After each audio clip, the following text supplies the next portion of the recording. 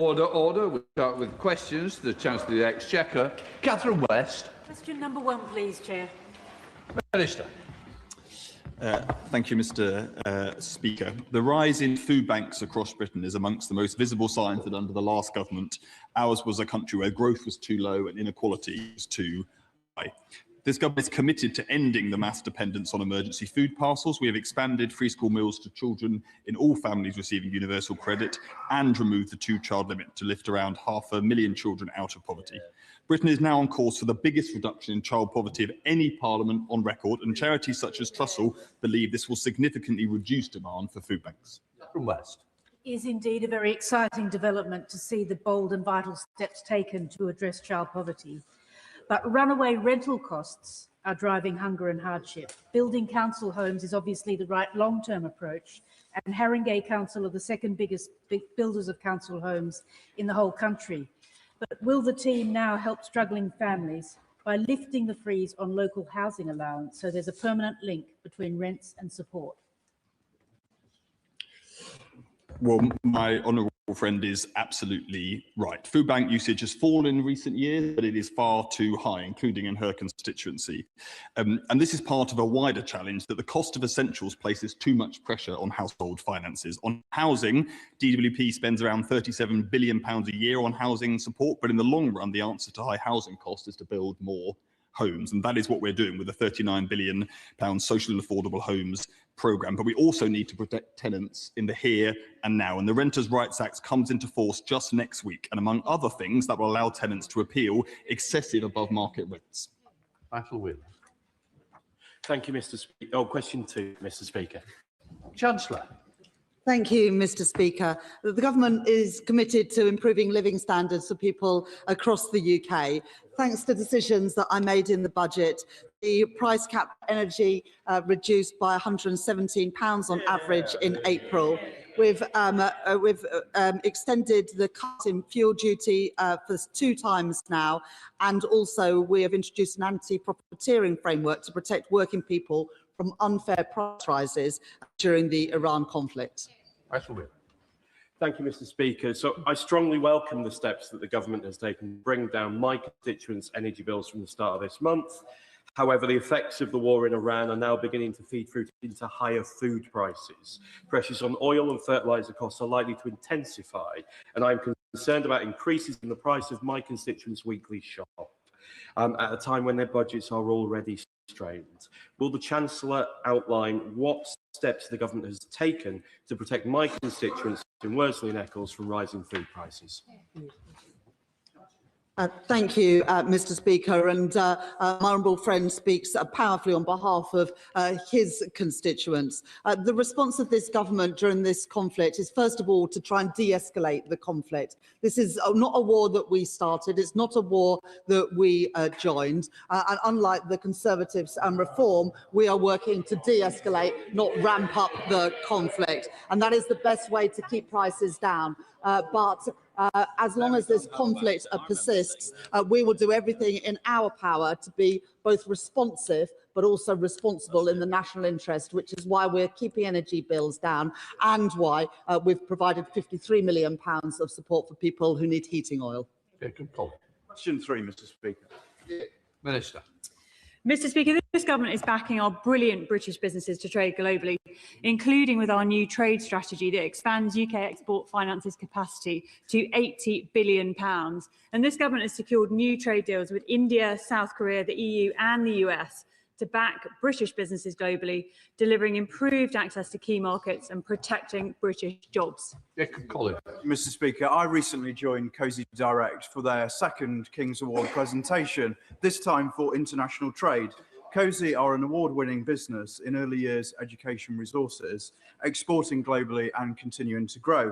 The Chancellor has seen their success firsthand, along with their goats, when she visited with me last year.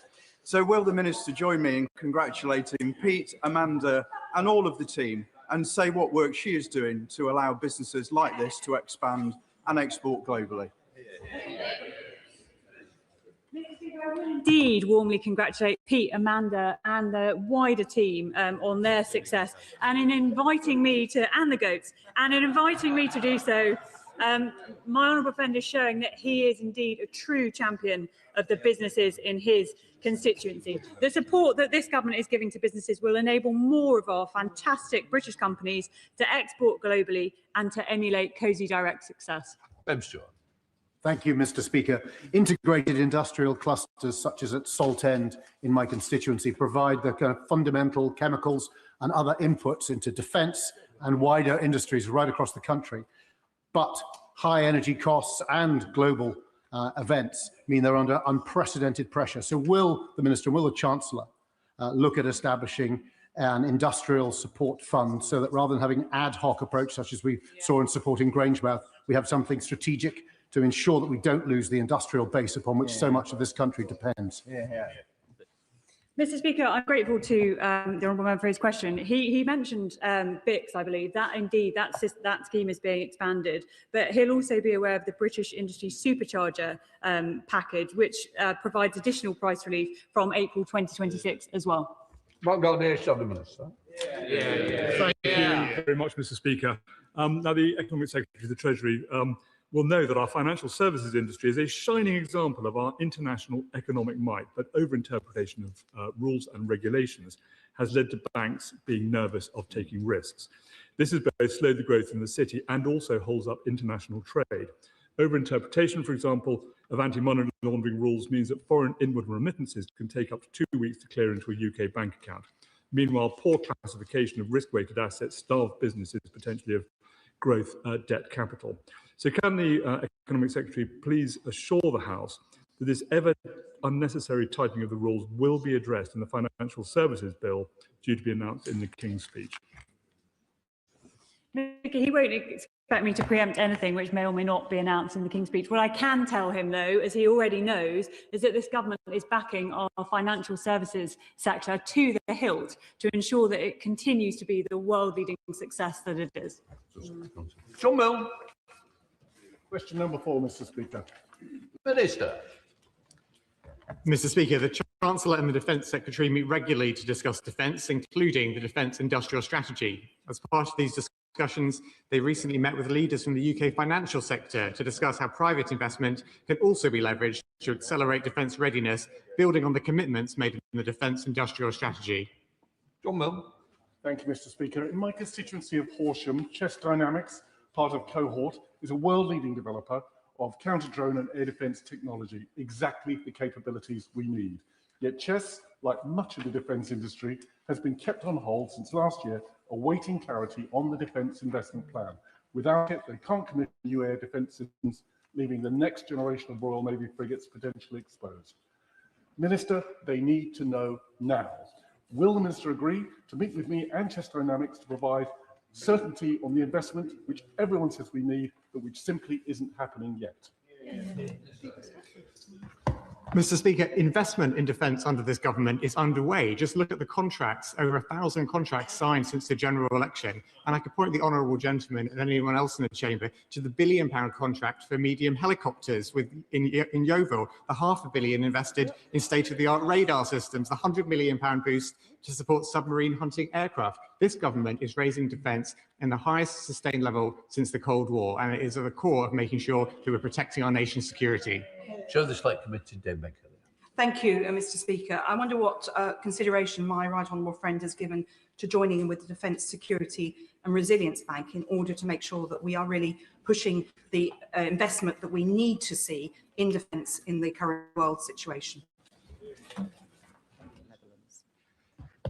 Mr. Speaker, the UK has already signed up with Finland and the Netherlands to the multinational defence budget, with the Chancellor taking a lead on that, because I know that the importance of security to this government is not just something we can achieve on our own, but it is one where we work with allies to make sure that we are safer in the future. And might I add, Mr. Speaker, that on this side of the chamber, we're committed to remaining a core part of NATO, unlike some of the opposition parties. James Wells, Shadow Minister. Thank you very much, Mr. Speaker. The Chancellor says that national security always comes first, but she delayed that helicopter contract for our industrial base, and we know she is blocking the defence investment plan.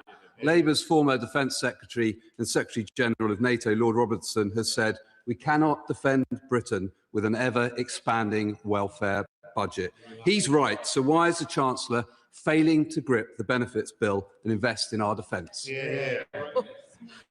Mr. Speaker, the opposition frontbench have some cheek. He is sat next to the Shadow Chancellor who oversaw the biggest increase in welfare spending on record. £33 billion increase, £33 billion increase in welfare spending in the last year of the Conservative government. This government, Mr. Speaker, is serious about getting people back into work, whilst at the same time increasing defence investment to 2.6% of GDP by next April, something the previous government never managed. So, Franklin. Question number 5, Mr. Speaker. Thank you, Mr. Speaker. And with permission, I would like to answer this question together with questions 8 and 17. We are monitoring the situation and preparing for every eventuality. The IMF expects the UK to be the fastest growing European G7 economy cumulatively this year and next. A rapid de-escalation of the conflict remains the best way to protect consumers from rising bills. And we continue to act on the cost of living, with £117 on average of energy bills from the 1st of April, £53 million to help with the cost of heating oil, and freezing both rail fares and prescription charges. Franklin. I thank the Chancellor for her answer. The tensions in the Middle East are pushing up energy and food prices, adding further pressure to households who are already struggling due to the cost of living. And the Chief Secretary of the Treasury warned this very weekend that families face 8 months plus of difficulty ahead. With the school holidays approaching both the May half-term and the summer, many low-income families in my constituency of Guildford are asking how they will get through the summer. And when I met a school last week, Holy Trinity from my constituency, the children as well raised concerns, which really shows how deep the anxiety about this conflict is. What concrete support will the government provide to protect the most vulnerable households from further cost pressures in the months ahead, especially if this conflict continues into the summer holidays? Thank you, Mr. Speaker, and I welcome the question from the honourable lady. Like her, I also regularly see pupils from my own constituency and local teachers. As the honourable lady knows, from this month we have got rid of the 2-child limit in universal credit, which is lifting 450,000 children out of poverty. We're also expanding free childcare for children aged between 9 months and 5 years, helping parents in work with the costs of balancing family life with work life as well. And in addition, we've taken £117 off energy bills, freezing rail fares, freezing prescription charges, and helping people, particularly in rural areas, with the costs of heating oil. Thank you, Mr. Speaker, and I'm grateful to my right honourable friend, the Chancellor, for her efforts in what are far from ideal circumstances. Attacks on energy infrastructure and the effective closure of the Strait of Hormuz are having real consequences right here at home. Baker Hughes employ over 300 people in Nailsea in my constituency of North Somerset and are an essential energy technology provider. They are at the sharp end of this crisis. Can the Chancellor confirm what support the government is providing to expose companies like Baker Hughes to secure the energy supplies on what we plan to rebuild damaged supply chains today and invest in the infrastructure we will need to protect British consumers tomorrow? I thank the honourable gentleman, my honourable friend, for his question, and the example of Baker Hughes, an important employer in his constituency, is a good case in point about how this conflict is affecting businesses and families here at home.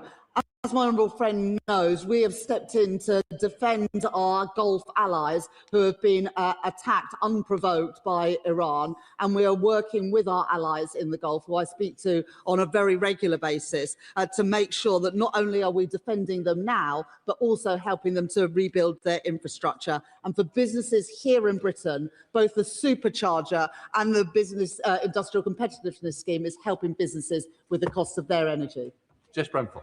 Thank you, Mr. Speaker. The owner of a haulage business in my constituency of Chichester, a vital industry keeping our economy moving, has reported a 40% increase in the cost of diesel. They are at risk of going bust, while companies like BP are reporting record profits. Given the impact of the conflict will be felt up to 8 months after its conclusion. Will the Chancellor please commit to cutting fuel duty to keep my businesses and my residents on the road? I thank the honourable lady for that question. Fuel duty was never lower at any point under the previous Conservative government and indeed the Conservative Liberal Democrat government. And we are keeping under review what happens from September. But in the first 3 months of this year, I think it's important to know that revenues from fuel duty were no higher than they were just a year ago. And with regards to the profits of energy companies, that is exactly why we extended the energy profits levy to make sure that windfall profits could be taxed appropriately. Now, BP and other oil and gas companies play a really important part in our energy mix. Our important British companies are representing our country in the US this week, but it is important that windfall taxes, whether that's through the electricity generators levy or the energy profits levy, are properly taxed.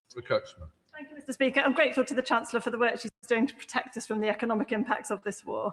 One of my local farmers has been in touch about the impact on red diesel prices, up by around 70%, and also fertiliser prices. And he's shared his nervousness about the affordability of going ahead and planting next year's crops. So can the Chancellor outline what more she can do to protect our farmers, our food security and our food prices in light of these global challenges? I thank my honourable friend for that question. And of course, when we froze fuel duty and extended that, that also impacted red diesel as well. And as we keep under review what happens to fuel duty, we will also do the same on red diesel. But I think there are two crucial issues. First of all, protecting supply, which is why de-escalating this conflict, not ramping it up like the Tories and Reform would do, is so important so we can reopen the Strait of Hormuz. And then the second issue is around prices and costs, which is why we have introduced the BIC scheme to help businesses with energy costs and also the supercharger. The BIC scheme comes in from this year, the supercharger extended from this year as well to help businesses impacted by this conflict. Jeremy Hunt. Thank you, Mr. Speaker. Given that national debt is around 95% of GDP and debt interest costs are nearly 4% of GDP, does the Chancellor agree that it would be irresponsible to fund any cost of living support by increasing borrowing, which would further drive up borrowing costs, choke off growth, and saddle future generations with totally unfair debt? I thank the honourable gentleman for that question, and can I also congratulate him for running, I think, his fourth London Marathon this week for a cancer charity, which I know is very dear to his heart.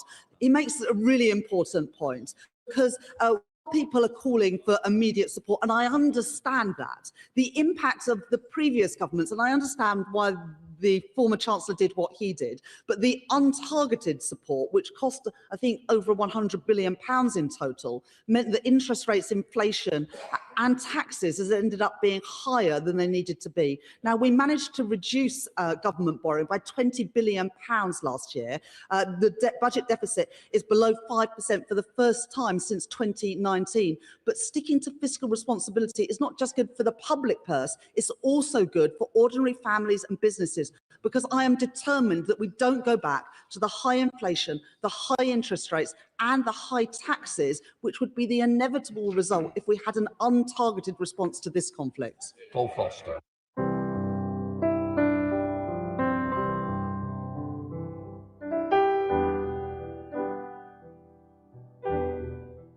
South Ribble, and the small area of Chorley that I represent contacts me about every single week. What they don't contact me about is the Westminster bubble and process. Will the Chancellor please assure me she will stay laser focused on delivering for the constituents of South Ribble around the cost of living and not allow the noise and disruption from the party opposite to put her off? Thank you. I thank my honourable friend for standing up for the people of South Ribble and the issues that matter to them. But since the general election, there's been 6 cuts in interest rates, which is the best way to help people with the cost of living, especially if they have a mortgage. Before this conflict began, unemployment was falling, the economy was growing, the deficit was coming down, and interest rates have gone down 6 times as well. I will continue to focus on the cost of living because That's the thing that matters most of all to all of our constituents. Daisy Cooper, Liberal Democrat spokesman. Thank you, Mr. Speaker. Australia, Italy, India and more have all slashed fuel duty in response to Trump's idiotic war in Iran. And we Liberal Democrats are calling for fuel duty to be cut by 12p per litre here too. Last week, the Chancellor claimed that anyone calling for a cut in fuel duty was economically illiterate because it would push up inflation. But according to the OBR, the current 5p fuel duty cut has led to a 0.2% reduction in the rate of inflation. Does the Chancellor think that all of these other countries who are helping their citizens and the OBR are economically illiterate? Or does she accept the fact that her government might be in the wrong and it is really time to act? Look, the Honourable Lady last time she stood up in the chamber said she wanted a 10p cut in fuel duty. Now it's a 12p cut in fuel duty. What she has failed to explain is how on earth she's going to pay for any of these policies. And as the former Chancellor has just set out, the result of untargeted support will result in higher inflation, higher interest rates and higher taxes as well, which would hurt people with the cost of living in St Albans and around the country. Now, I support what the Liberal Democrats say about opposing the war in Iran. That is our policy, but they appear to be the only people on the planet that think a war in the Middle East is somehow good for the Treasury coffers.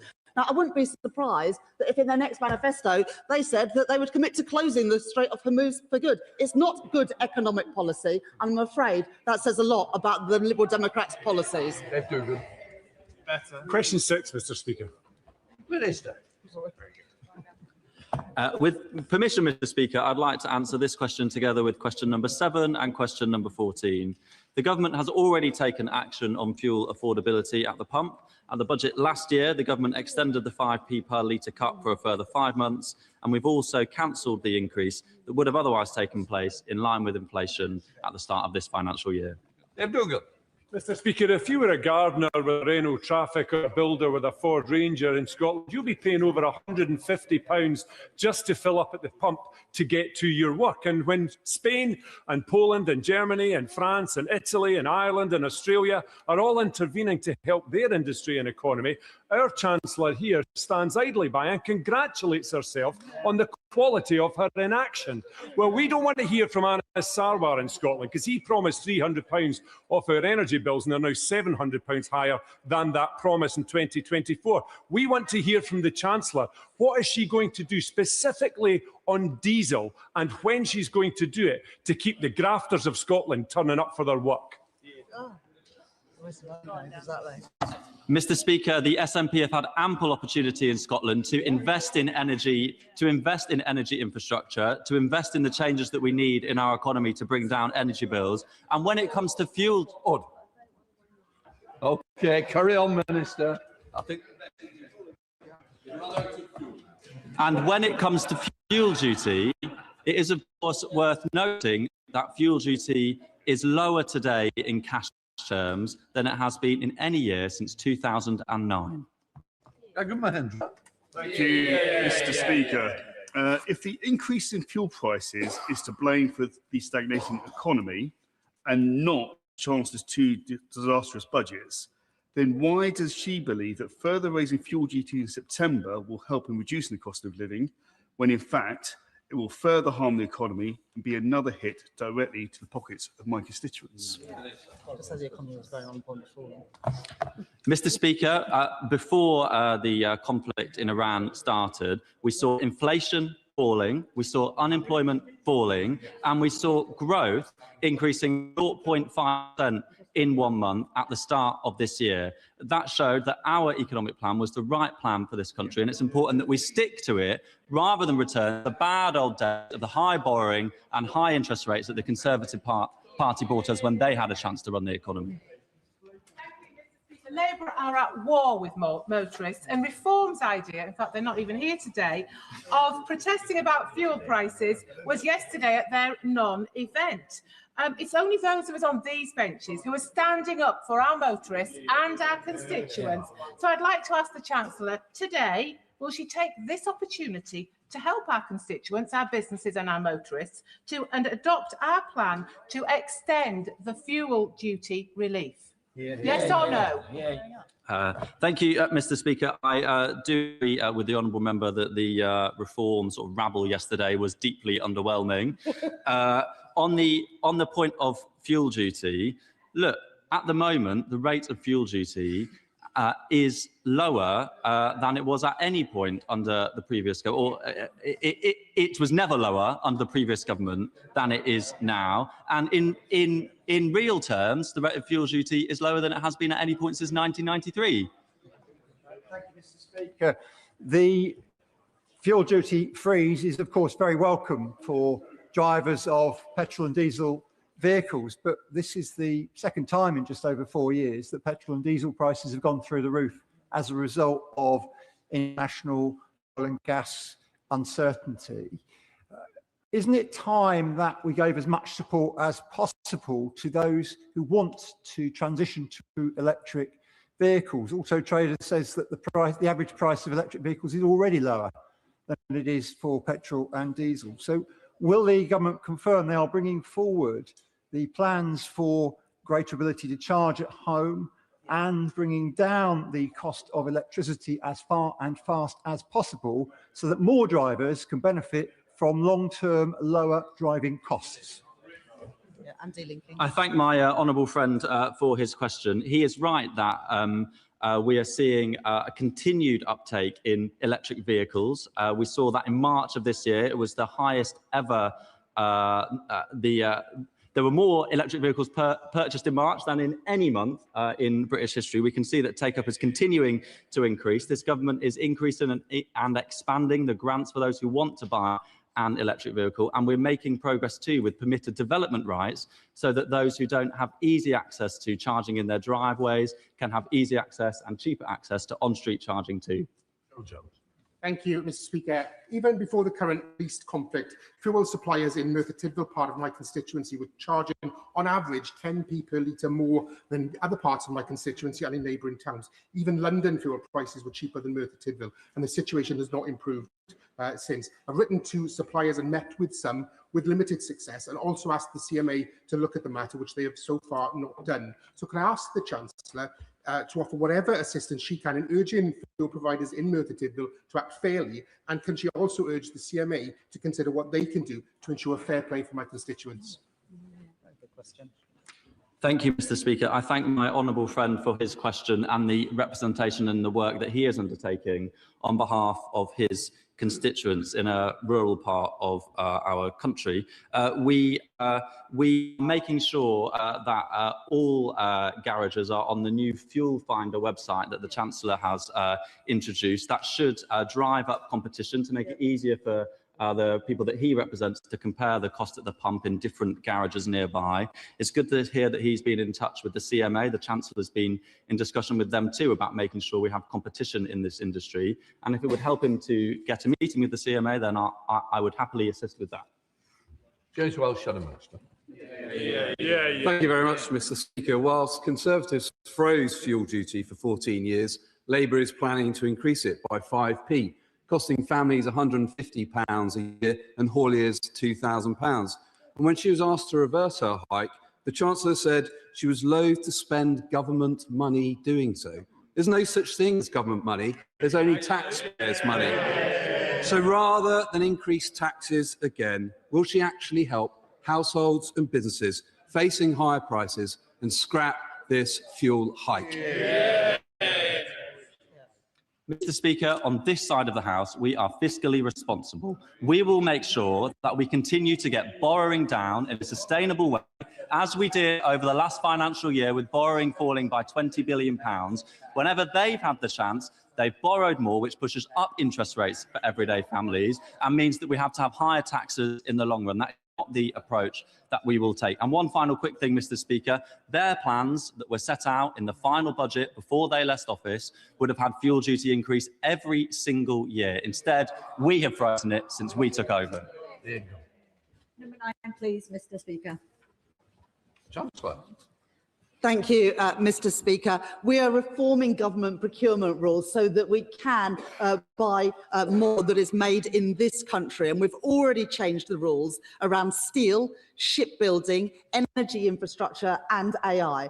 But I don't just want big companies to be able to get contracts. I want to help smaller businesses and also charities access government procurement. The government is the biggest buyer of goods and services in the economy, and I want more of that money to be spent here in Britain. Ian. Thank you, Mr. Speaker, and I thank the Chancellor for her answer. In Stafford, we have world-class manufacturers like GE Vernova producing the technology that powers our national grid. Yet for far too long, British employers like these haven't had the money given to them by British government contracts. So I therefore warmly welcome the government's commitment to reform public sector procurement to grow British industry, British skills and British jobs. Can the Chancellor tell us how this new approach will ensure that government spending reaches manufacturers and businesses in constituencies like Stafford and towns across our country so that when the taxpayer spends, Britain builds? I thank my honourable friend for that question. And I was slightly disappointed that she didn't mention that today is Staffordshire Day and Staffordshire oatcake. The semi-final turns ruthless. Europe's deadliest attack faces the ultimate defense. For the final spot, watch the UEFA Champions League semi-final, PSG versus Bayern, live on Soonlive. The UEFA Champions League is brought to you by MasterCard, the UEFA Champions League official sponsor.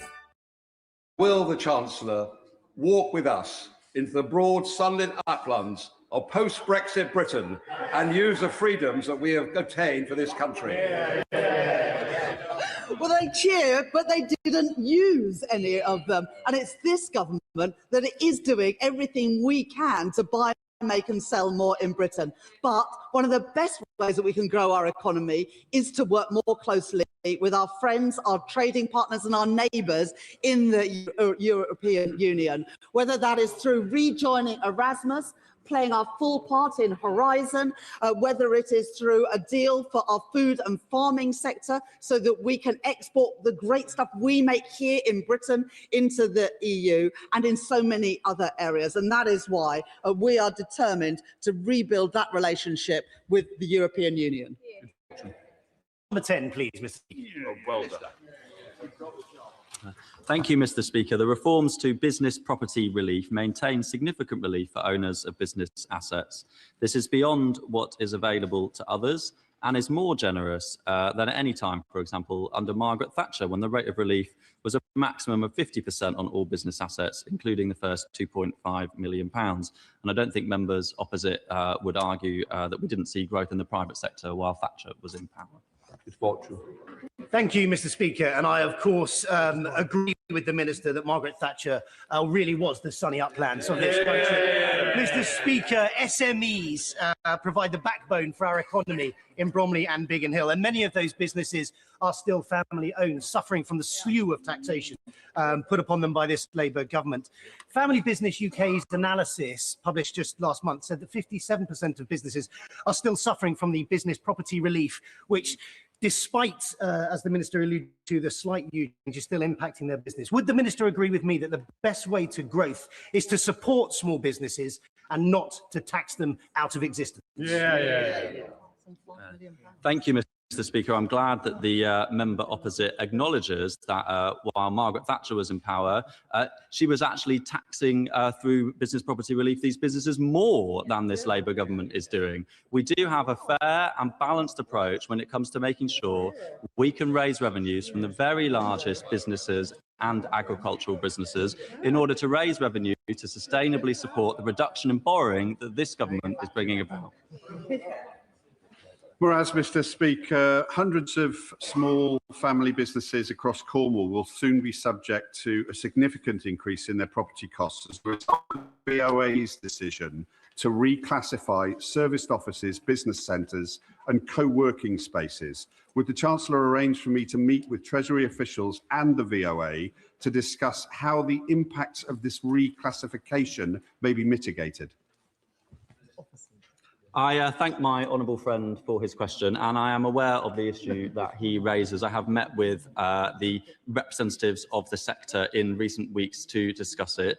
It follows from changes to case law that have taken place over recent years, but it is, of course, an important issue that affects many businesses, and I would be very happy to meet with him to discuss it. Question number 11, Mr. Speaker.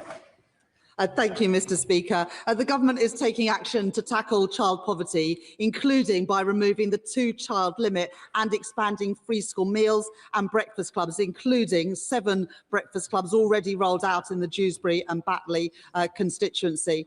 As a result of these changes, 550,000 children will be lifted out of poverty in this Parliament. That will be the biggest reduction of child poverty in any Parliament ever. Well, Mohammed. Thank you, Mr. Speaker, and I thank the Chancellor for her answer. In my constituency of Dewsbury and Batley, 44.4% of children are living in poverty, according to the latest government figures. Yet Oxfam reports that just 56 billionaires in the UK now hold more wealth than 27 million people combined in our country, with their wealth rising by over £230 million each on average last year.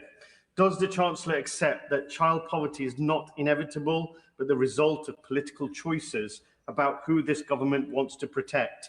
And can the Chancellor explain how the Child Poverty Task Force can succeed without the Treasury being willing to pursue far more fair and equitable wealth distribution through closing tax loopholes, taxing wealth, not just income, and preventing... Order. I think the Chancellor's got the drift. Chancellor, yes.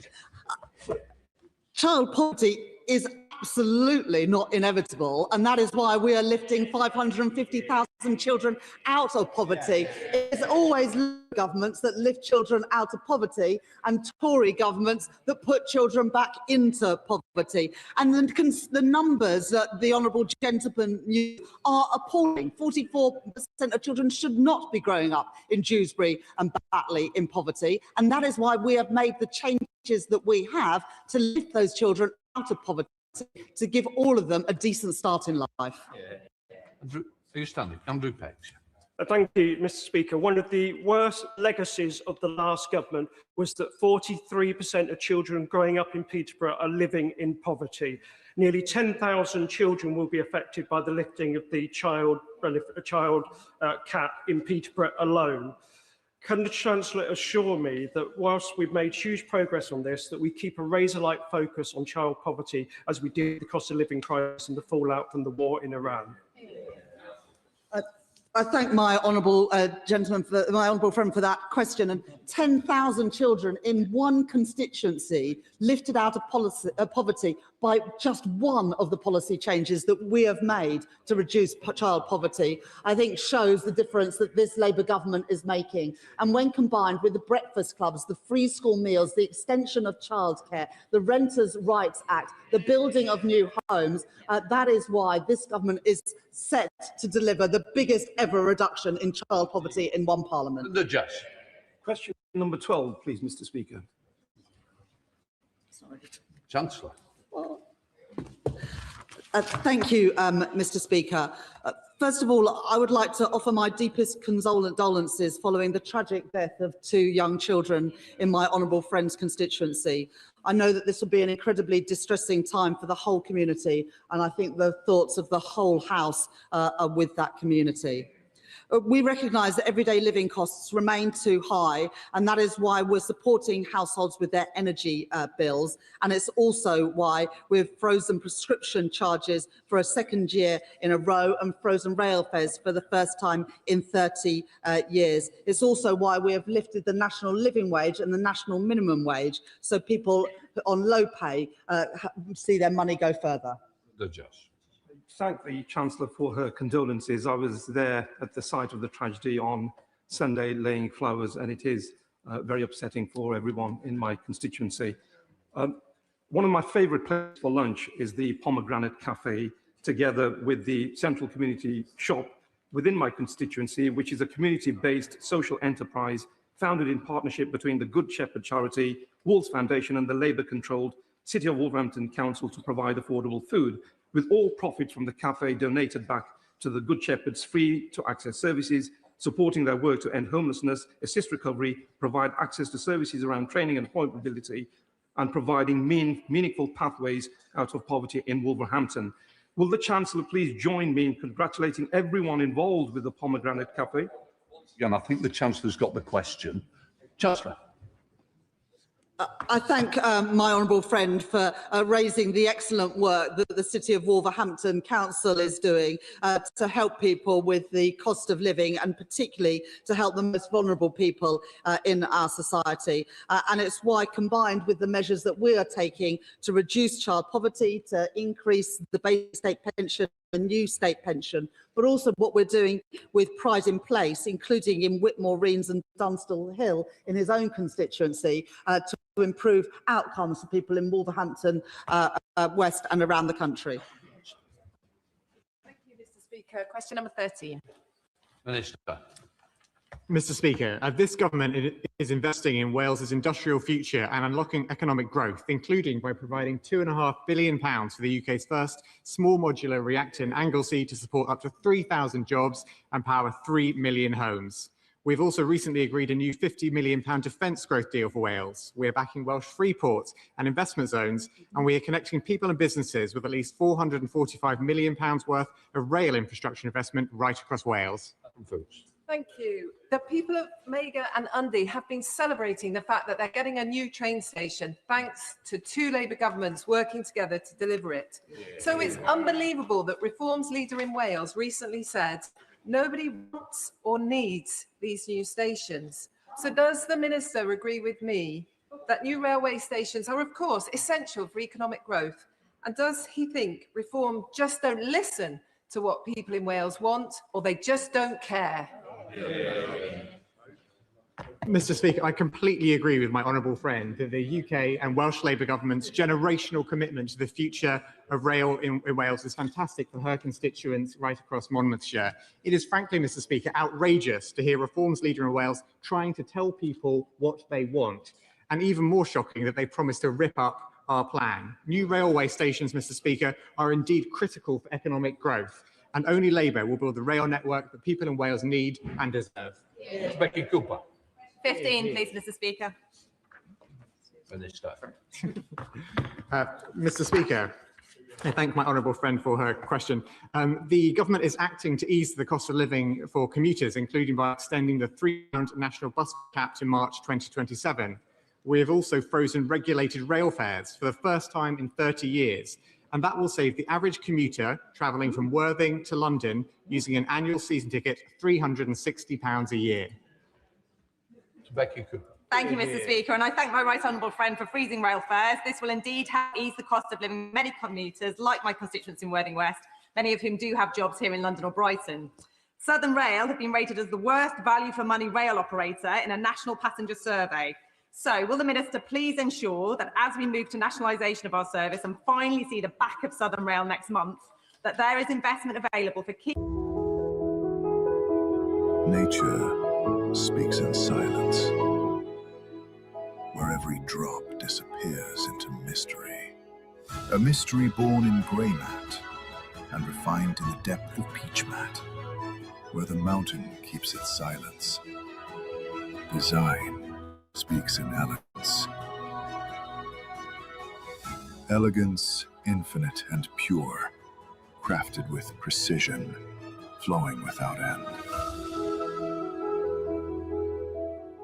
Adrice, where nature's quiet, mystery becomes timeless design.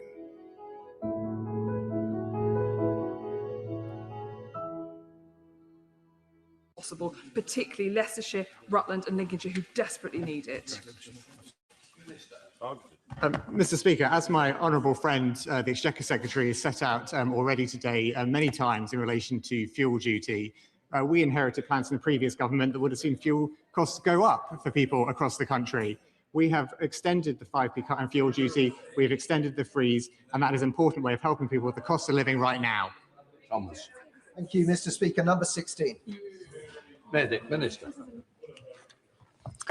Thank you, Mr. Speaker. The government has introduced a support package worth £4.3 billion to protect ratepayers across the country against the impact of the independently set new property values, valued for the first time since the pandemic.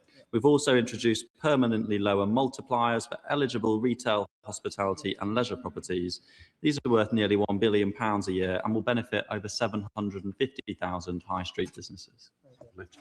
Mr. Speaker, I recently met Chris, the owner of Chapters Hair in Bromsgrove, who told me that after 25 years of trading, current conditions are the most difficult that he has faced, and he directly attributes this to the decisions taken by the Chancellor.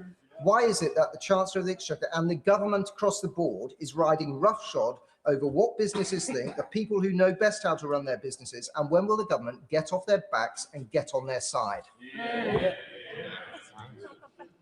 Thank you, Mr. Speaker. Under the previous government, the multiplier, the tax rate paid by business, medium-sized businesses or the very largest businesses was exactly the same within business rates. But we have implemented significant reform to the way business rates works so that it supports the high street, and the tax rate paid by small high street businesses will now be 33% lower than the one paid by the largest properties, such as online giants. Of course, Mr. Speaker, the revaluation since the pandemic has had an effect, and that's why we've stepped in to provide support. Richard Fuller-Shudderminster. Mr. Speaker, a comprehensive survey this month by Hospitality UK shows that 1 in 7 of our hotels, pubs and restaurants will close as a direct result of the Chancellor's policies. Many of those businesses represent the hopes and dreams, the hard work and savings of the people who set them up. So, Mr. Speaker, as I am permitted, rather than the Minister coming to the dispatch box, could I ask the Chancellor to come to the dispatch box and answer this? If it wasn't me standing here, it was one of those people who founded the business, now going through a gut-wrenching process of closing it because of her policies. What should she say to them? Yeah, exactly. Thank you, Mr. Speaker. Of course, the government wants to do all it can to support businesses up and down the country, small, medium and large. That's why we're working hard to make sure we can put the economic stagnation that we had over the last 14 years behind us. We're seeing economic growth rising, growing by 0.5% in February. We saw unemployment falling, and we were seeing government borrowing falling as well. Those are the long-term changes that we need to lay the foundations in order that businesses can grow and invest and hire more people. It's disappointing that the Conservatives seem to have forgotten what we need to provide stability in our economy. Topicals, Catherine. Number 1, Mr. Speaker. Chancellor. Thank you, Mr. Speaker. We are on the right path with the right economic plan. Unemployment is down, the economy is growing, interest rates have been cut 6 times, and government borrowing was lower last year than it was the year before and is set to fall by more than in any other G7 economy. At the same time, the government is acting responsibly on the world stage. This is a war that we did not start, we did not enter, and we are working with our international allies to de-escalate. Our focus is in protecting family finances, supporting businesses and taking care with the public purse to improve Britain's economic resilience. That is the right plan for our country. You, Mr. Speaker. I'd like to thank the Chancellor for her work to lift the 2-child benefit cap, which was cruelly brought in by the Conservative government. And would she agree with me that not only is this morally the right thing to do, but it is economically good news for the 1,690 families in Lancaster and Wyre who will have more money in their pocket to spend in our local economy in Lancashire, unlike the super rich who would have just taken it to offshore tax havens. I thank my honourable friend for that question, and I hosted an event in Downing Street just a couple of weeks ago where I met with people who benefited from the change in the 2-child limit, people who had campaigned for that change as well. And mums told me that they were going to use the money to pay for their kids to go to after-school club with their friends, swimming lessons that they weren't able to afford before, or a new school coat rather than a second-hand one. That is the difference that this money is making to families up and down the country, and I'm proud to be the Chancellor that has scrapped the 2-child limit. Shall the Chancellor of the Exchequer, Sir Mel Stride? Thank you, Mr. Speaker. Mr. Speaker, in response to the question from Right Honourable Friend, the member for Godalming and Ash on borrowing, the Right Honourable Lady suggested that she was following a strict deficit reduction plan. I think she made reference to reduction in the deficit of £20 billion year on year. But of course, it's easy to reduce something if you pump it up recklessly in the first place. So could the Right Honourable Lady tell the House how much more borrowing this government will undertake across this Parliament compared with the plans that she inherited from the last government?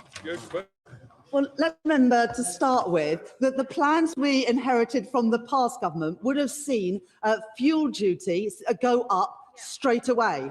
The plans that we inherited from the last government wouldn't have seen £29 billion investment a year into NHS.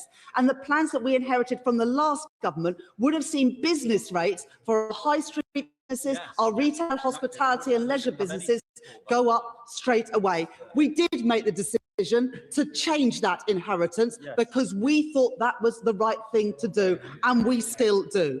But the IMF confirmed that we have the fastest rate of fiscal consolidation of any country in the G7, and our borrowing as a share of GDP fell to 4.3% in the last financial year and is due to fall in every single year of this Parliament. It's the first time our deficit has been lower than 5% since 2019. Small stride. Mr. Speaker doesn't seem to know how much additional borrowing this government is undertaking compared to the plans of the last government. So I will tell her it is £250 billion of additional borrowing across this Parliament. The truth is, Mr. Speaker, that this Chancellor is addicted to borrowing. And that means, compared with what otherwise would be the case, and she said exactly this in the answer to my right honourable friends, it means higher borrowing costs, higher inflation, higher interest rates, and more sluggish growth, doesn't it? Yeah. What the right honourable gentleman is basically admitting is that he would have gone ahead with the increase in fuel duty. He would have gone ahead with the increases in business rates, and he would take that money out of our National Health Service. Well, we made those changes on the mandate we got at the election, and at the same time, we are reducing the budget deficit. So for the first time in 6 years, it is now below 5% of GDP. And as a result, the Bank of England have cut interest rates 6 times, helping all of our constituents with their mortgages. Very different from the hikes in mortgages that we saw under the previous Tory government. Thank you, Mr. Speaker. This weekend, while door knocking in Woodley, I spoke to a young father of 3 who, despite working multiple skilled jobs, they'd been made homeless because of high and rising costs of rent. Will the Chancellor examine the case for a fixed-term rent freeze in the private rented sector to protect renters like my constituent from rising costs following the invasion of Iran and to bring inflation down in the wider economy? I thank my honourable friend for that question, and as she knows, sitting on the Treasury Select Committee, this government have also already taken action to reduce the cost of living and to bear down on inflation, with the changes around energy prices, around fuel duty, prescription charges and rail fares. And I will do everything in my power and use every lever we have to bear down on the cost of living, including for people in the private rented sector. That is, we have already introduced the Renters' Rights Act. And whilst for people who have mortgages, they have seen cuts in their mortgage rates since we came into office, we will do everything we can to also help people in the private rented sector, because we must ensure that this conflict in the Middle East does not result in our constituents being poorer. There's your Cooper Liberal Democrat spokesperson. Thank you, Mr. Speaker. Business rates bills have been landing on doormats over the last few weeks. And for some small businesses in St Albans and beyond, they tell me that the future looks bleak, with some taking the crushing decision to close their doors. Will the Chancellor please look again at the eye-watering revaluations and release the full 20p discount for small businesses, which the government legislated to do to save our high streets? On business rates, the honourable member will know that this government inherited the plans that were set in train to have an independent revaluation of properties take place for the first time since the pandemic. It wouldn't have been the right thing to do to delay that pandemic for those businesses who'd seen their value, to delay that revaluation for those who'd seen their rates fall since the pandemic. So we went ahead with it, the independent valuation, and then we put in £4.3 billion of support to limit the increases in bills that businesses would pay of Of course, we keep all taxes under review, Mr. Speaker, but we did set out for the first time putting it in a differential within the business rate system so that high street businesses face a lower tax rate, a lower multiplier than the largest online giants. Sonia. Thank you very much, Mr. Speaker. We now know what was going on in the economy before the attack on Iran. Growth was up, unemployment was down, borrowing was lower than forecast. The Chancellor took the right decisions and it was working. So does my right honourable friend agree that families and businesses should know that when times are tough, it is Trumpflation that is to blame? I thank my honourable friend for that question. And whilst other parties, specifically Reform and Conservatives,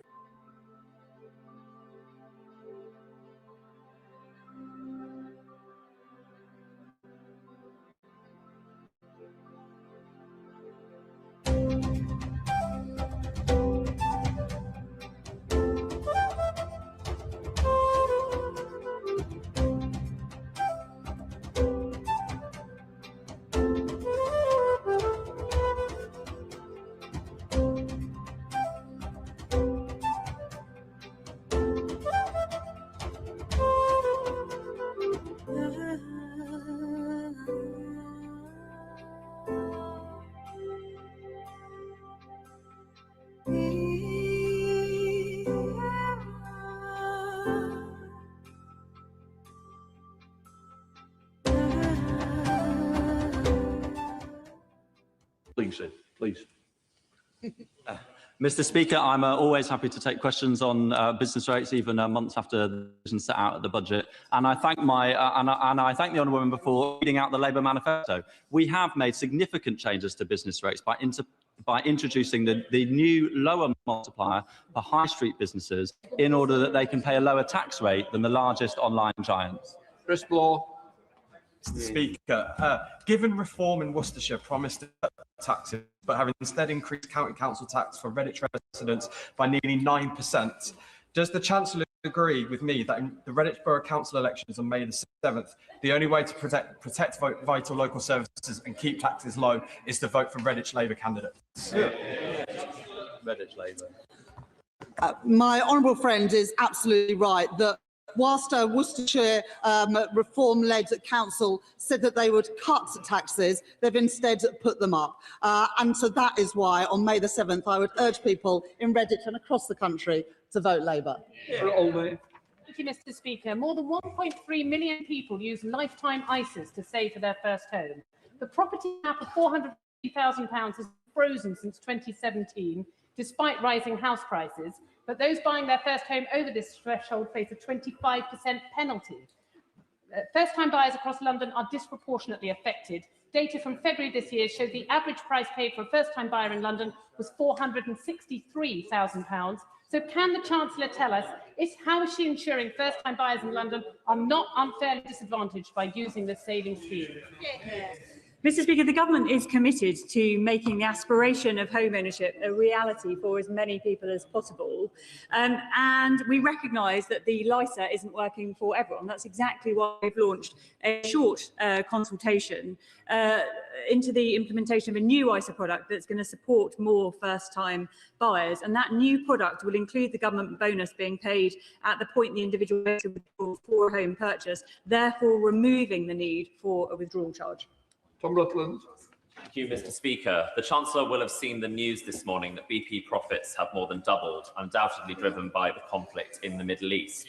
Does she agree that this shows the value of having a windfall tax at this point in time? Thank my honourable friend for that question. The oil and gas sector will play an important part in our energy mix for many years to come, and we need to support them as we are, for example, through tiebacks. But it is important that the energy profits levy remains in place for now, because during this conflict, we will be able to capture the profits made in the UK through the windfall tax. And the Conservatives and Reform, they oppose this tax, and that would just mean even higher profits for the oil and gas companies. We are also, as my my honourable friend knows, delinking gas and electricity prices by increasing the electricity generators levy so that no energy company can make excess profit because of this conflict. Chris Scotland. Mr. Speaker, it has been widely reported in the press that the Chancellor is rightly considering issuing defence bonds. I know the Chancellor agrees with me on the value of defence R&D. So does the Chancellor or the Minister agree with me that these defence bonds could be a powerful way to increase R&D and raise economic growth? Mr. Speaker, whatever the purpose, spending funded from bonds issued by the government adds to the national debt and so must be considered within the fiscal rules. But the honourable gentleman is right to point to the importance of research and development within the defence industry to support economic growth. And I'm proud that last year we allocated £400 million for UK defence innovation to foster a world-leading UK defence tech sector. Thank you, Mr. Speaker. This Labour government has ensured that as of this month, workers in Worsley and Eccles and across the country get sick pay from day one, including low-paid workers. As chair of the Usdaw Parliamentary Group and someone who's campaigned for this, I welcome this so much. Does the Chancellor agree with me that it is only Labour, with its trade union link, that's on the side of working people? I would like to start by thanking my honourable friend for all the campaigning work that he has done in this area, and also pay tribute to the trade union Usdaw, their former General Secretary Paddy Lillis and their current General Secretary Joanne Thomas for all the work that they have done in this area. Strengthening statutory sick pay is part of our commitment to implement our plan to make work pay, ensuring that the safety net of sick pay is available to those who need it from day one. Final question, Shocker Adam. Mr. Speaker, Leicester South has a home ownership rate of just over 40%, which is nearly 23 points below the national average in a city where an average house is 8.5 times their local earnings. My young constituents are working very hard, doing everything responsibly, saving, etc., to get onto this ladder, yet the tax system offers them absolutely nothing, whilst incorporated landlords deduct full mortgage interest through a company structure. Canada and Nordic countries are offering targeted tax relief for first-time buyers. Can I ask the Chancellor, has she assessed introducing a similar relief here to ensure young people are supported by this tax system and not left behind? Mr. Speaker, this Labour government is committed to enabling more people to realise the dream of home ownership, and mortgages have become more affordable under this government thanks to increased economic stability and 6 interest rate cuts. Right, that completes questions.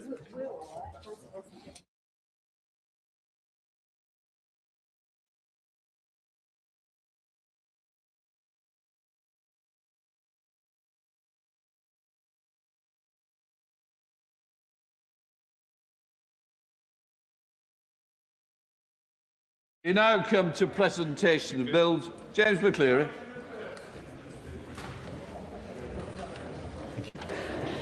New Haven West Beach Public Access Bill. Second reading what day? Friday, 8th May. Friday, the 8th of May. Presentation of bill. James McCleary. Defence Bonds Proposals Bill. Second reading what day? Friday, 8th of May. Friday, the 8th of May. We now come to 10-minute rule motion, local area energy plans. James Nash. Mr. Speaker, I beg to move that leave be given to bring in a bill to place a duty on local authorities in England to produce and maintain local area energy plans, to make provision about the content of those plans and limitations on that content, and for connected purposes. Mr. Speaker, I am proud that before I came to this place, I worked in the energy sector. At SSE, I led large industry change programmes such as faster switching, and at Northern Power Grid, I led the customer engagement work stream for its ED2 business plan. I therefore refer members to my register of interests. I'm also proud that as a councillor, I led the bottom-up public engagement about the future of West Burton Power Station in North Nottinghamshire. I set up a residents' planning group, which over 18 months demonstrated that Bassetlaw would make a fantastic home for the world's first prototype fusion energy plant. Nottinghamshire won that multi-billion-pound project, and I believe that the types and quality of community engagement were a key reason for doing so. So, Mr. Speaker, I hope that when I speak about the energy sector and community engagement in this place, it comes from a position of knowledge and understanding. And Mr. Speaker, it is worth stating that across the private and public sectors, there are some excellent examples of how communities can be taken on a journey from being uninformed to becoming knowledgeable, from being nervous to feeling confident, from being sceptical to being supportive as a result of good engagement. But sadly, this is not the norm for energy projects.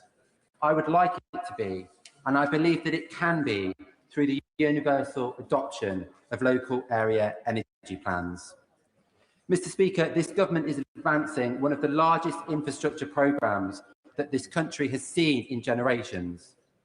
As part of this, tens of billions of pounds are rightly being spent on energy projects to end our dependency on international fossil fuel markets. At the same time, we are rewiring the energy network in response to changes in how we generate, store and distribute power. Ordinary people can now generate energy and sell power back to the grid, meaning we operate in a radically different energy landscape. And yet we are doing a lot of this without purposefully engaging communities about new infrastructure.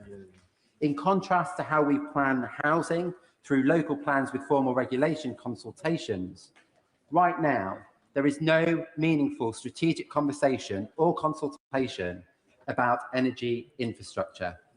Yes, individual projects consult about their impacts, but there is no strategic oversight or decision-making required by local authorities, which are overwhelmingly reactive rather than proactive on energy matters. In my view, it has to change if we want to successfully deliver our clean energy mission. Let me describe more clearly what is happening. Nationally, there is an emerging sense of order. The National Energy System Operator, NESO, is producing regional energy strategic plans for the whole of Great Britain by 2028. These are long overdue. Ofgem is simultaneously mapping the network upgrades needed in every locality, and the Clean Power 2030 Action Plan sets out what we need and, for the first time, where we need it. This means that the strategic framework for the energy sector is being strengthened across the board. And yet there is still a gap. NESO's regional plans need local inputs to be credible, demand projections, spatial constraints, sequencing preferences. But there is no meaningful or consistent dialogue taking place with local authorities. Without this, regional planning will either proceed on assumptions that are subsequently contested or stall while fighting objections to top-down diktats. Even worse, for communities with valuable national grid connections, they are inundated with projects, some of which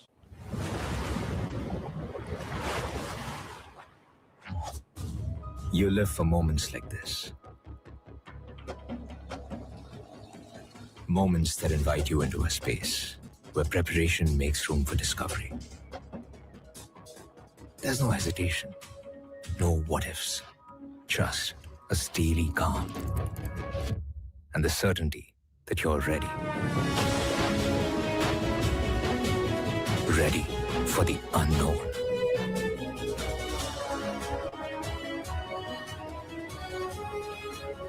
The new 500 meters professional diverse automatic watch from Titan 0 Hour.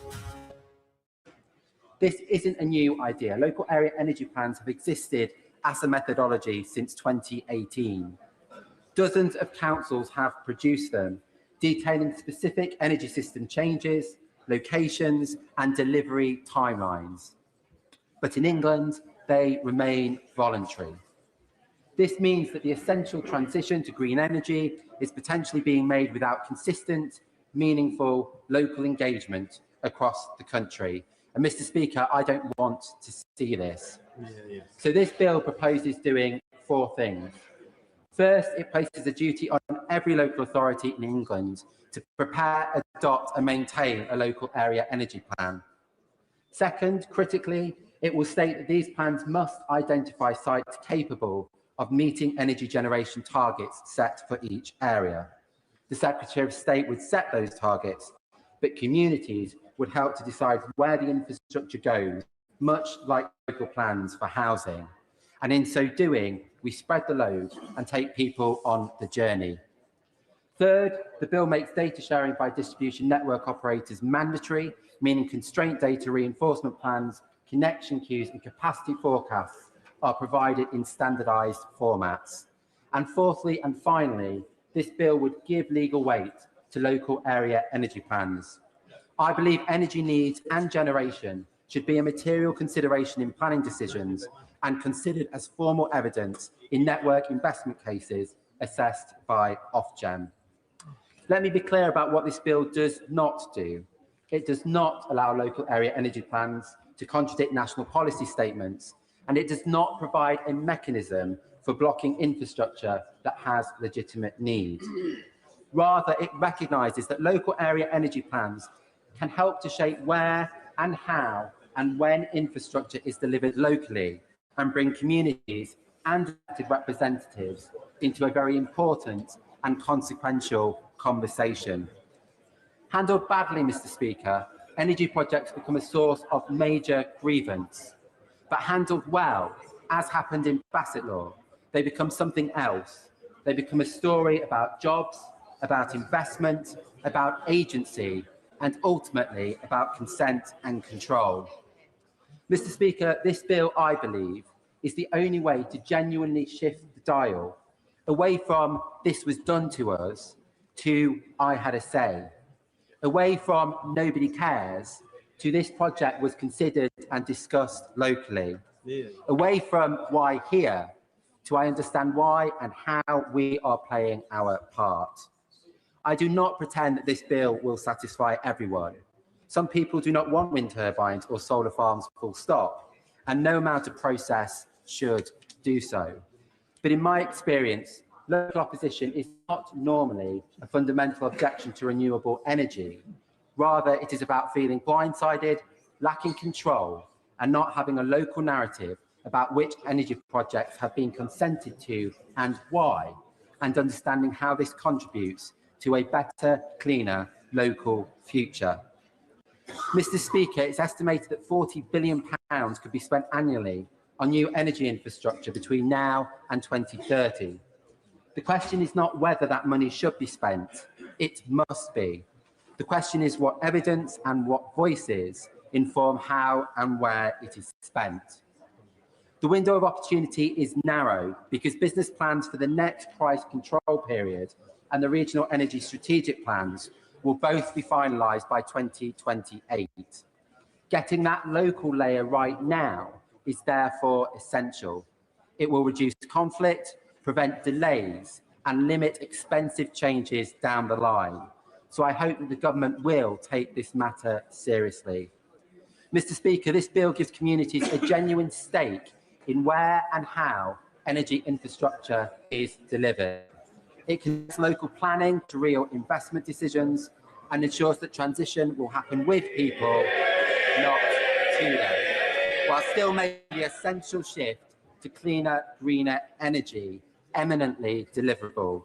I therefore commend this bill to the House. That the honourable member have leave to bring in the bill. The question is that the honourable member have leave to bring in the bill. As many of that opinion say aye. The contrary, no. I think the ayes have it. The ayes have it. Who will prefer to bring in the bill? Chris Bloor, Mayor Ellis, Alison Gardner, Josie Gosling, Chris Hinchliffe, Julie Minns, Karen Moon, Samantha Nibbler and myself.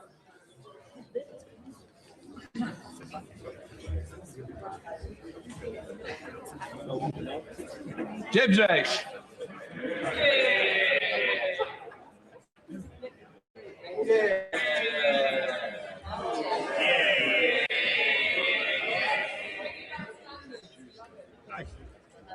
Local area energy plans bill. Second reading what day? Friday the 8th of May. Friday the 8th of May. Well done, James. Before we begin the next item of business, I think it will be helpful to the House if I remind members of the decision in question and the procedures to today's debate. The decision before the House today is not about whether or not a contempt has been committed. It is about whether or not to refer the matter to Committee of Privileges. If such a referral is made, it will be for the committee in due course to report back to this House and make any necessary recommendations. The debate today may continue till 7 o'clock at the latest, at which time there will be either a need to a successful closure motion or a debate will be adjourned to a future date.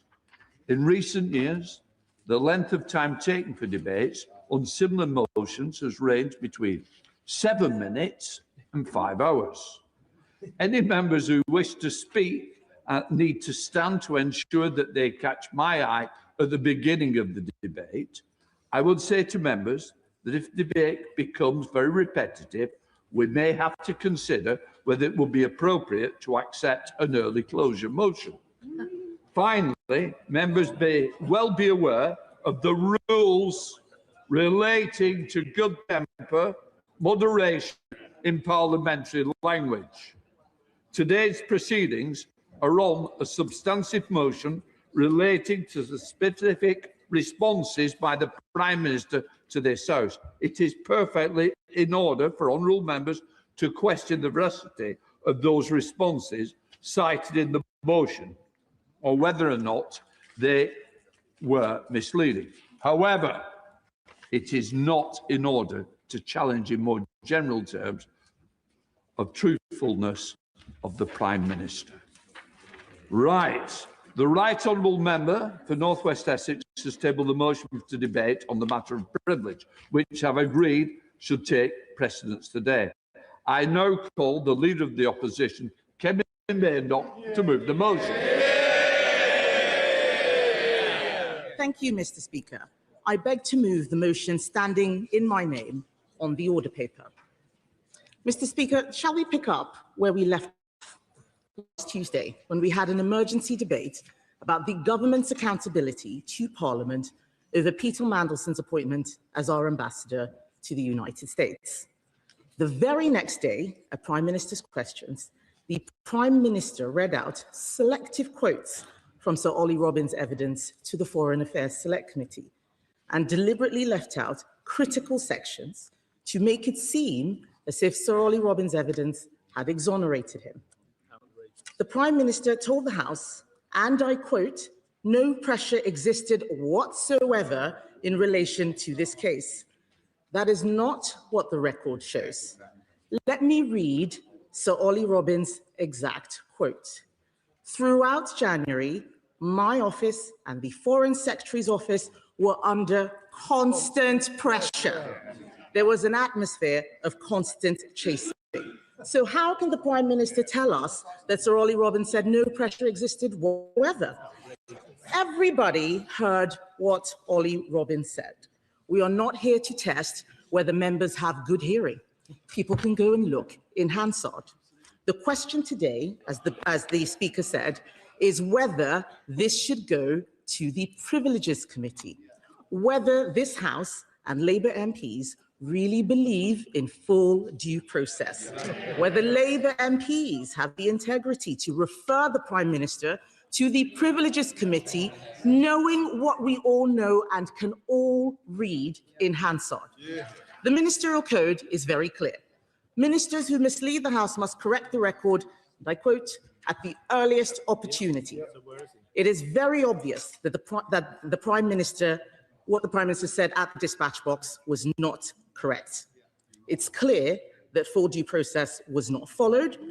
If Labour MPs allow the whips to force them to block the consequences of these decisions, it will degrade not just them, but this House. The question is, what kind of people are they? Are they people who will live up to the promises they made about standards and the rules mattering, or are they people who abandon their promises to be complicit in a cover-up? Yes, I will give way. To the Right Honourable Lady. On the 4th of February, we passed our humble address here in this House with a unanimous vote of, well, a unanimous opinion of the whole House that all of the documents should be made available and published, and those that wait for the question, and those that were considered sensitive should go to the Intelligence and Security Committee. Her party accepted that amendment on the 4th of February. If she wasn't going to wait for the outcome of that, why is she moving this process today? Yes, I think that is an excellent question.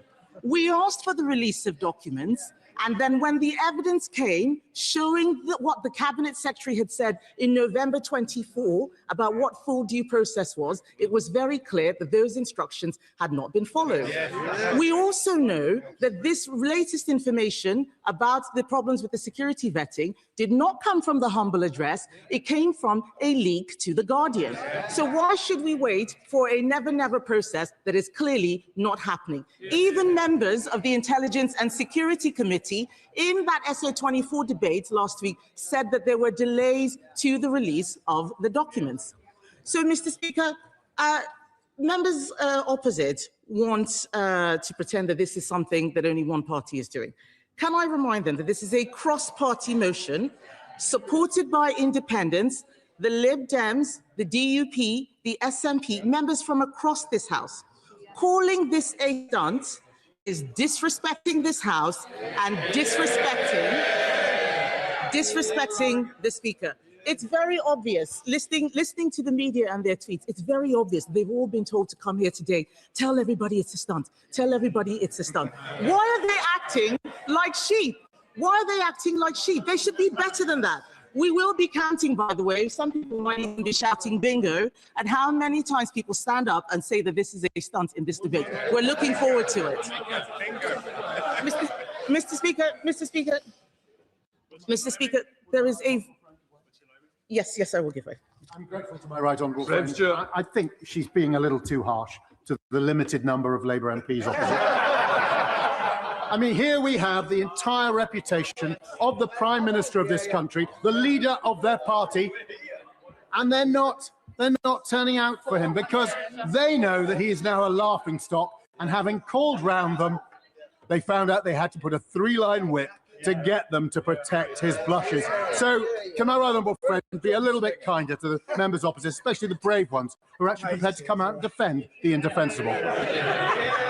I thank my right honourable friend for that intervention. I will do my best to be kind, because he is right. There are more people here today than there were last time, so the whips have really been working hard in the last 7 days.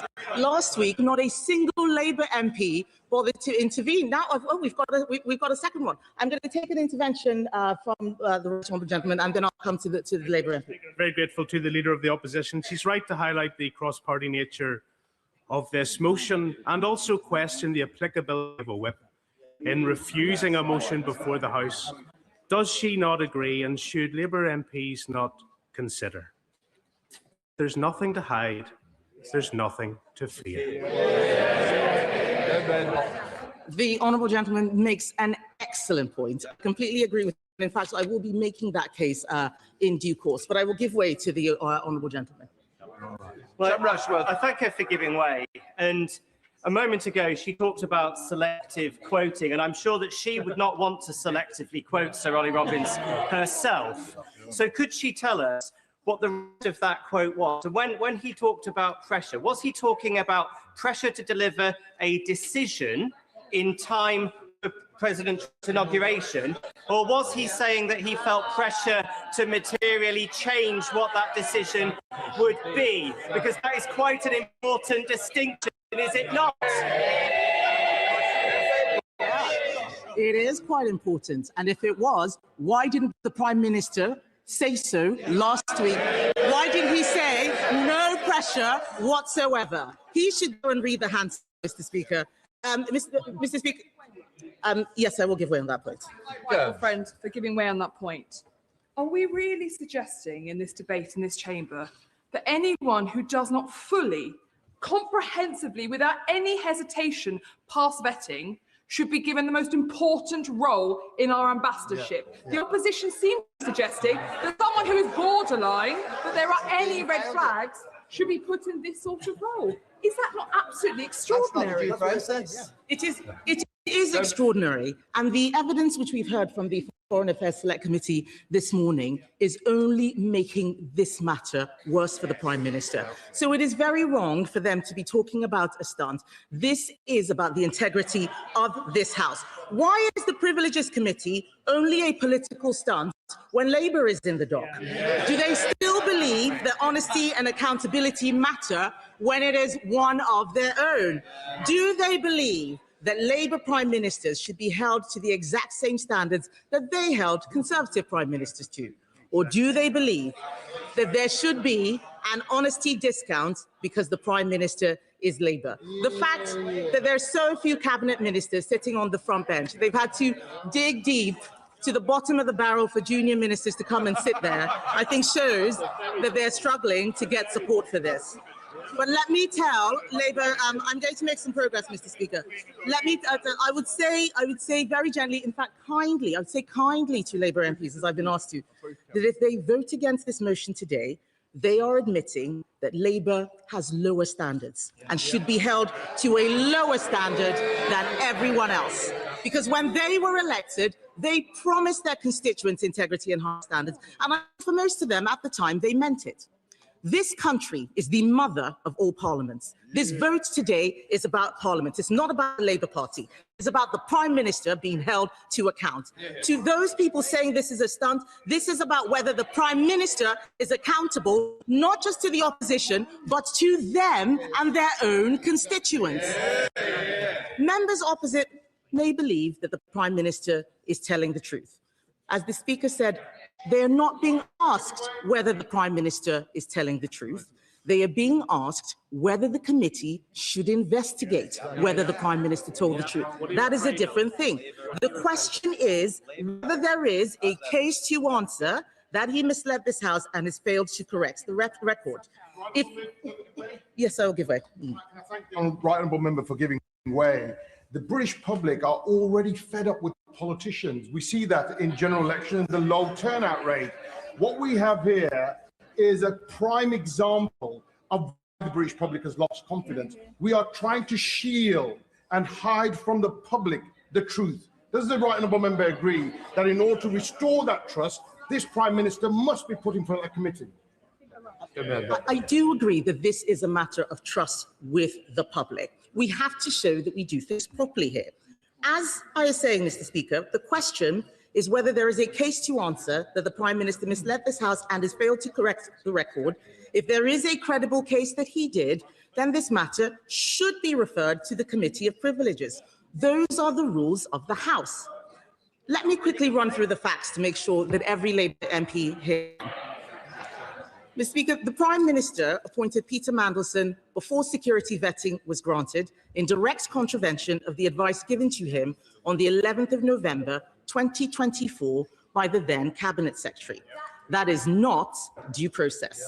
The Prime Minister's own National Security Advisor described the appointment and due diligence as weirdly rushed, and the Foreign Office weren't asked to feed in. That is not due process. The chair of the Labour Party has a lot to say, so I'm going to give way and let her say what it is that she wants to. Would you like to speak up? Yes. The Cabinet Secretary said that it was due process. Mr. Speaker, I think we have, Mr. Speaker, I think we have another minister who has just come to the dispatch box and said something that is quite different. Simon Case, the then Cabinet Secretary, has set out what the full due process was.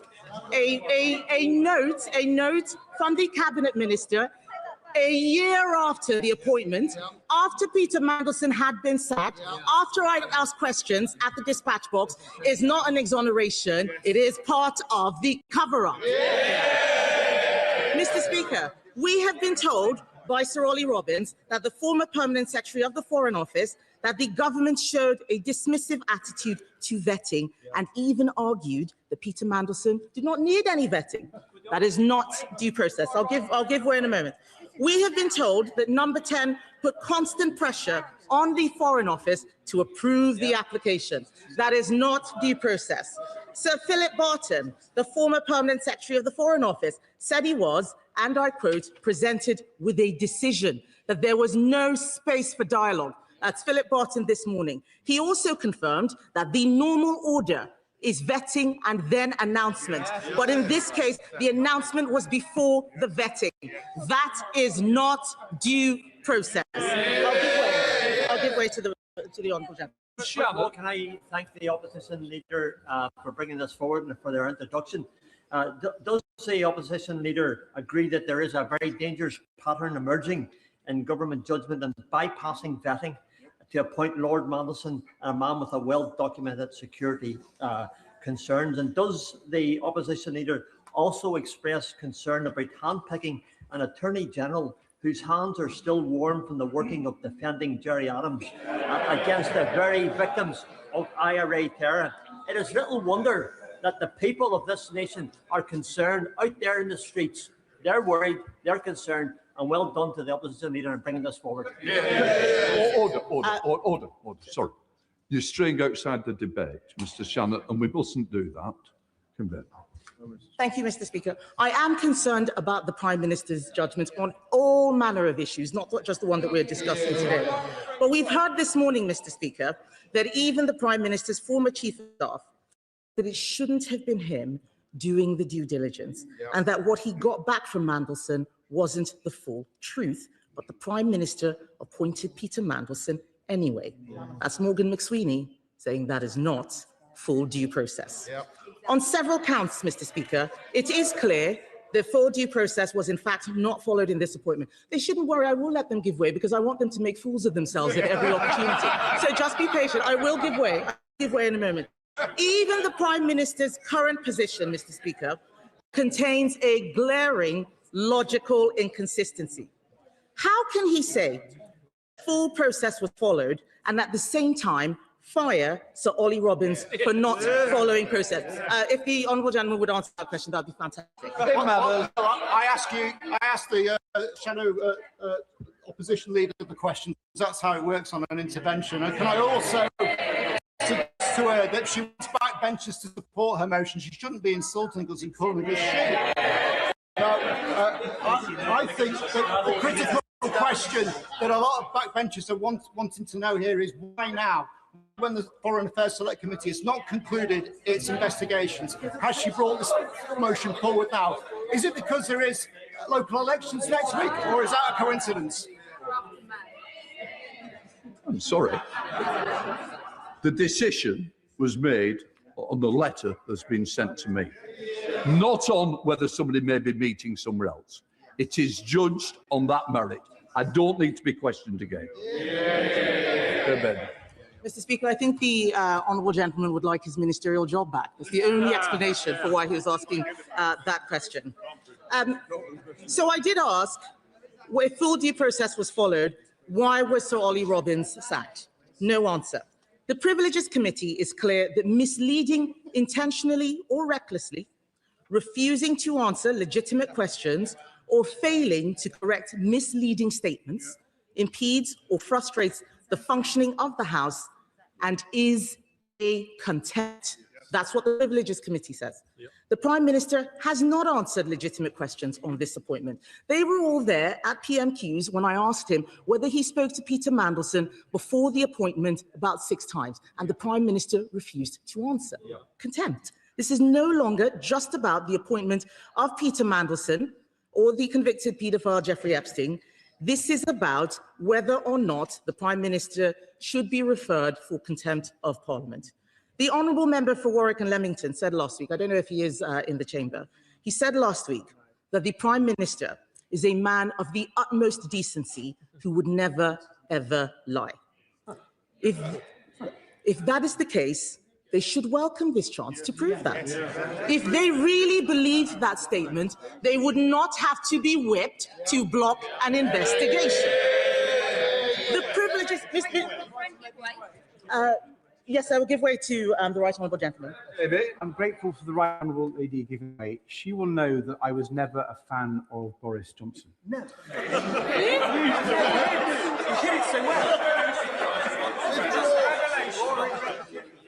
But when there was a similar motion for the House to refer Mr. Johnson to the Privileges Committee, his side was not whipped. Can she confirm that? And can she question why the government is whipping its side on this matter? That is an excellent question from the right honourable gentleman. I can confirm that this side was not whipped. I can also confirm that the leader of the head of the Privileges Committee was a former acting leader of the Labour Party. We trusted this House to do the right thing. Why can they not do the same? Why? Mr. Speaker, the Privileges Committee is made up mostly of Labour MPs. Are they saying that they do not believe that their own colleagues would give the Prime Minister a fair hearing? Are they saying that? If it was just a bad decision that he's apologised for, then surely the Privileges Committee will find him not guilty. I give way to my right honourable friend. Does my right honourable friend agree with me that the Prime Minister is pursuing a scorched earth policy? Advisor after civil servant has been chucked under the bus to save his skin, and now it is the turn of his own MPs. For if the Prime Minister had not misled the House, then the correct path is to go to the Privileges Committee so the Prime Minister can clear his name. I do agree with my right honourable friend. This is a scorched earth policy, and they are the earth, and I'm afraid to say they are being scorched. Let me ask them this, Mr. Speaker. If the Prime Minister has nothing to hide, why is he whipping to avoid scrutiny? Why? Why is he whipping? They are being whipped today to exonerate him before the facts have even been listed. It is not for the first time I'm having to tell Labour MPs that they are being stitched up. This is a man who has led them up and down so many hills. Our Education Secretary wants to intervene. Would she like to talk about the U-turn yesterday on social media? No, she doesn't want to. Shame. We got our U-turn, Mr. Speaker. We got our U-turn. They have to sit there looking embarrassed at every decision that they have to roll back on. This is a man who has led them up and down so many hills. He sends them out to defend the indefensible even this afternoon, and it's a great effort by the whips, I must say. I know someone else wants to intervene. Please go on. Scott Arthur. Thank you, Mr. Speaker. And I do thank her for giving way. And of course, she's right that the Conservatives did get a free vote on the Partygate scandal. She chose to abstain, which is an absolute disgrace. Absolute disgrace. The bigger disgrace, the bigger disgrace was voting against action on own. Thank you, Mr. Speaker. The bigger disgrace was voting against action on Owen Patterson, and she voted against that. Another disgrace. Whipped. Mr. Speaker, I actually feel bad at having to make this explanation. And I say to my right honourable friend, I am trying to be kind, but there was no vote, so no abstention, because not a single one of us voted to block the investigation. This is a clear example of the sit down. Mr. Speaker, this, I'm not giving way. He's had his chance, Mr. Speaker. This just goes. If the Honourable Lady, Right Honourable Lady, gives way, that's fine. If I had one crack at the whip, I wouldn't try too many cracks. Mr. Speaker, this is why I am telling. I know a lot of Labour MPs have not been in this situation before. They are being stitched up. I am trying to be helpful. This man has led them up so many hills and down again. U-turn after U-turn. I talked about banning social media for children. There was also a U-turn on the pensions mandation. This is a government that does not know what it is doing. It is a government that does not know what it is doing. And I think it's very valiant of them to come out to defend the Prime Minister. This is despite the fact that he took the whip away from MPs who wanted to lift the two-child benefit cap. And then he did it anyway. The member for Hayes and Harlington had the whip removed for opposing the two-child benefit cap. Then the Prime Minister U-turned. The member for York Central had the whip removed for voting against the Prime Minister's welfare reforms. Then he ditched the reforms. And then the member for Penrith, who had the whip removed for opposing the family farm tax. The Prime Minister's ditched that, but the member for Penrith still doesn't have the whip back. And this matters, Mr. Speaker. I know. It is about the privilege motion. I know you're developing a theme. I think we've run out of theme. Thank you, Mr. Speaker, you're absolutely right. I'm just pointing out the question, why is this a whip vote? It will still happen anyway. This man has ruined the reputation of the Labour Party, has not been loyal to his own MPs, and I don't think that they are united. Morgan, yes, I will give way. Dr. Luke. When the Prime Minister came in, he said he wanted to do things differently. He's had not one, but two opportunities to, in an emergency debate tabled by this side of the House, to come to the House and answer all these questions, so he wouldn't need to go to a Privileges Committee. Can she advise on why he may not have come to the House to answer on both two occasions? I think it is an excellent question from my honourable friend. Why not come to the House to correct the record at the earliest opportunity on multiple occasions? What is there to hide? We are hearing evidence in the select committees that is conflicting what is being said on the floor of the House. I would be very interested, by the way, if the minister, when he is responding, is happy to repeat the Prime Minister's words at the dispatch box that there was no pressure whatsoever. Would he repeat that question? Would he repeat that statement? Let's see how brave he is. Mr. Speaker, this is absolutely critical. This cannot just be a debate about the Labour Party or a division between those who are on the inner circle and those who are on the outside. Again and again, we have seen the children of the chosen ones, people who had never been in Parliament before, getting all the best jobs. We now have the sacked Chief of Staff, Morgan McSweeney. His wife is a whip, telling people to vote for a cover-up. That is not right. That is not right. They are hanging. She has been notified. She has been notified. I know they don't like it. Have I said something that is not true? No, I'm speaking the truth. I know it hurts, but someone has to point it out. They are hanging everyone else out to dry, and I cannot believe that Labour MPs are letting this happen again. I know that a lot of them are expecting a reshuffle after the May election. Let me tell them, it is not worth it. I say directly to those Labour MPs hoping to be ministers after May the 7th, you will condemn yourself to being sent out on the morning round to repeat things that you know are not true, that you don't believe in, and that you know will end in disaster. And they will end in disaster, Mr. Speaker, as everything the Prime Minister touches does. This vote should not be about loyalty to the Prime Minister, but about standards. Why should Labour MPs ruin their reputations to save a man who has never shown loyalty to them? He has shown that he will throw everybody under a bus. Sue Gray, Morgan McSweeney, Chris Wilmord, Sir Ollie Robbins. Do Labour MPs really think that if this goes wrong, he's not going to throw all of them under a bus? There are some of them walking around Parliament telling everyone that they're going to be one-term MPs, and so it doesn't matter. It does matter. It does matter. Because when they leave this place, no one is going to remember what their whips told them to do. People will only remember they voted for a cover-up. That is what will follow them around like a bad smell until the end of their careers. That's what's going to be in their Wikipedia entries. Yes, I will. Would my right honourable friend agree with me that this issue will be resolved in one or two places? It will either be resolved in the Court of Public Opinion or in front of the Privileges Committee. And it's actually in the Prime Minister's interests to have it resolved by a cross-party committee of this House, which would give confidence to the public that the truth had been found, that the case had been made or not, and that they would have confidence going forward. The public will make up its own mind without the Privileges Committee.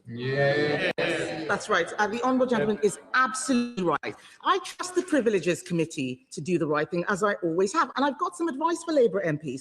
There is nothing wrong. Yes, there is nothing wrong. There is nothing wrong with giving your party leader the benefit of the doubt. There's nothing wrong with that. As a minister 4 years ago, I gave my party, I don't know why they're laughing. I haven't got to the punchline yet. Hang on, wait for it.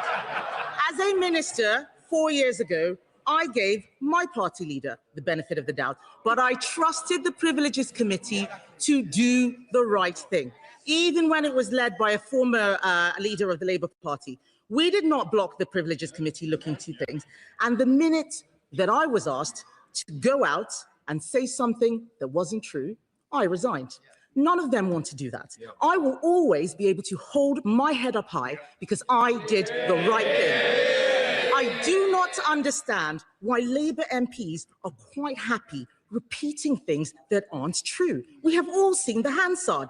That's the difference between them and us. When we get things wrong, we put our hands up and say so. They pretend, Mr. Speaker, they pretend that the wrong thing is actually the right thing. They pretend that the bad thing is actually a good thing because it's Labour MPs who are doing it.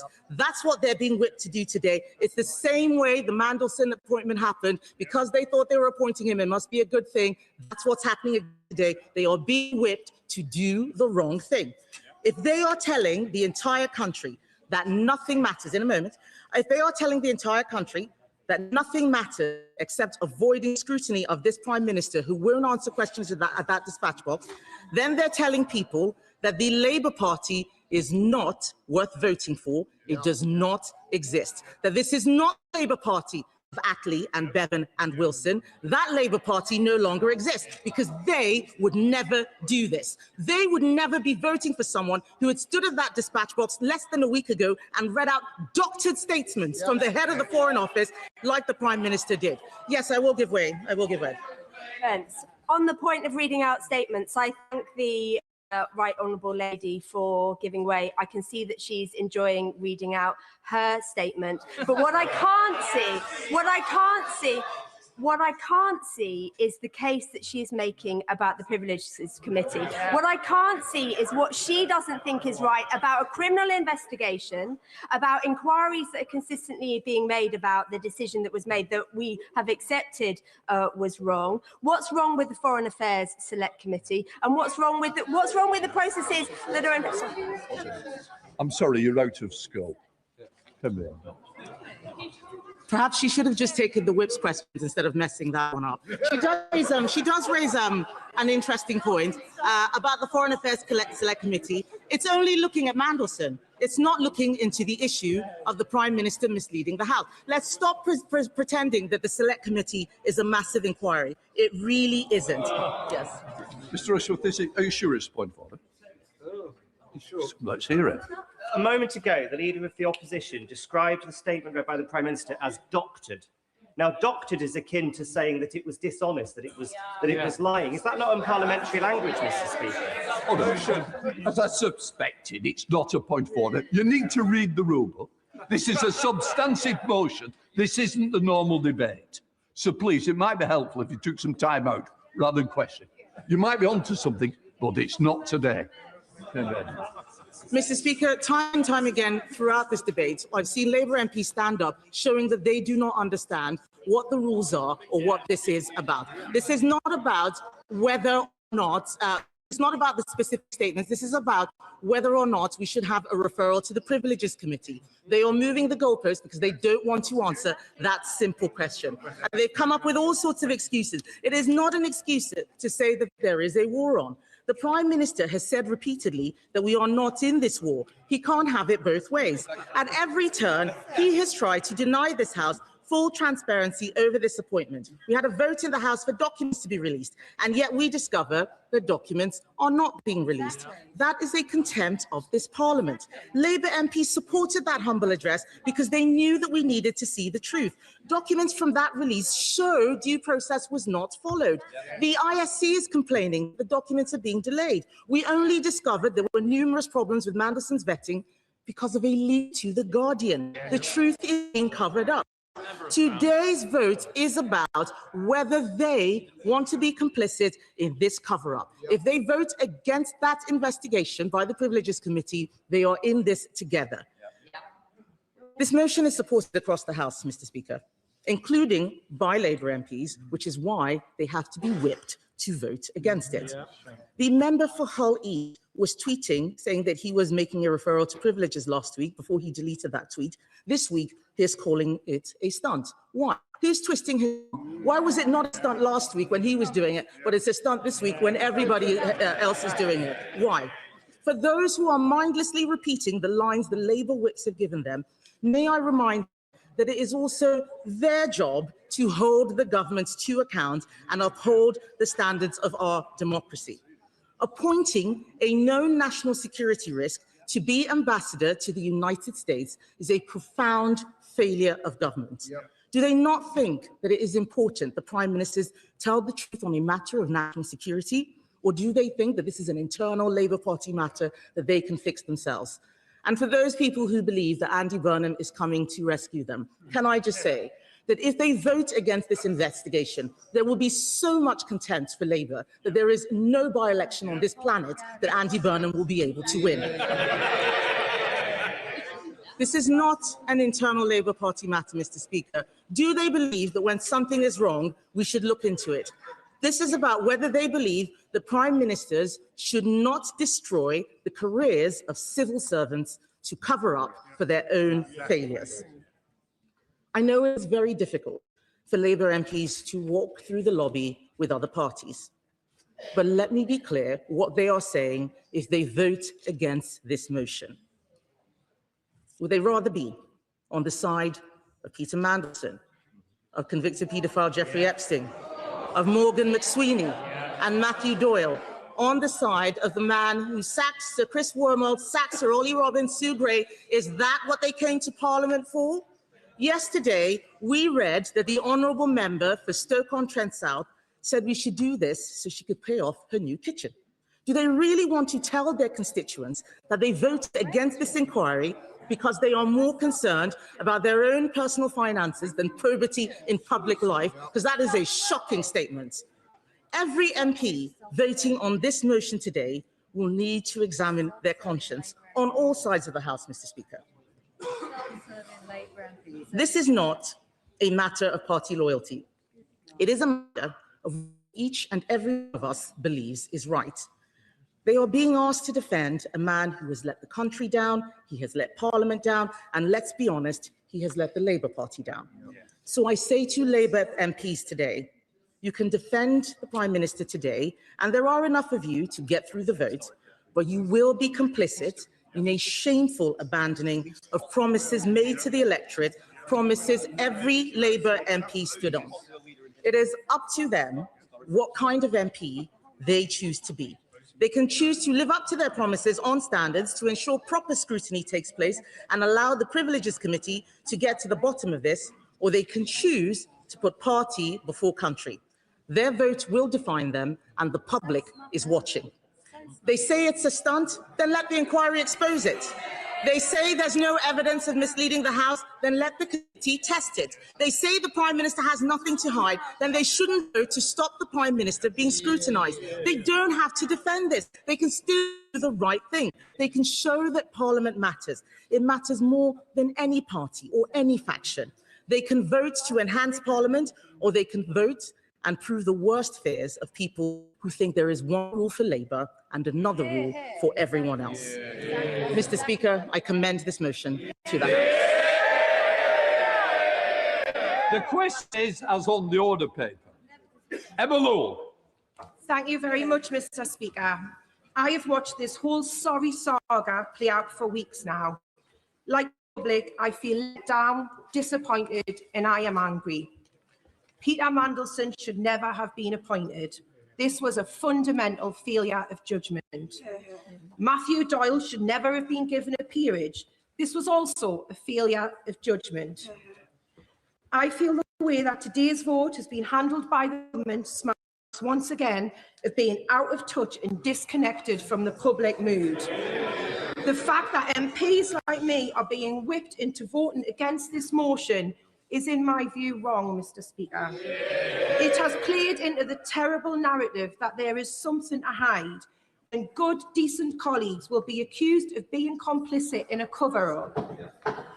A number of weeks ago, at a private meeting with my right honourable friend, the Prime Minister, I spoke about how, after a career of working so closely with victims of child sexual abuse, that I could not even begin to express how much it hurts me when people are screaming at me in the street that I am a member of the Pedo Protectors Party. I also said that prior to this scandal, people criticised the government's policies and at times lack of political narrative. But to me, they are now questioning the government's moral compass. My comments were leaked almost immediately by colleagues who were present. My words were then used later by the Leader of the Opposition. Recent weeks have since seen such abuse intensify, and ongoing abuse and threat to mine and my staff's safety continue. Privilege motions, ISC investigations, committee hearings and process don't come up on the doorstep. What does come up time and time again is a general feeling there is something just not right, that politicians are failing to deliver on their promises. Trust has gone and it's been replaced by anger, and the already fragile fabric of our democracy is eroding further every day this continues. This Prime Minister is very careful with his words and does have respect for the office he holds. He does want to change this country for the better, and he truly believes in public service, something which in recent years may have been sorely lacking from previous Prime Ministers. So I can't understand, Mr. Speaker, why the Prime Minister doesn't refer himself to the committee with a clear statement that he is doing so to clear his name. One quick session of the committee could surely see this matter concluded. Instead, it will now drag on and dominate every headline and interview. It will overshadow and undermine every good policy we make and continue to drag every single one of us down. Whether any Prime Minister misled the House or not is not a matter for the Foreign Affairs Select Committee, nor is it a matter for the Intelligence and Security Committee. It is a matter for privileges. That's why such a committee exists. It may be that opposition parties are using this motion today to box Labour MPs in, but I'm not angry about that. That's politics. Some of us here would do the same. But I know one thing for certain today, Mr. Speaker, that I will not be voting against this motion, but I want to listen carefully to the rest of this debate, because like everyone, when I came to this House, I wanted to do the right thing, and I hope I continue to do that for however long I have left in this place. Sir Ed David, leader of the Liberal Democrats. Mr. Speaker, it's an honour to follow the Honourable Lady, the member for South Shields, who I think has made a very powerful speech. I think we all, on all sides, listen to it, and I hope her colleagues on the government benches listen to it and think about it carefully during the passage of this debate. Mr. Speaker, the Prime Minister called this motion a stunt. That is not why I put my name to it. But it's funny, though. I was just checking whether they were awake, Mr. Speaker. But it is funny, though, because stunt is exactly the same word Boris Johnson used about the motion that the Prime Minister and I tabled 4 years ago, referring Boris Johnson to the Privileges Committee. Ironic, Alanis Morissette could probably write a whole album about it.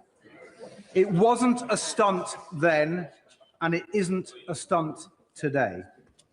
It is, as the Prime Minister said back then, a motion that, and I quote, seeks to defend the simple principle that honesty, integrity, and telling the truth matter in our politics. Honesty, integrity, telling the truth. These things matter in our nation's parliament, perhaps more than anywhere else. And when I hear the Prime Minister complain that we've tabled this motion just over a week before important elections, I find myself transported back to that debate 4 years ago, 7 days before crucial local elections. At that time, Conservative MP after Conservative MP made exactly the same argument in defence of Boris Johnson. So I do have to say, although there are differences in the whipping arrangements, I do find it very hard to take some of the sanctimony from the leader of the Conservative Party seriously. She and her Conservative colleagues propped up Boris Johnson back then. She called him a great Prime Minister, and even after the game was up and Johnson was gone, she dismissed the Partygate scandal and called it overblown.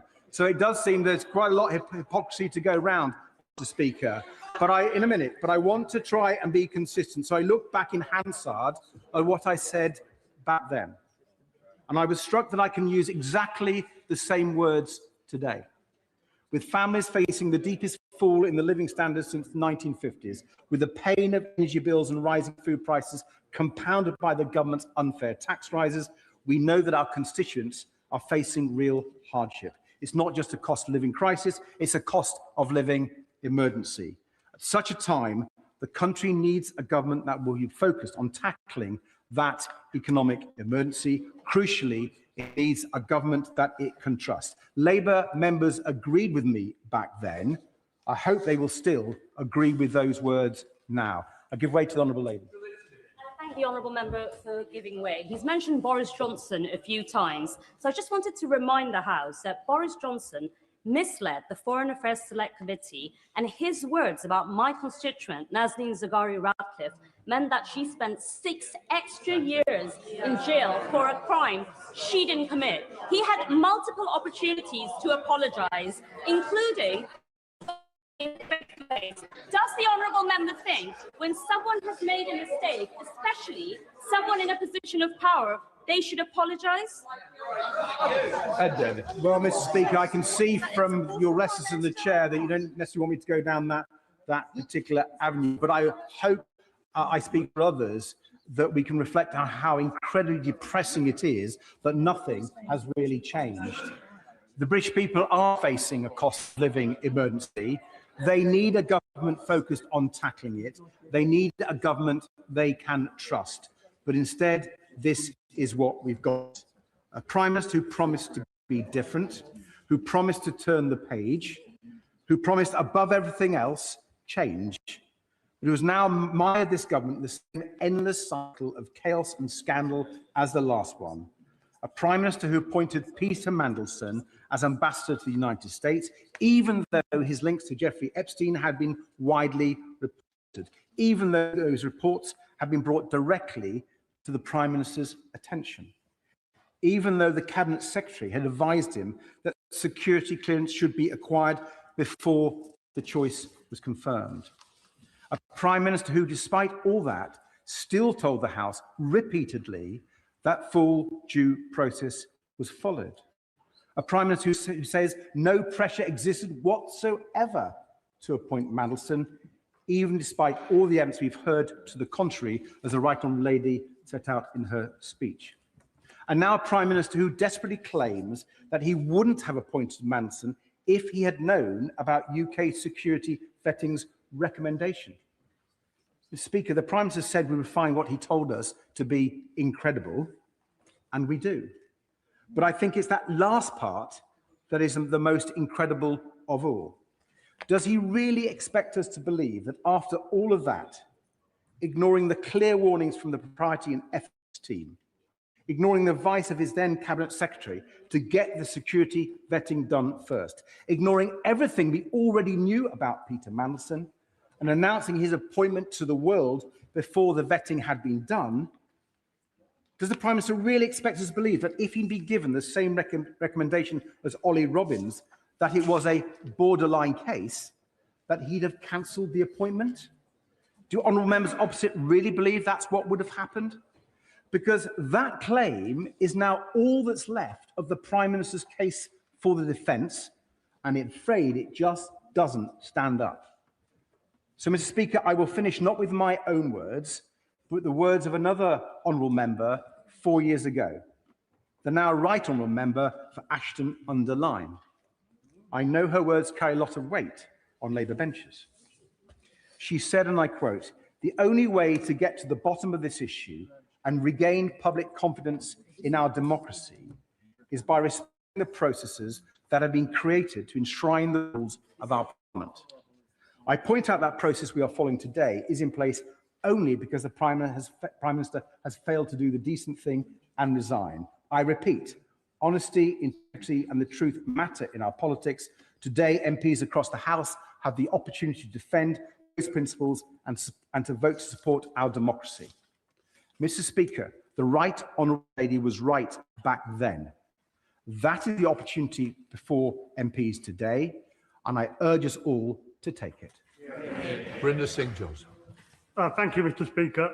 Last week I spoke in the motion debate, and I spoke about the appointment of Peter Mandelson in the first instance, the approach taken by the Prime Minister as details have become available, and finally the vetting process overall.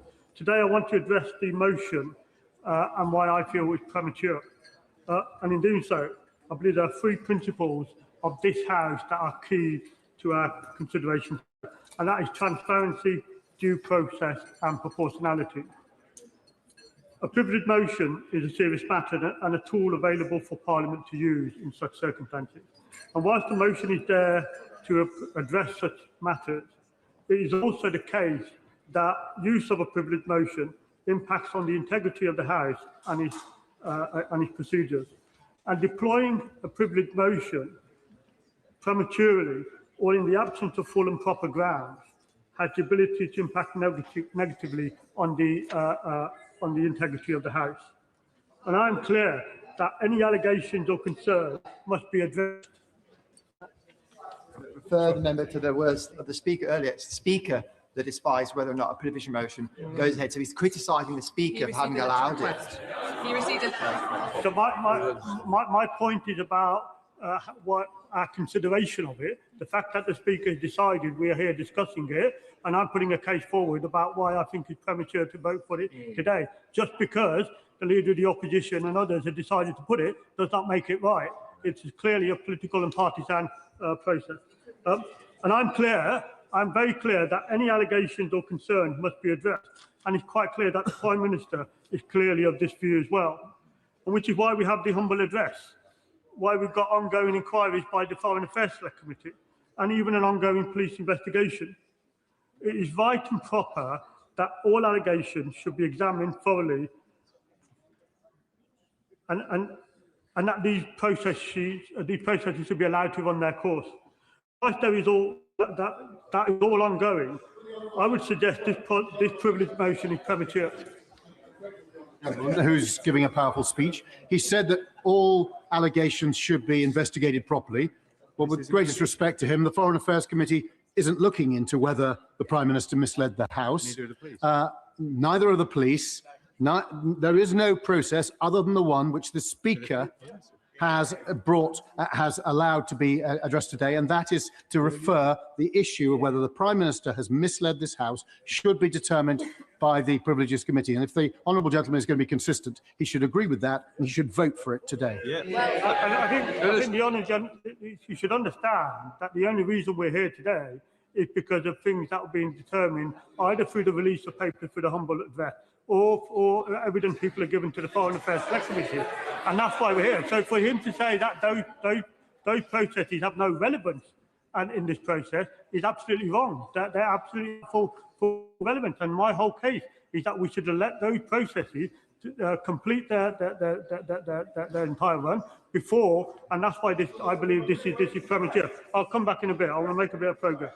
So it is right and proper that all allegations should be examined thoroughly and those processes should run their course. And whilst that is all going on, I would suggest this privilege motion is premature. More than that, it's a clear attempt to bypass the processes already taking place, as I've just said.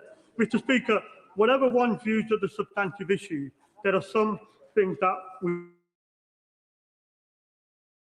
coming in addressing the allegations, both in this House and outside. The Prime Minister has apologised from the very outset for the decision to appoint Peter Mandelson in this House and outside, and apologies that have been full, wholesome and without equivocation. He has also specifically apologised to the victims of Epstein. The Prime Minister has repeatedly answered questions in this House and outside and shown a willingness to be held accountable. Mr. Speaker, I thank the honourable member for giving way.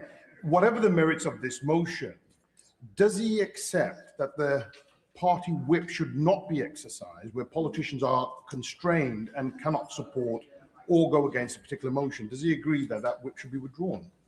Mr. Speaker, I'm a humble backbencher, and I would not disagree with my chief whip in terms of their decisions on how to apply the whip. That's a matter for them. The inquiries, all those inquiries I've talked about are ongoing and they are being robustly pursued. Mr. Speaker, I fear therefore that this motion risks setting an unhealthy precedent. That unproven allegations alone are sufficient to utilise a most serious, one of Parliament's most serious procedures. And this is not something any of us should be comfortable with. The naked politicising this process will not serve Parliament well. My fear, Mr. Speaker, my further fear, Mr. Speaker, is that whilst people whilst people on the opposition benches are seeking to utilise this procedure in this way, some of those honourable members on the opposition benches will already be looking to see what other procedures they can use to further extend this process in this partisan way. Mr. Speaker, it is incumbent on all of us to give consideration to due process and proportionality. Diverting away from the high standards voters expect of this House risks damaging confidence in Parliament itself. There are substantial parliamentary and other processes already underway. We should not preempt those processes, which is what this has the potential to do, but should allow them to complete their procedures. That is in the best interest of Parliament, Mr. Speaker. It's in the best interest of transparency, due process and proportionality, and that's why I call on members to vote against this motion. Sir David Dix. Thank you, Mr. Speaker. Sometimes the wisdom of the House is crystallised in the comments of us ordinary backbenchers, and particularly today with the brave speech of the Honourable Lady for and indeed with the intervention of the Honourable Member for Perry Barr on the Leader of the Opposition. Both of them, in effect, said that what we have lived through in these last several months is a tragedy, not just for this House, not just for the government, not just for the Labour Party, but for the trust in government, the trust in our democracy of ordinary people. Now, at the risk of expulsion from my own party, I will admit to having hoped after the election that the Prime Minister would succeed.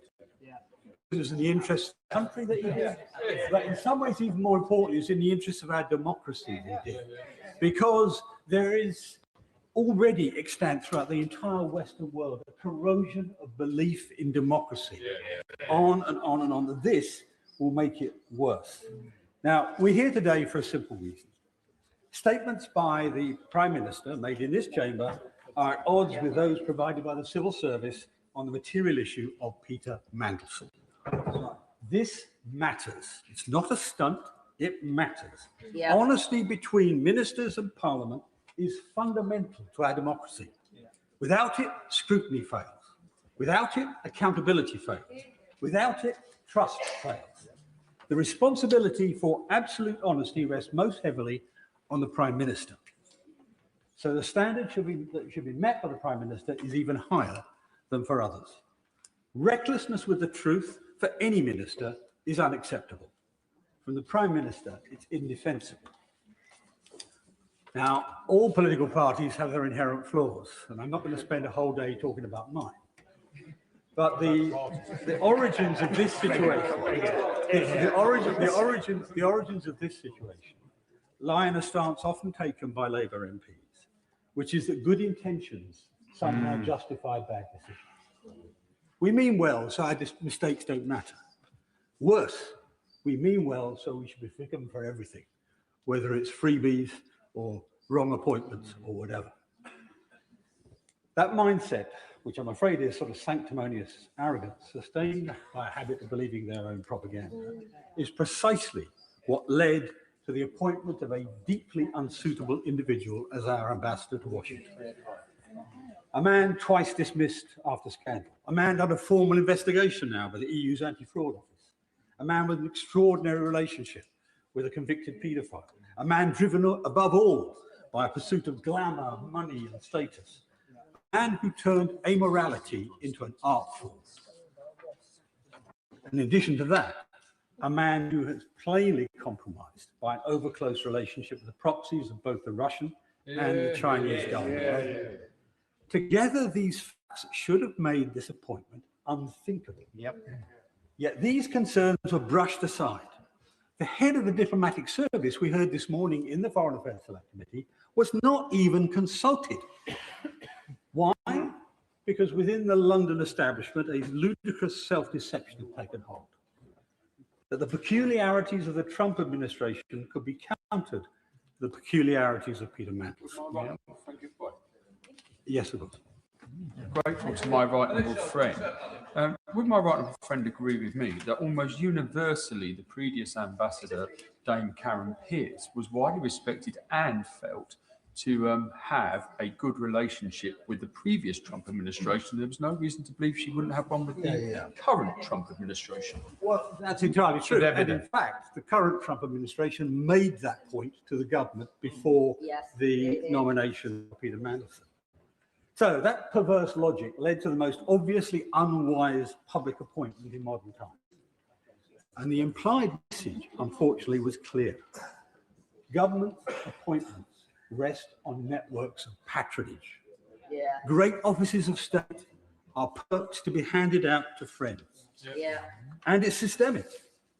They even tried to get an ambassadorial appointment for Lord Doyle. I mean, it was so unsuitable, he's even had their whip withdrawn. Mandelson's unsuitability was evident before vetting began. It would have been surprising had the vetting service not found grounds to reject the appointment. I suspect number 10 knew that, and they leaned on the Foreign Office to ensure the outcome was secured quickly and without question. And by the way, one of the honourable members, I can't remember his name or see, tried to suggest that pressure for time is different from pressure on outcome. When it's vetting, it's not. I mean, my first positive vetting took 6 months. Now, I know I've got an unreliable friend. Fewer, I think, Lord Mandelson. It would have taken quite a long time to get to the bottom of all the issues related to Lord Mandelson. So saying you've got to do it quickly is the same as you've got to do it shoddily. So let's not lose sight of it. I'll give way. Oh, Francois, he's making an excellent speech. But is it not true that the post of UK ambassador to Washington would be held by someone who would therefore have access to extremely sensitive intelligence, potentially including nuclear cooperation, and the fact that Mandelson had been found to have been working for a Russian company post the invasion of Ukraine should have completely barred him from that appointment on that one ground alone? My honourable friend is exactly right, and indeed it's worse than that, because it is the nexus, that post is the nexus of the entire Five Eyes intelligence cooperation. And in our service, it's not like the Americans. In the American embassies, the CIA is freestanding. The ambassador doesn't matter. In our service, the ambassador runs the local Secret Service element, if you like. And so he is or she is entirely responsible and has entire access. And it's particularly an issue with the Americans, because the Americans are incredibly sensitive about the corruption or in any way undermining the security of that arrangement. So we could actually put at risk the whole Five Eyes cooperation arrangement, but the honourable friend leads me off on a completely different tangent.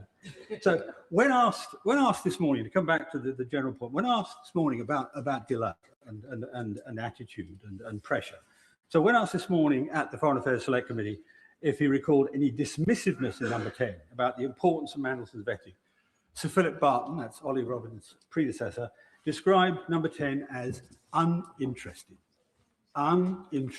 in his security clearance. The evidence Sir Ollie Robbins gave was that throughout January there was constant pressure and an atmosphere of constant chasing.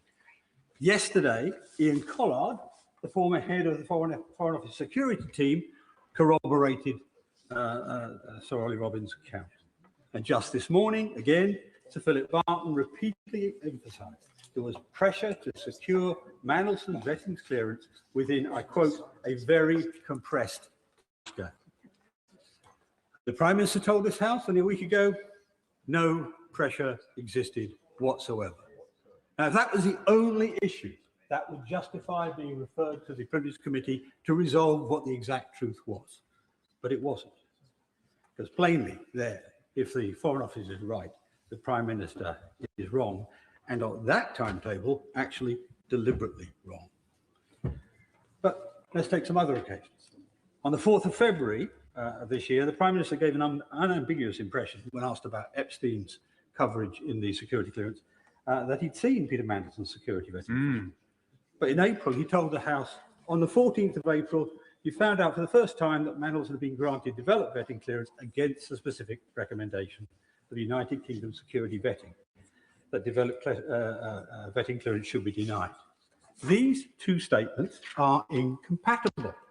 Again, a freestanding failure of the rule. And more, this chaotic clash of opinions reinforces the impression that far from following due process, as the Prime Minister has maintained on a number of occasions, Number 10 was effectively making it up as it went along. Yeah.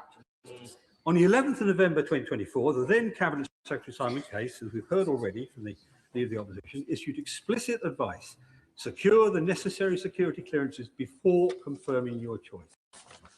Again, this was reinforced this morning by Sir Philip Barton, who described the correct process as, quote, the normal order is vetting and then announcement. Normal due process was clear, but the Prime Minister did the opposite. Claims that this was normal defy common sense. For career ambassadors, the DV, the direct vetting, happens at every new post. You go to become an ambassador in Tehran, you're DV'd. You go to become an ambassador in Washington, you're DV'd. But the DV is an update, so it's lower risk, and by definition, our ambassadors, generally speaking, are low-risk security personnel anyway. This is plainly not the case for a high-risk figure like Peter Mandelson. Indeed, frankly, it's harder to imagine a higher-risk appointment to a post, as my honourable friend, said, is of the utmost sensitivity. To appoint first and vet later is not due process. It's certainly not prudent. It's a gamble with national security and a risk to our single most important alliance. So there are three instances where the Prime Minister made questionable statements. His insistence that there was no pressure when there evidently was, the two versions he gave on when he saw the vetting file, and the assertion that due process was followed when it clearly was at odds with the process described by both the Cabinet Secretary and the Permanent Secretary for the Foreign Office. So the Prime Minister made a deeply questionable decision. Whether it was cronyism, a misunderstanding of the role, or excessive leniency towards a member of his own party, something he would never have tolerated, quite rightly, from any other party, we cannot know for certain. Whatever the explanation, the conclusion is unavoidable. The decision was wrong. And to implement it, established procedures were bent out of shape. The civil service was placed under extreme pressure to deliver outcomes that sat on the margins of propriety. When concerns were raised, they were not confronted, but sidestepped. As usual in number 10, an attempt was made to place the blame on somebody else.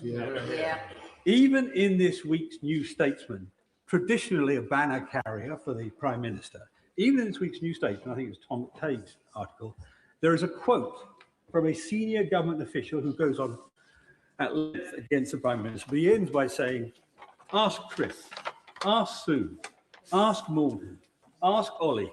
He will say he takes responsibility, but then he makes everyone else pay. That's what we're looking at.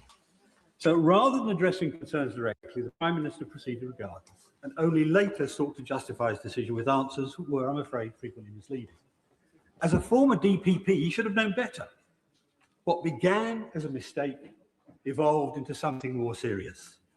A failure turned into a defence, a problem became a pattern, and ultimately the situation now looks like a cover-up. But today, as we've already heard from the front bench and a number of other speakers, is not about determining guilt, it's about determining whether there is a case to answer.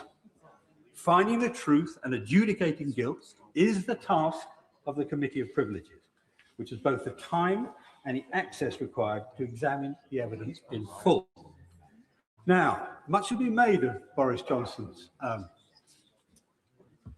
appearance, as it were, before the Privileges Committee, and I am famously a fan of Boris Johnson. When it was brought to this House, that question, whether it should go, it was clearly recognised at the time that this was not delivering a verdict, but was deciding whether there was a case to be answered. Now, I, at the time, with our Whip's office, made it very plain that I would not countenance any attempt to block a proper investigation on a House of Commons matter. But I was by no means alone. There are a number of other colleagues who made the same argument. And as a result, the government of the day accepted this is a House of Commons matter. Yeah, exactly. It is improper for the government to intervene in such a matter to try to guide the House. Accordingly, the motion passed without a whip and without division. Interestingly, the honourable gentleman thought. Mr. Speaker, you know, in a debate which is about misleading the House, I do wonder when members of this House accuse others of not voting in a measure without a vote. So I will not be taking intervention. I will certainly not be taking intervention from him. As the honourable gentleman, a noisemaker, not a truth teller. On the evidence before us today, contradictions, procedural failures, and an emerging pattern of conduct, there is plainly a case for referral. Where doubt exists, it should be resolved through proper scrutiny. Where a case exists, it should be tested. This case should go to the Committee of Privileges and go today. Cole Turner. Thank you very much indeed, Mr. Speaker.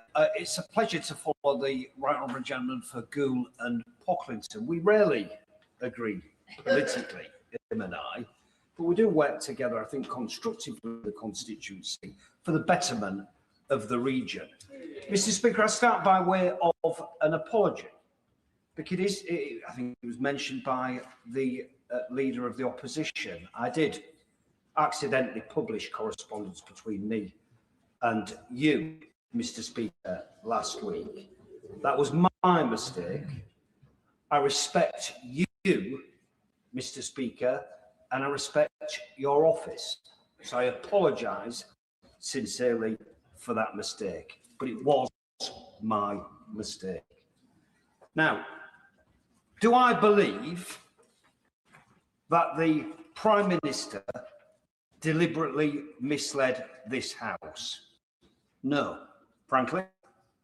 I've known him a long time. I know him, I think, very well. I think it's fair to say I describe him as a friend, and I think he's described me as a friend as well. Both him and I are lawyers by trade. There is no way, in my honest opinion, that the Prime Minister would come to this House and deliberately mislead the House. However,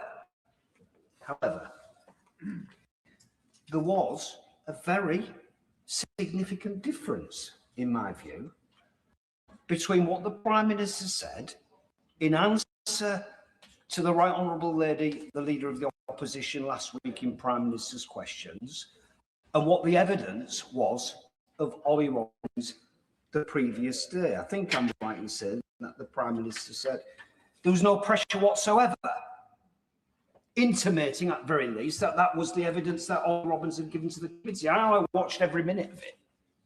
That's definitely not, and I've looked back, I've checked Hansard, the evidence that was given by Ollie Robbins.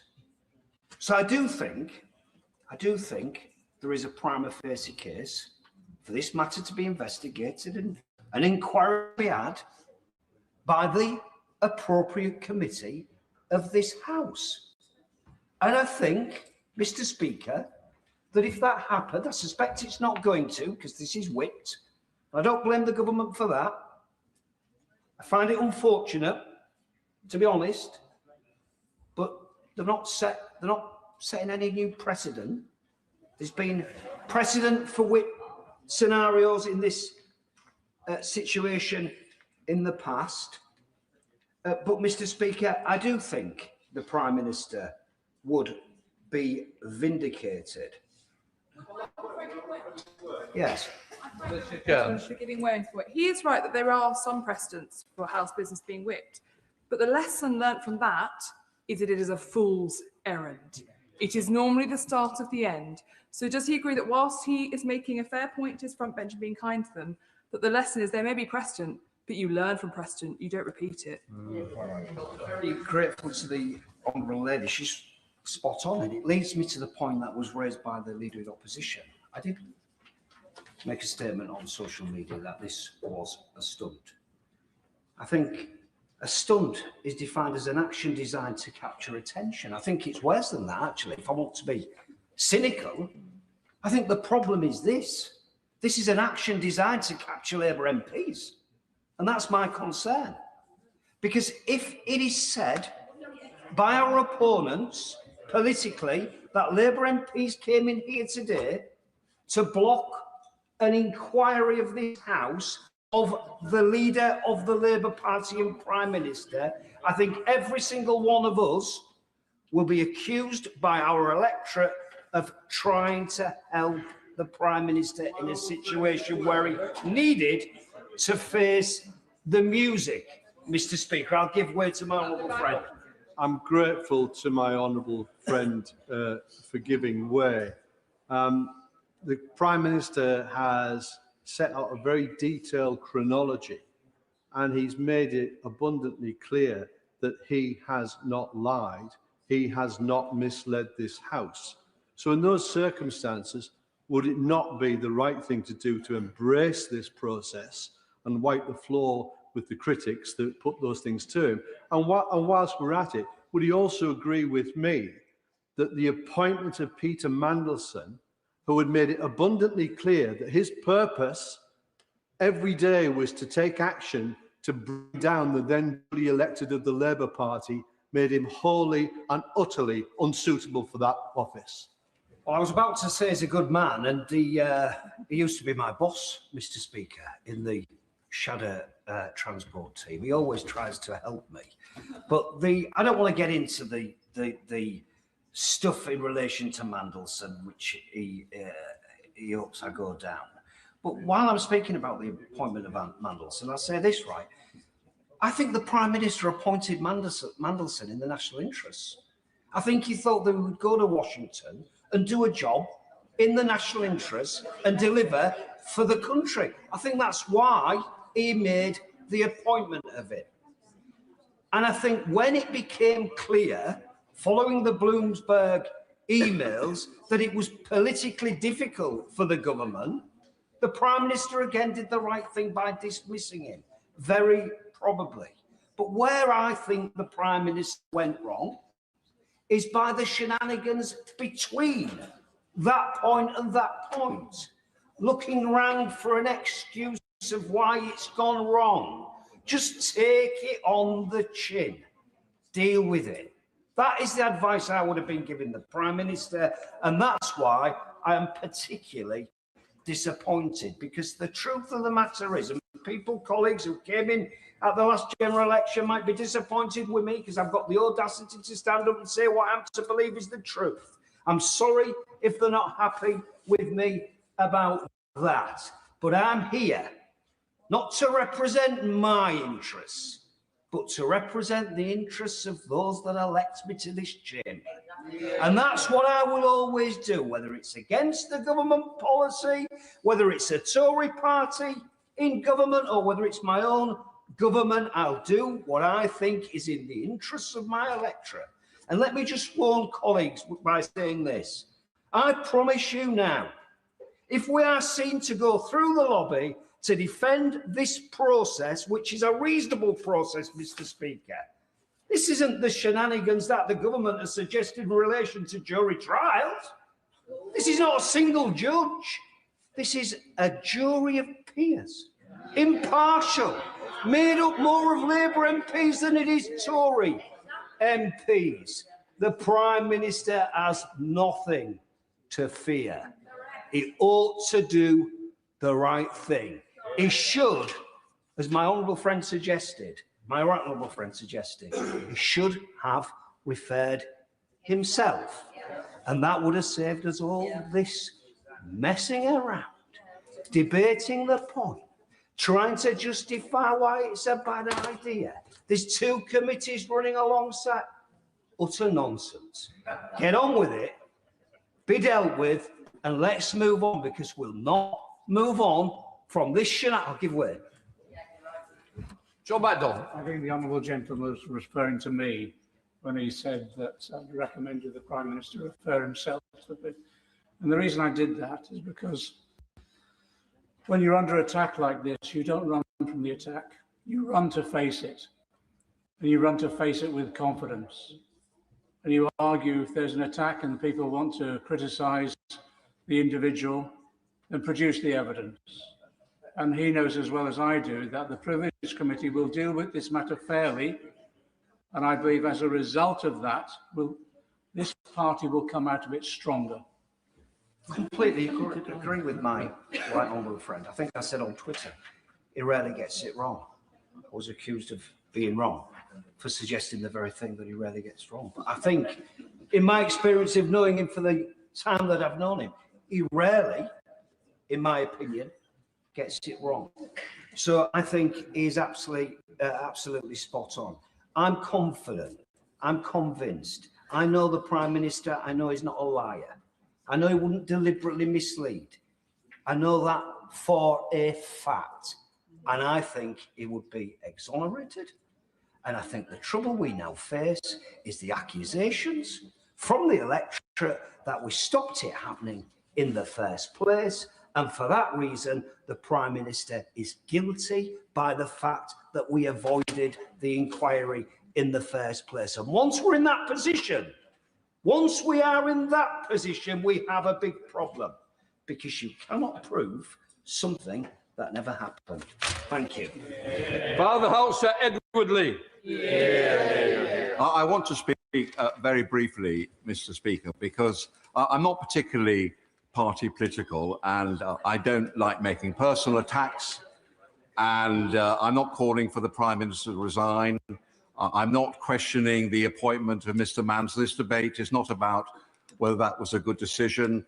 I'm sure that at the time there was some logic in appointing him, in that obviously the incoming president was a very political, very difficult character, and it was felt that Mansell had the political skills to deal with him. I understand all that. So I'm not making a big issue about Mr. Mandelson or about whether it was right to appoint him or not. And I wasn't really going to speak in this debate until I heard the speech from the Honourable Lady for South Shields, which I think was a very powerful speech, because it came from somebody who was obviously a loyal member of the Labour Party, as is the member for Harley East who's just spoken.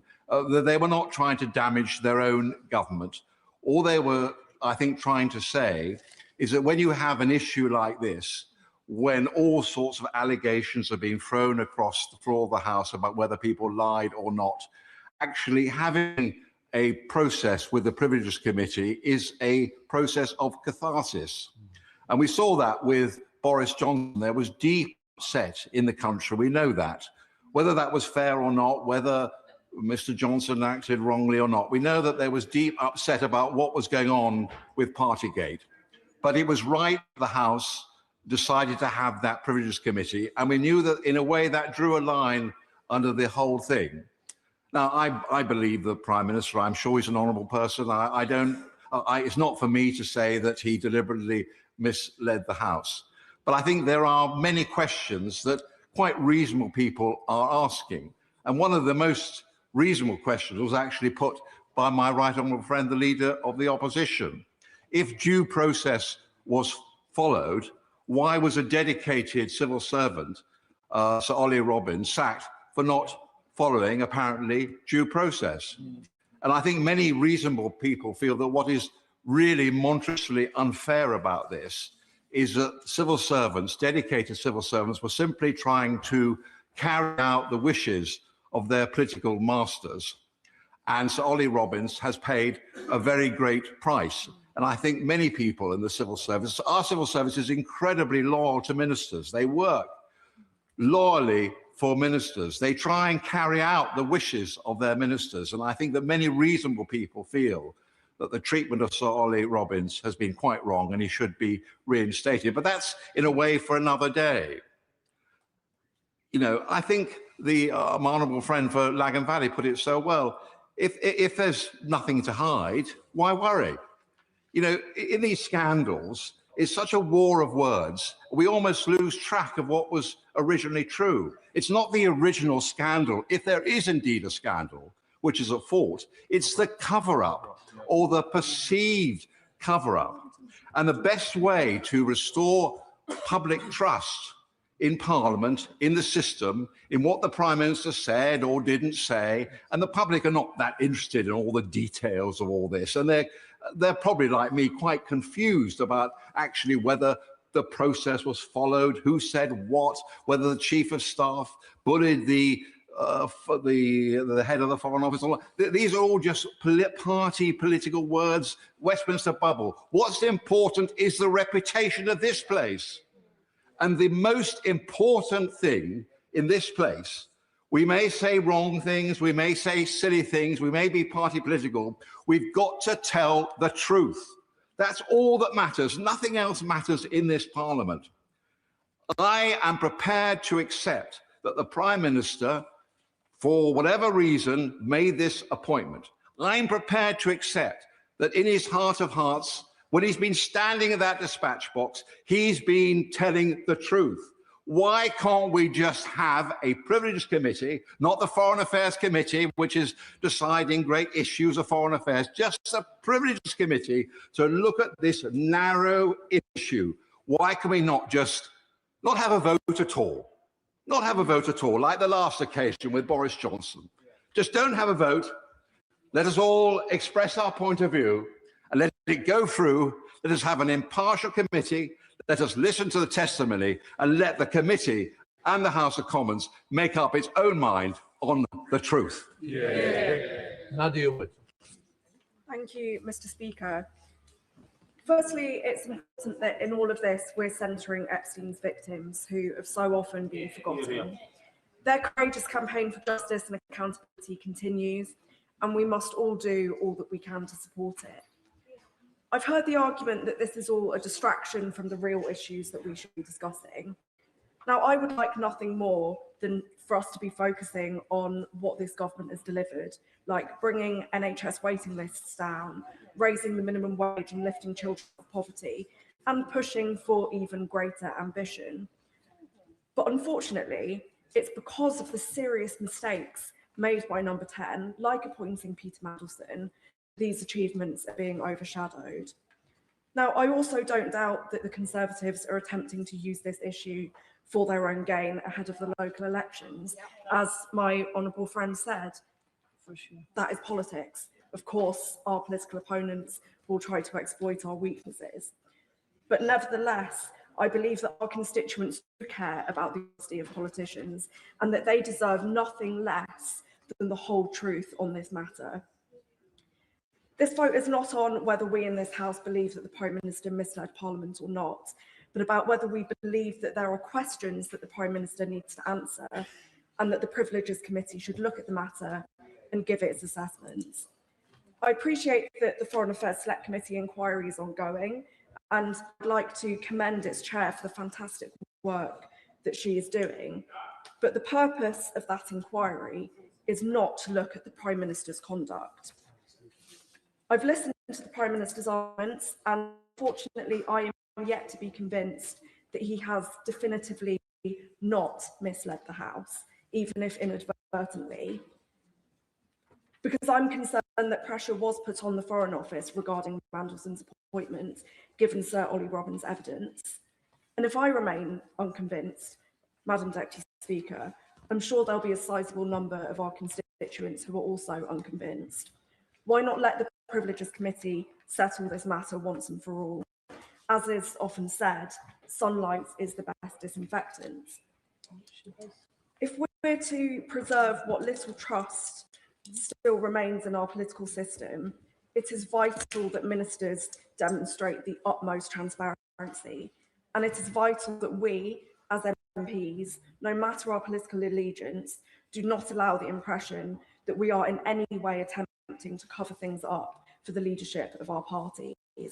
And that is why I'm extremely disappointed that Labour MPs are being whipped to oppose this motion. Votes on House business are not normally whipped, and even Boris Johnson's government did not whip Conservative MPs to oppose his referral to the Privileges Committee. I'm not making any comparison between his behaviour and that of the Prime Minister's, but our government must be seen to be holding itself to far higher standards than the mess and the sleaze and corruption that Johnson's government came to represent. I wish that the Prime Minister would just refer himself to the Privileges Committee, demonstrating his confidence that he has nothing to hide and preventing the need for a vote entirely. Now, colleagues will be aware that the Prime Minister and I have had our political differences, which is to be expected in a broad church party. But I want to be clear that that has absolutely no bearing on my vote today. I'd rather stick to debating these politics, not matters of integrity. So it brings no pleasure to vote for the motion today. But this is about doing what is right by our constituents, for trust in politics, and for the party that I've been a member of for almost half my life. Simon Hall. Thank you very much indeed, Madam Deputy Speaker. And there's been a common theme in the remarks made by the Honourable Gentleman, the member for Kingston upon Hull East, the Honourable Lady who's just spoken, it's a pleasure to follow, from Nottingham East, and the Honourable Lady for South Shields. I don't really know what wings of the Labour Party or bit of the Labour complexion they represent, but what I do know of the three of them is that they are Labour people and part of the Labour family to their very fingertips.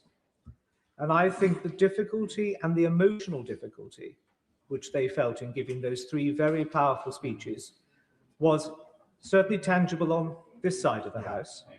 And I hope their right honourable and honourable friends on their side of the House felt it too. Because I know, as my right honourable friend, the member for Goole and Pocklington mentioned, as have one or two others, one of the hardest things to do in this place is when your instincts and your judgment are to go against the herd of what your family or what the whip is telling you to do. Politics is a tribal thing. We stand together or we hang together, so we're told. But it was Lord Nolan, in those principles that he set out some years ago, who reminded us all that the exercise of our judgment as individual members of Parliament is so important. It's depressing to hear the Honourable Gentleman, the member for Smethwick, say, slightly tongue-in-cheek, I'm just a humble backbencher. It's not for me to say what the whipping should be. We are all individual members capable of coming to our own rational judgment, informed by all sorts of imperatives. And I would just remind the House, Madam Deputy Speaker, if I may, that one or two members opposite have prayed in aid as a reason why this motion shouldn't be carried, the humble address.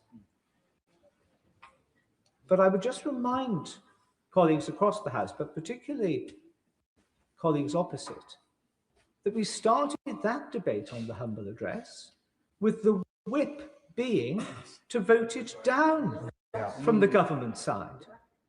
It was only when the government chief whip and the leader of the House, two right honourable gentlemen with whom I have the highest esteem and regard, listened to the debate, when the right honourable gentleman, the member for Torvine, as the Paymaster General, read the mood of not the House, but their own benches, and realised that the whip was wrong, and they needed to find a way of meeting something in the middle.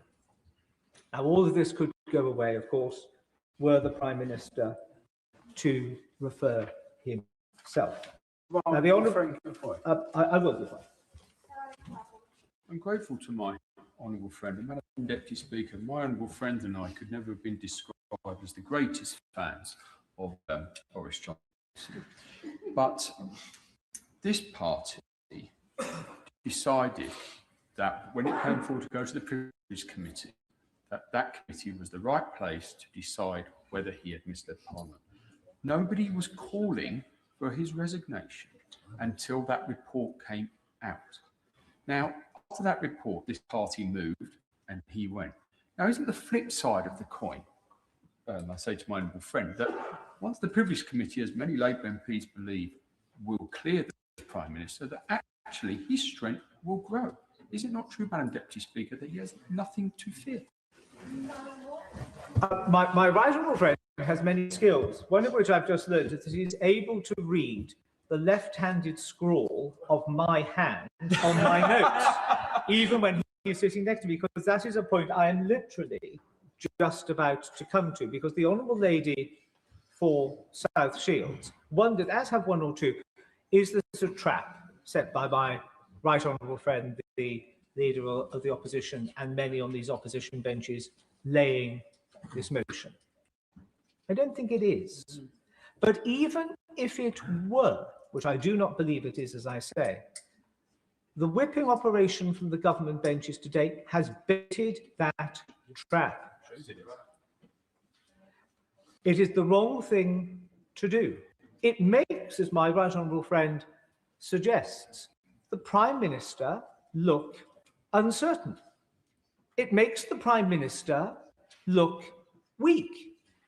He's not using a large parliamentary majority in this place to deliver change for the country, but turning you all into a human shield for him. And I agree with the right honourable member for Hull East.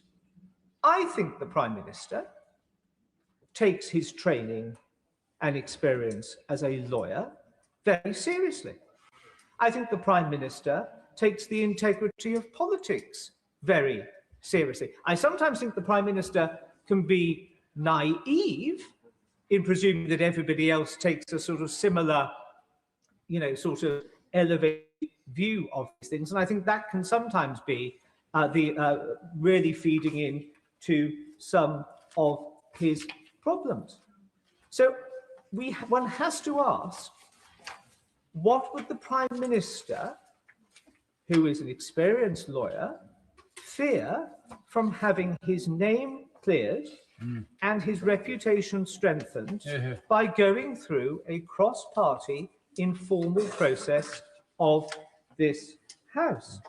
He wouldn't. He would feel stronger.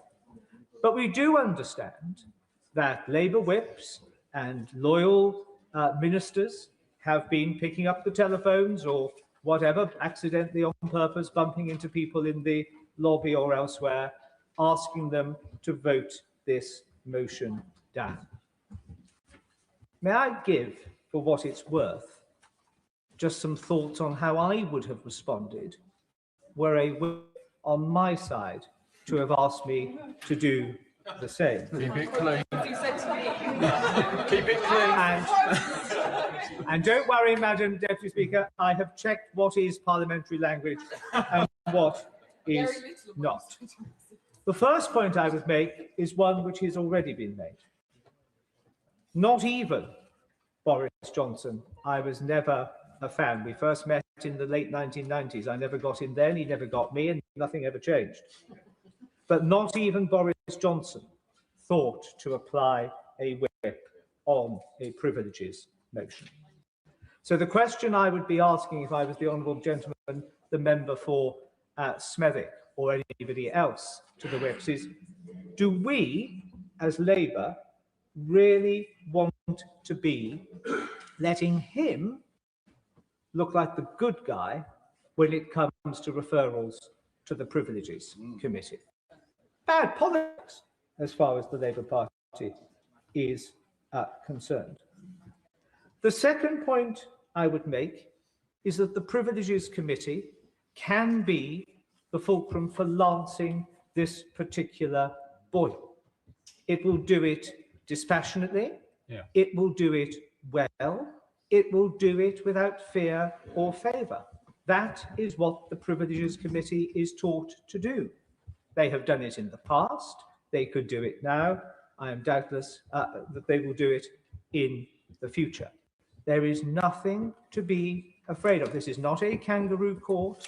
This is not a committee comprised just of people who really can't stand the Prime Minister. It is a committee of this House. I will. My honourable friend is making an excellent speech as usual. He's talking about the composition of the Privileges Committee. Is it right to say that that is actually comprised of the majority of Labour members? He's actually asking his own colleagues, amongst others, to judge on him. Just, my honourable friend is right. Just in the way, of course, that when the Privileges Committee looked at Boris Johnson's behaviour, there was a majority of Tory MPs on it. And it was still able to come to a judgment on the facts, on the evidence. Would you forgive me if I don't? I know a lot of members want to speak, and I just want to make a little bit of progress. The third thing, the third compelling reason that Labour whip or Labour minister has deployed, well, you know, the local elections, Wales, Scotland. National elections. This isn't going to do us any good at all. Well, I'll tell you what would give a whole lot more confidence to party canvassers, I would suggest, if this was raised on the doorstep. My leader has nothing to fear.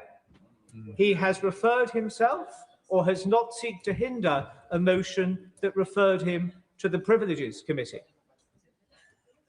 If members opposite, honourable and right honourable, follow the advice, and that might be the gentlest way of describing it, but follow the advice of government whips today, they will be creating the largest albatross to hang around their necks in these closing days as we approach polling day. Why did you vote to cover up for the Prime Minister? Why did you not do the right thing? What has the Prime Minister got to hide? Why is the Prime Minister running scared? Far much better to say to that floating voter or that person who may be havering over where to put their cross, what confidence has my party leader got, the Prime Minister? He's happy for this to happen. He's absolutely clear in his own mind that his integrity is unimpeachable, his honesty is to be unquestioned, he has not misled the House. Off to the races. It is another trap which the Labour Party seems to be keen to fall into. We're all familiar, I would be saying to that whip, that sunlight is the best disinfectant. Let the Privilege Committee be that sunlight. And I can well remember, Madam Deputy Speaker, and I say in closing, there was a vote in the last Parliament which was whipped, and 13 of us on the government benches rebelled. It was a hard and tricky vote.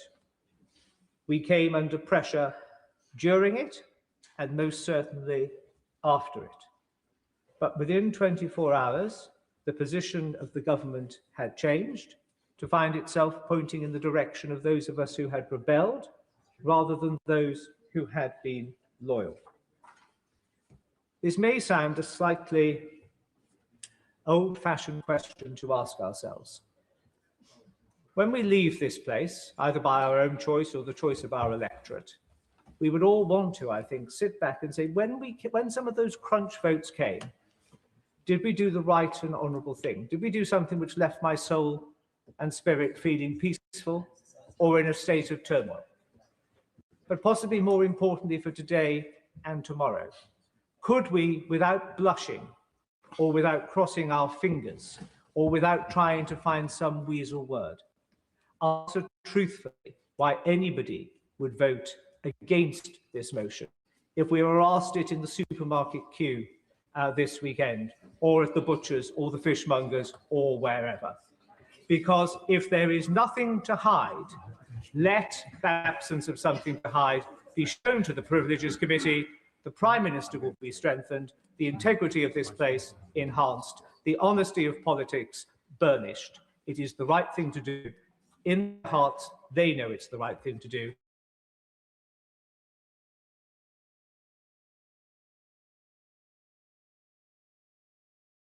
for Nottingham East, the Honourable Lady for South Shields.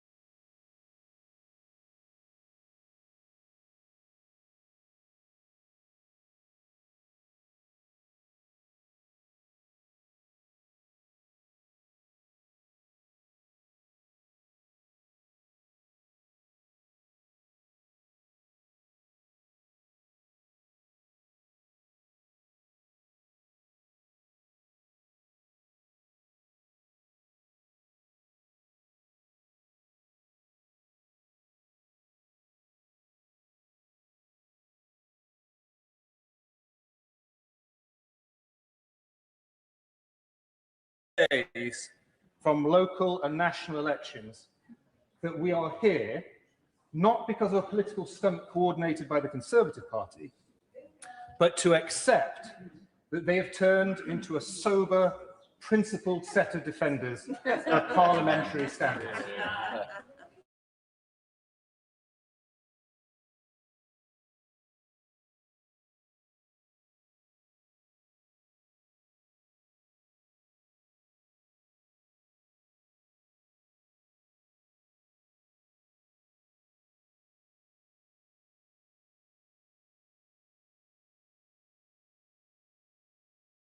That they are not interested in pre-election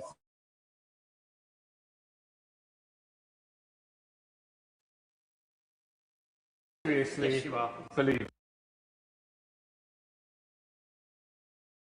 Conservative source was reported as saying, we got the privileges vote.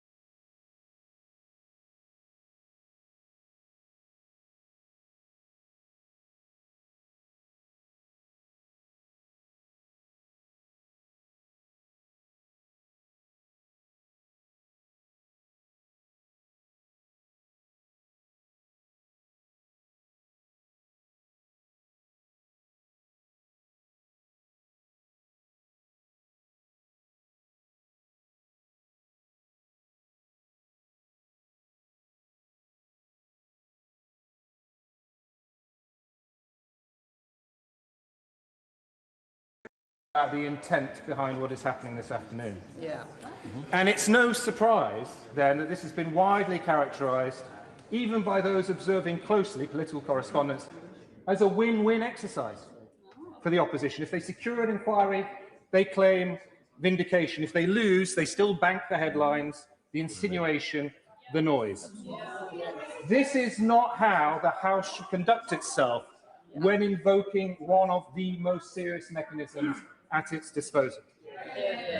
And as the Honourable Member for Smethwick very powerfully pointed out, we're not dealing with a vacuum. There are mechanisms already in train. The Foreign Affairs Select Committee, the humble address. The Prime Minister answered questions for nearly 3 hours last week. That is important. And, Madam Deputy Speaker, referral to the Privileges Committee is not a partisan tool. It is not a device to be deployed because one side sees a political opportunity. It exists for a clear, prima facie, serious and evidenced case of misleading the House, cases that go to the heart of ministerial integrity. Very happy to give way to the Honourable Member. Because it's so evident that what you're doing this afternoon, that the Honourable Member is participating this afternoon, is party political. In fact, I would say to the Honourable Member that he's partaking in a particularly dishonourable act in doing this in such a partisan way. So, to carry on with the case that I was making, I do not believe that what has been presented meets the bar that I just mentioned. At most, what we are dealing with now, I'm going to make some progress, thank you. At most, what we are dealing with here is an argument about a deeply flawed appointment, as I've said, a deeply flawed process and the judgments around it. But those are matters for political debate, for scrutiny, for challenge, across this chamber, but they are not, in themselves, grounds for alleging contempt of Parliament. If they were, Madam Deputy Speaker, the Privileges Committee would be constantly in session. And that brings me to the question of consistency, because the House in recent years has had to confront genuinely serious breaches, cases where standards weren't just questioned, but plainly and repeatedly violated. Findings of bullying at the highest levels of government in the last government, of ministers in the last government falling short of the standards expected of them. And most notably, we saw a former Conservative Prime Minister investigated and found to repeatedly have misled the House. Conduct so grave, I'll finish this point and then I might give way if I'm feeling generous. Conduct so grave that it resulted in a damning report, which I think the Leader of the Opposition abstained on voting in favour of, I think. And of course, that's quite aside from the fact that it also involved a criminal conviction. Yes. Exactly. There is no equivalence, none. Between those cases and what is before us today. Because if there was, there would have been a genuine attempt at a cross-party piece of persuasion. And instead, what we got from the Leader of the Opposition was a rambling roller coaster. Iran, the two-child benefits cap, U-turns, etc. So, to attempt to draw that comparison is not just wrong, it diminishes the seriousness of those findings in the past. It risks turning the Privileges Committee from a guardian of standards into a weapon of convenience. Madam Deputy Speaker, the motion today speaks the language of contempt of Parliament, but actually it reveals something else. It reveals the contempt the opposition hold for the British people.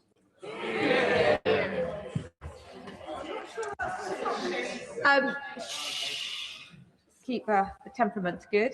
Stephen Flynn. Deputy Speaker, it's a pleasure to follow the honourable gentleman from Macclesfield who's done himself no harm whatsoever and soon becoming a junior whip in the government. And I look forward to seeing him in his trade envoy, of course. America, and ambassador. I'll let them have their fun soon, Madam Deputy Speaker.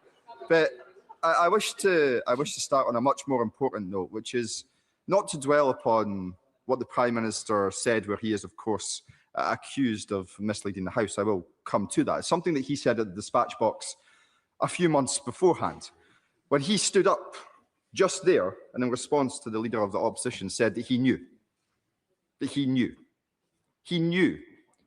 that Peter Mandelson had maintained a relationship with the world's most notorious paedophile and child trafficker, Jeffrey Epstein. And when he stood up at that dispatch box and said he knew, he finally admitted that he knew. That should have been it. That should have been curtains for him. And the members opposite at that time, at that moment, should have made a moral decision that he was not fit to hold the office of Prime Minister of the United Kingdom and the First Lord of the Treasury. He was not fit because his judgment was flawed and it was wrong. But they proactively chose to ignore that and to defend him. And in the weeks that have passed, all we have seen is even greater scandal engulf this Prime Minister and the members opposite, whether they realise it or not. Some appear not to. And as Parliament returns after the prorogation which is to come, we've now received confirmation from the Prime Minister's chief bag carrier that the second tranche of the Mandelson files will become apparent. And each and every one of these members opposite will be wedded to him as their leader and their Prime Minister, despite everything that the public knows and everything that the public is going to come to learn. And let me tell them something. As someone who has sat in this House and watched a little bit of chaos up close, it will come back to haunt them, and it will come back to bite them far sooner than they realise. And all of us, in all of our political parties, go through these moments. I've seen it in my own party in recent years, just as members opposite said they have seen it in theirs. But what you do in politics, or what you should seek to do, is learn from those mistakes, not to repeat them.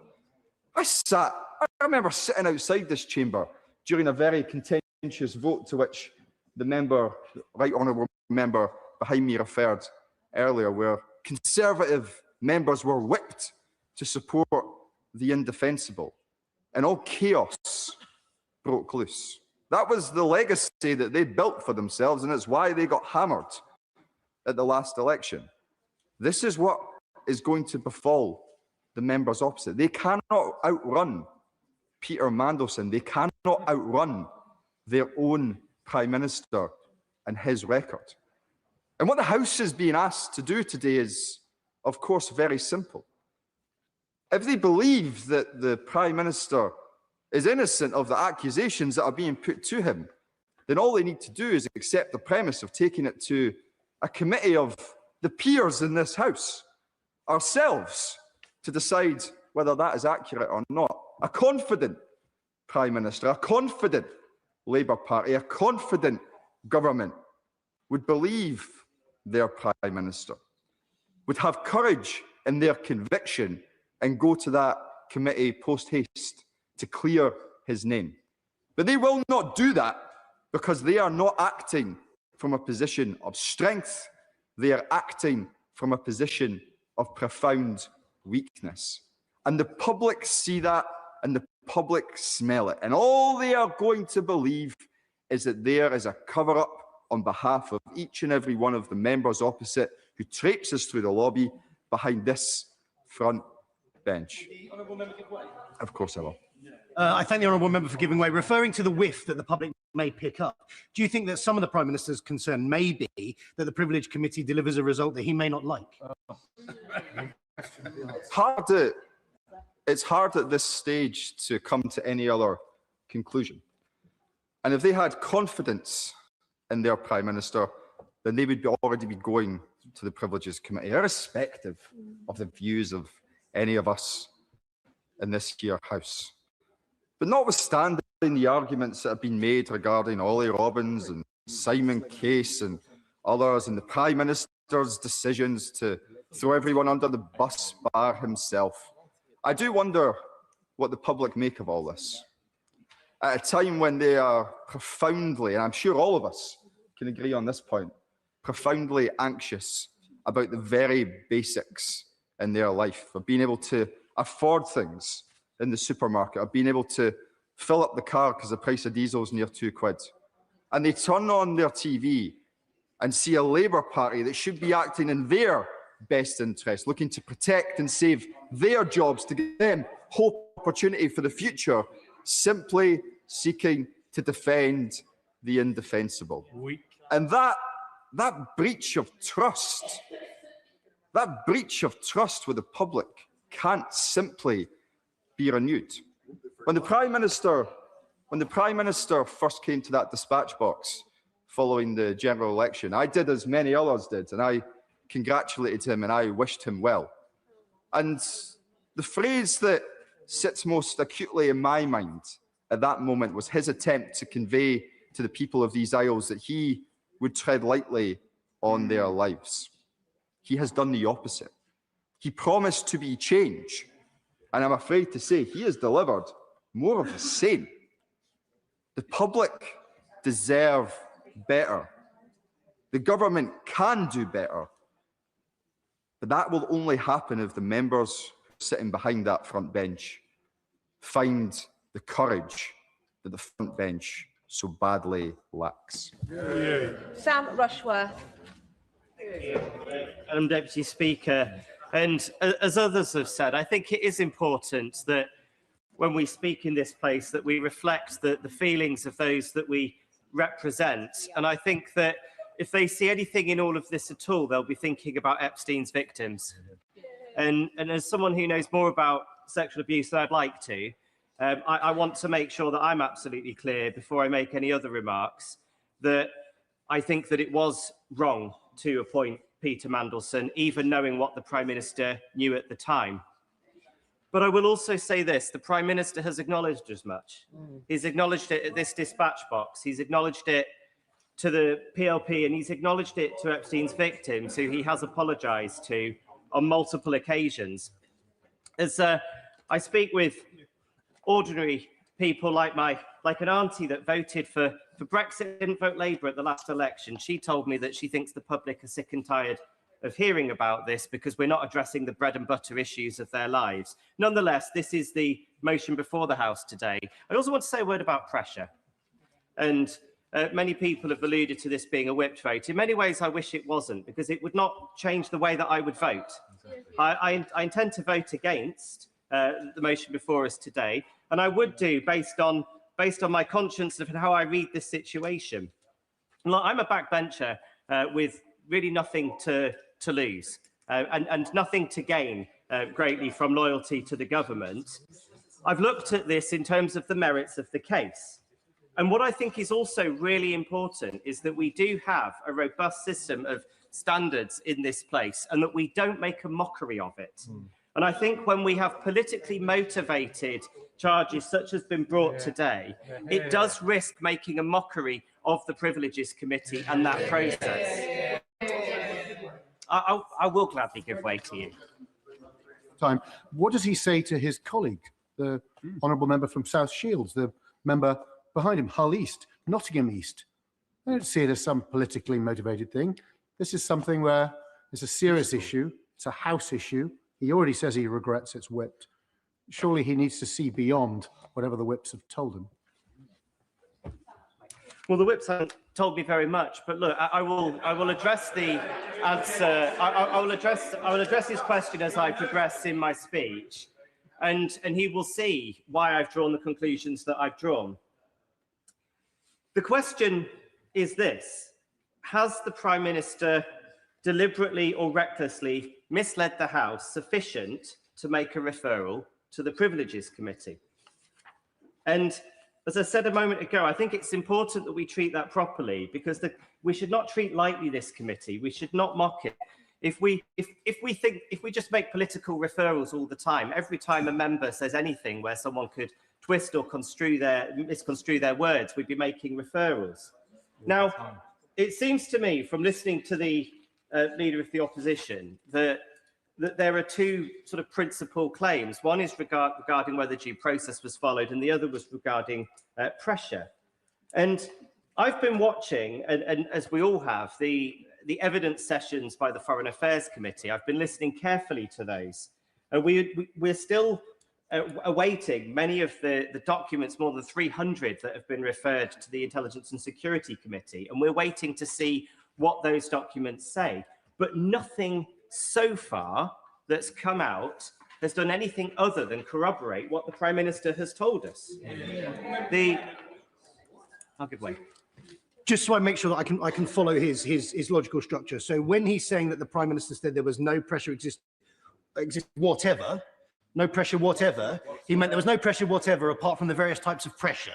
Is that right? I will come on to address that point in just a moment. First of all, let's address the point about process. Sir Chris Wormall's letter to the Prime Minister said, the evidence I have reviewed leads me to conclude that the appropriate processes were followed both in the appointment and withdrawal of the former HMA Washington. Sir Ollie Robbins confirmed that he did not tell the Prime Minister that Mandelson had failed the vetting process, and said, you are not supposed to share the findings and reports of UKSV other than in exceptional circumstances where doing so allows for specific mitigation of risk. So this is according to him. Kat Little, who appeared before the Foreign Affairs Committee, said, my view is that due process was followed because the process I've outlined to the committee is that UKSV make a recommendation and the Foreign Office make a decision as to whether to grant DV. So all the evidence so far is certainly corroborating that view. I want to address a colleague's question about pressure. Clearly, there are different types of pressure that can be exerted.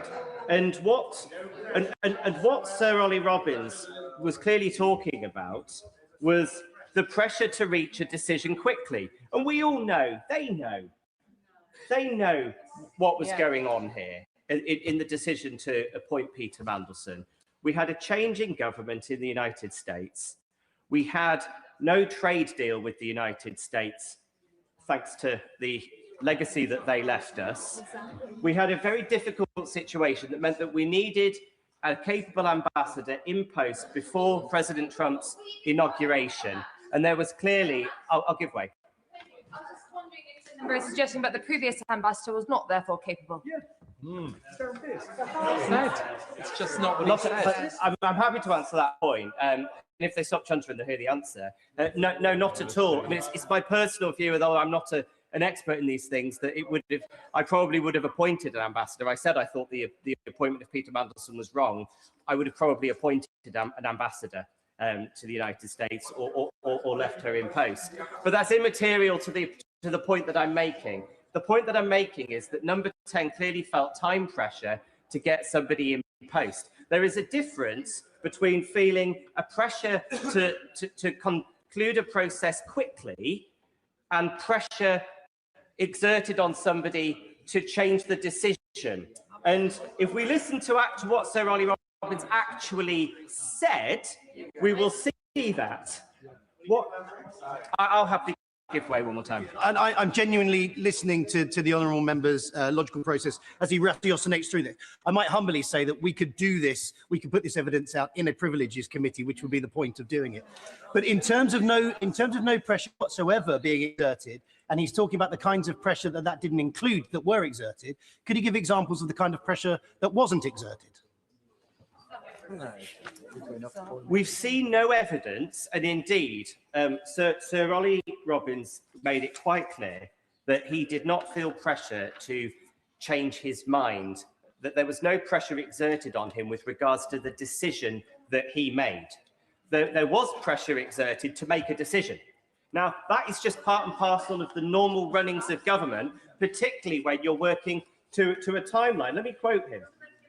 I'll make some progress in a moment. I walked into a situation where there was a strong expectation, you've seen the papers released under the humble address coming from number 10, that he needed to be in post in America as quickly as humanly possible. The very first formal communication to my predecessor from number 10 private office being that they wanted this done at pace so that Mandelson would be in place before inauguration. That does not imply that there was some pressure to appoint him against the evidence that came forward. I will give way. I thank the member for giving way. Having recognised that, as Sir Philip Barton said this morning, I don't think there can be any doubt that there was pressure to get this done as quickly as possible, i.e. to jump through all of the hoops, to confirm the decision, to... No, that first bit is a quote. The next part of my sentence is my words, i.e. to jump through the hoops, to confirm an announcement that had already been made that Mandelson was appointed as ambassador.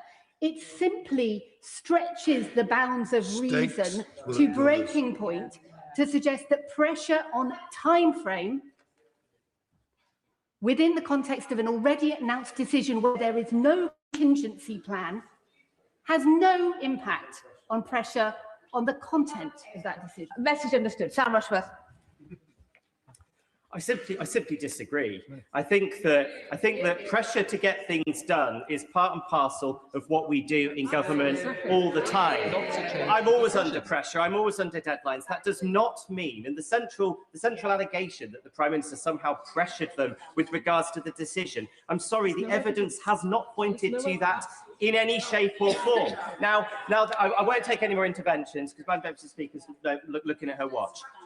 But what it simply hasn't been substantiated. There is a process going on at the moment. There are documents being released under the humble address. There is the evidence being given before the Foreign Affairs Committee. I do have to wonder why they have not waited until that process was concluded before writing to the Speaker requesting this. Now, I just want to address a couple more points quickly, and I won't take any more interventions. One is that I will acknowledge that there are members on my side today who have suggested, and indeed some members of the opposition, that they're so confident that the Prime Minister has no case to answer, that he should just refer himself to the committee to prove it. I don't think that that's the way that we should be using that committee's time. I think the onus is on this place to decide has any evidence come forward yet that suggests that there is a case to answer. And I don't think anybody so far has shown any. And people have referenced as well that the former Prime Minister Boris Johnson, may I remind the House that at the point that he was referred to the Privileges Committee, this was not a case of what happened in the FCDO behind a Prime Minister's knowledge. This was a case of him saying there were no parties in Downing Street, him then appearing photographed at parties, and then there was a Metropolitan Police investigation and a criminal conviction by the point that he was finally referred to that committee. So I'm simply not going today to indulge the opposition in their games. We all know what this is about. We all know that somewhere in Conservative headquarters right now are graphics being prepared with our faces on it to try to play some narrative to our voters that we're all part of some big cover-up. I think that when we behave like this, frankly, it does a disservice to all of us, and it does a disservice to this place, and I'm simply not going to play their games today. Well said. Alicia Kern. The motion today does not attribute wrongdoing. It represents a simple choice. Do we as a House support transparency? And a decision. Do we think that truth in this place still matters? Now, Peter Mandelson's CV reads like an indictment, and we all know that, and I don't need to rehearse the litany of appalling and heinous decisions and acts that he has taken. And for me, there leaves no question as a result that the Prime Minister's judgment was absolutely found wanting in this situation. But given the seriousness of Mandelson's actions and the seriousness of this appointment, surely every member of this House wants to know why he was appointed, how he was appointed, and whether or not we and the British people have been given the full story of what happened. Now, I worked at the Foreign Office as a civil servant. And if I, listening in detail, reading every single detail bit, feel that something doesn't sit quite right, If I have former colleagues ringing me and saying that's not how the process works, it just doesn't make sense, that's not right. If we then have the Prime Minister saying that he'd seen the vetting, oh no, I meant I'd seen something else, sorry, I hadn't seen the security vetting, I'd seen the due diligence. Oh, there wasn't any pressure put on. Well, others most clearly think there was pressure put on. And if the honourable gentleman who just spoke is genuinely suggesting that there is no such thing as abuse from those who have more power against those who have lesser, that politicians do not sometimes behave appalling to civil services, and that pressure, oh, we're all busy, it's the same pressure. No, and that's why we have specific law. Let me finish the point and then I'll happily take his intervention. We have specific laws that represent that when someone senior to you puts you under undue pressure or treats you in a certain way, they have to take far more responsibility because they have the ability to exercise that responsibility and authority over you that you cannot challenge. And if the gentleman wants to come back and argue that he does not believe that in hierarchies, particularly number 10, political appointments versus civil servants, there is such an imbalance in power, I will happily have him make that case. So I'm disappointed in the way that she just made that point. But no, what I saw in Sir Ollie Robbins' testimony was that he said that number 10 was repeatedly asking, has the vetting been completed? And that is inconsistent with the idea that number 10 regarded the vetting as immaterial to their decision.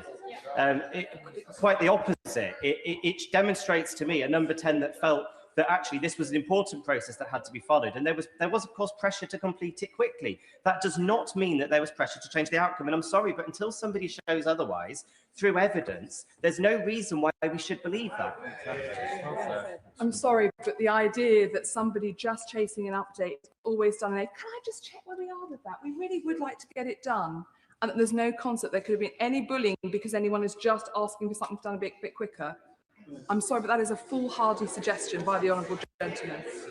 Now, the Prime Minister has come to the House many times, as honourable members would like to suggest, but he hasn't answered the questions.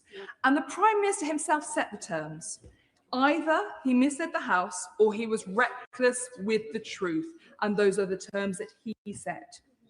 Multiple people have lost their jobs over this Prime Minister's decision to appoint Manderson. 2 civil servants and 2 political appointments.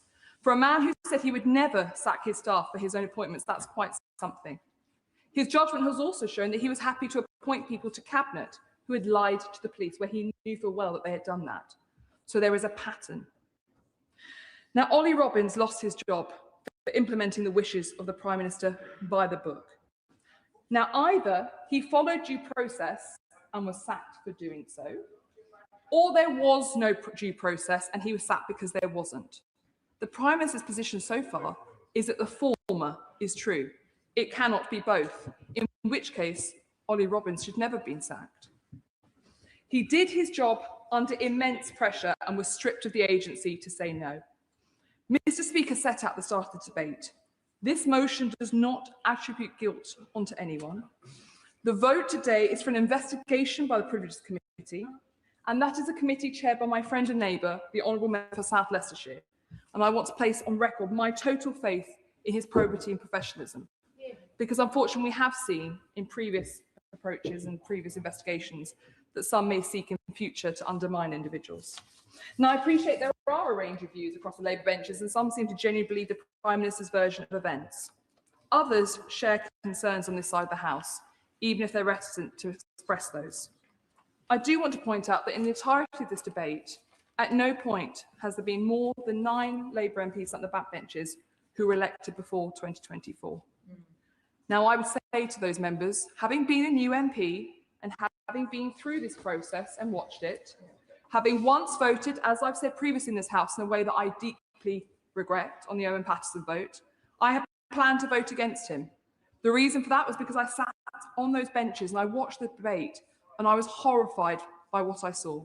And despite the enormous pressure from people around me, I went, right, okay, I've got to do what's right. I'm going to vote with those brave 13 right thing. I then went downstairs to breastfeed my daughter, who was very young at the point. I think she was just turning 6 months. And when I came back up, there was only 1 minute left of the bell. And when I looked into 2 voting lobbies, I couldn't see those 13 friends who'd gone the right way on the vote. So I was stood there on my own, absolutely terrified, not knowing what to do, seeing everyone else going through the other votes.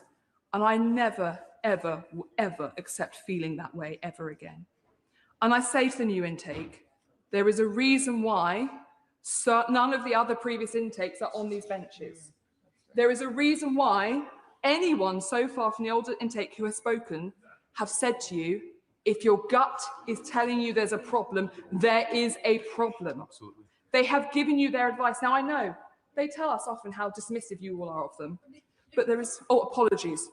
Forgive me, Madam Deputy Speaker. You would never be dismissive of anyone, so I correct myself entirely. But I would just say, there is a reason, and you should take that time, reflect, and, oh my goodness, I can only apologise again. There is a reason, Madam Deputy Speaker, why older intake Labour MPs have chosen not to come and defend the Prime Minister today, because they've seen this show before. They know what happens, and they know that actually your gut will be telling you the right thing to do. And I also congratulate those who've been brave enough to speak out today and to share their views. The House will recall the government did attempt to whip Labour MPs against giving the Intelligence and Security Committee a role in assessing and releasing the Mandelson files, as per the humble address. Parliament asserted itself on that day, and we must do so again. A vote against this motion will show loud and clear that you followed the party line and you forgave and ignored your conscience. No, that you, oh. There is precedent here. In 2022, the House unanimously passed a motion to allow the inquiry into whether the Prime Minister had misled Parliament. We Conservatives supported that motion and not a single MP blocked it. So I do know how hard these are, because we've been there. And I supported the committee's findings that Boris Johnson had misled the House. So my advice to Labour MPs is to listen to your conscience and do what you know is right. Members will thank themselves as years pass by to be free from the weight of regret. But also, I would also point out that matters of standards should never be whipped. And I'd be interested to know if any Labour MP is willing to stand up today and say that the threat of having the whip removed has not been made, because so far none of them have said that. And I would also say to the front bench that there is indeed, well, pressure seems to be an issue we need to debate more. I would also say to Labour MPs considering speaking in this debate, you may find that even before the vote, the government changes. The members may find that before the vote this evening, your party has changed its mind and you are no longer being whipped. So I would encourage Labour MPs to reflect on whether this is the record that a member may wish to have, because whips do change their mind if members represent themselves to them. So can you truly say that the whole story is out there? Can I remind the Honourable Lady, it's not me. Much of this has been addressed to me. I'm not voting this afternoon. I won't be speaking. Alicia Kearns. And I accept fully, Madam Deputy Speaker, that I do know better, so I apologise. The whole story is not out there, and a future release will have to be given. I'm very grateful to the Honourable Lady, and she makes a wise and experienced speech today to this House, reflecting on her personal experience in previous votes. Would she agree with me that the question we must all ask today is, whichever side of the lobby we vote, we must justify that to our constituents?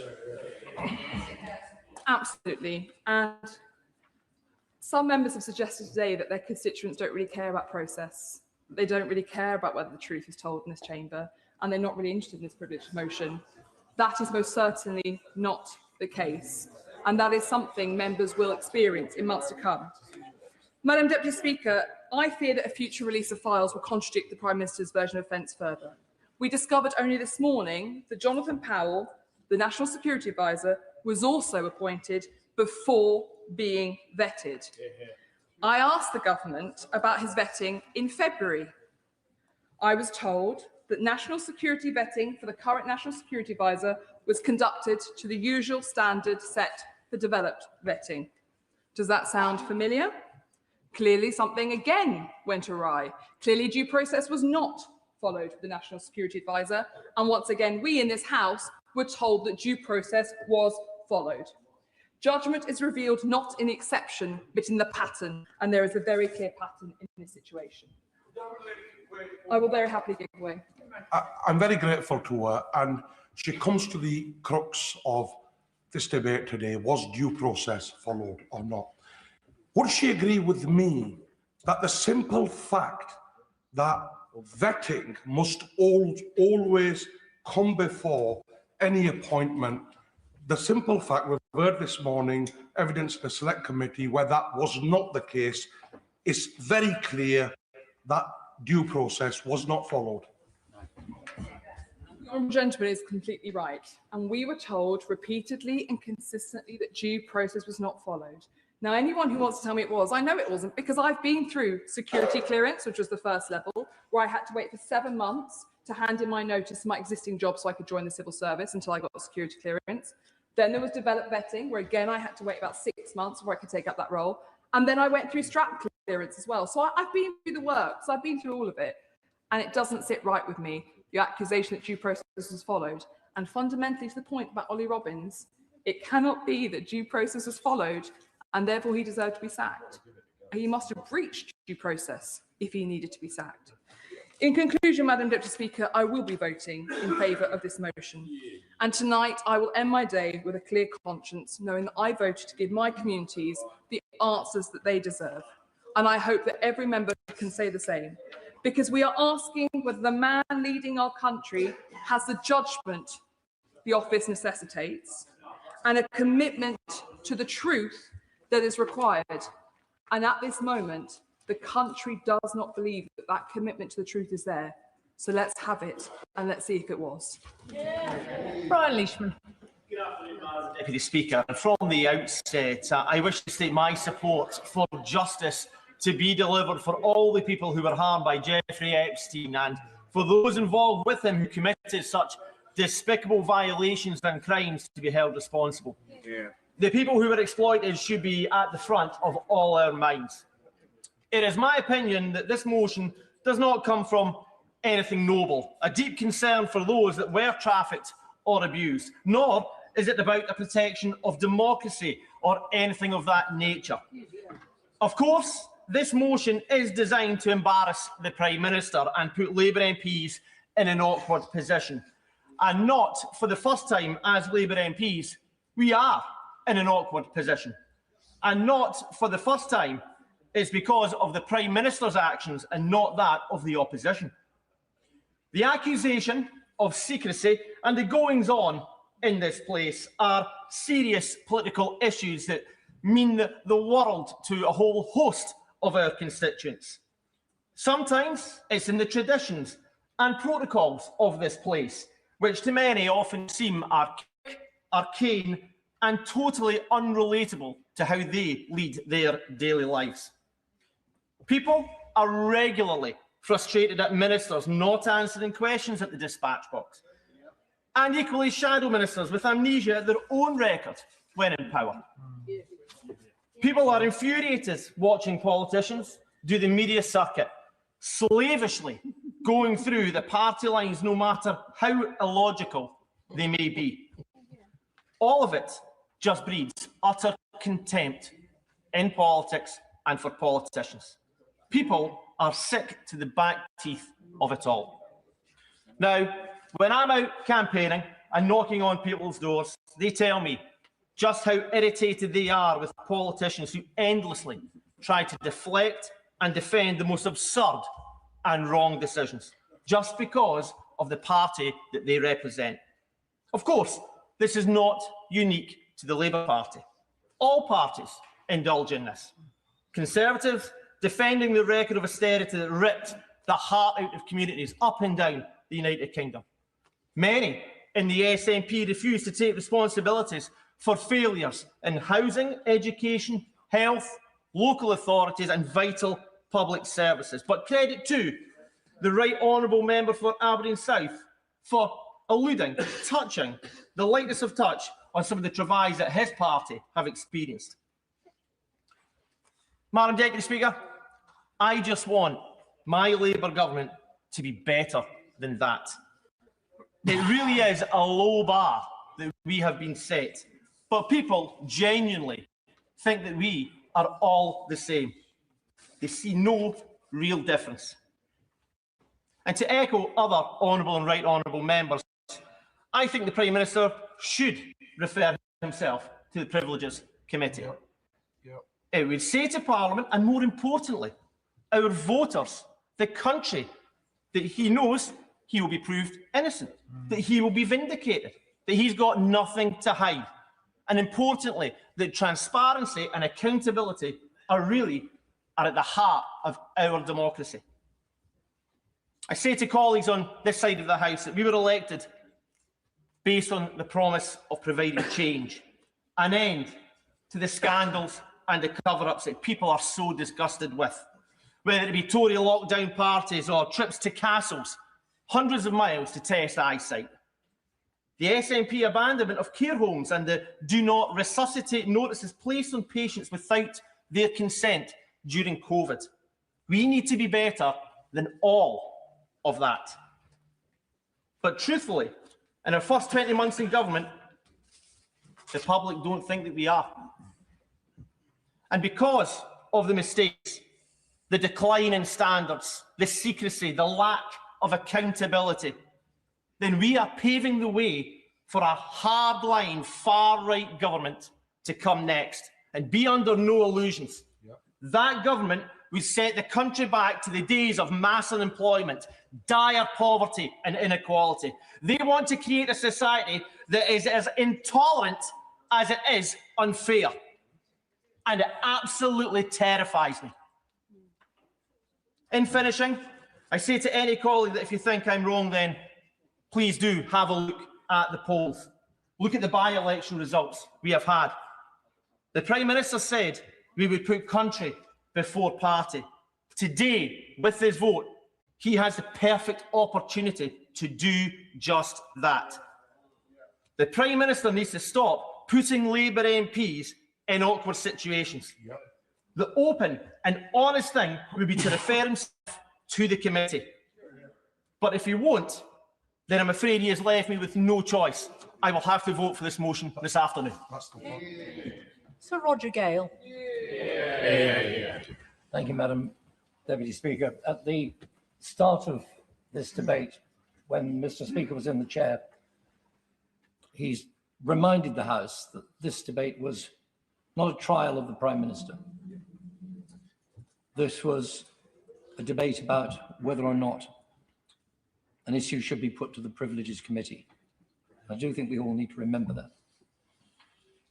And he also said, for the record, that when the debate became repetitive, he might consider taking a closure motion. I'm sorely tempted to move one, Madam Deputy Speaker, but not yet. It saddens me deeply that we are where we are today. It saddens me that this has been presented by some members of the government benches as a ruse before the local government elections. This is about something very fundamental to many of us. It's about the truth, the probity, the integrity of this House and every man and woman that sits in it. I've heard some very courageous speeches from the government benches this afternoon. And I applaud each and every one of those people who made them, because I know just how difficult, Madam Deputy Speaker, this is. Mr. Johnson has been referred to frequently. I was one of the first, possibly the first, to call publicly for the resignation of Johnson as Prime Minister. That was not a happy circumstance. I did not enjoy it. I do not like taking on my own side. But I believed then, as indeed I believe now, that man was not fit to be Prime Minister. But I also know that what I did and said was right, as I believe that those honourable members on the other side of the House who've spoken this afternoon in support of the motion are doing what they believe to be right. I'm horrified, Madam Deputy Speaker, to have to believe that House business is whipped. It should not be. It's been said repetitively that actually the sensible thing to have happened would be for the Prime Minister to refer himself to the Privileges Committee. But if that's not going to happen, then I think we all need to understand that out there, there are people waiting to see what we do. Can we be trusted? Never mind, can the Prime Minister be trusted? Can we be trusted? Yeah. Can we be trusted to take the proper decision tonight? Every single one of us in the morning is going to get up and look in the mirror to either put on makeup or shave. And we have to look.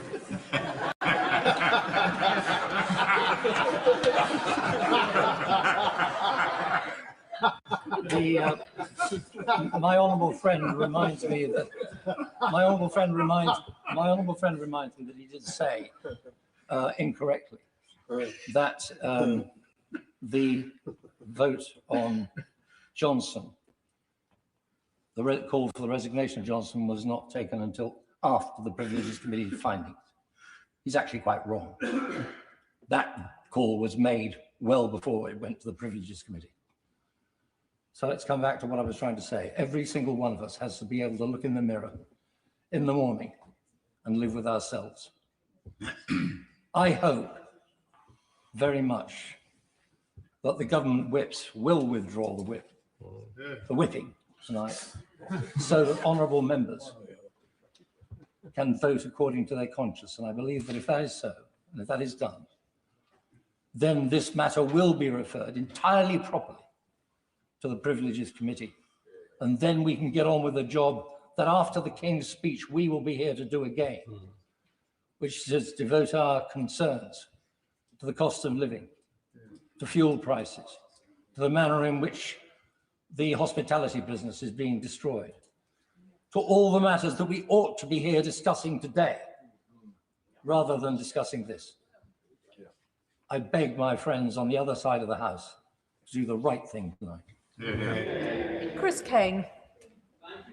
Deputy Speaker, a referral to the Privileges Committee, particularly involving a Prime Minister, should be rare. The bar should be high because we have so many other processes available to us in this place. And with this issue, many of these processes are already in action.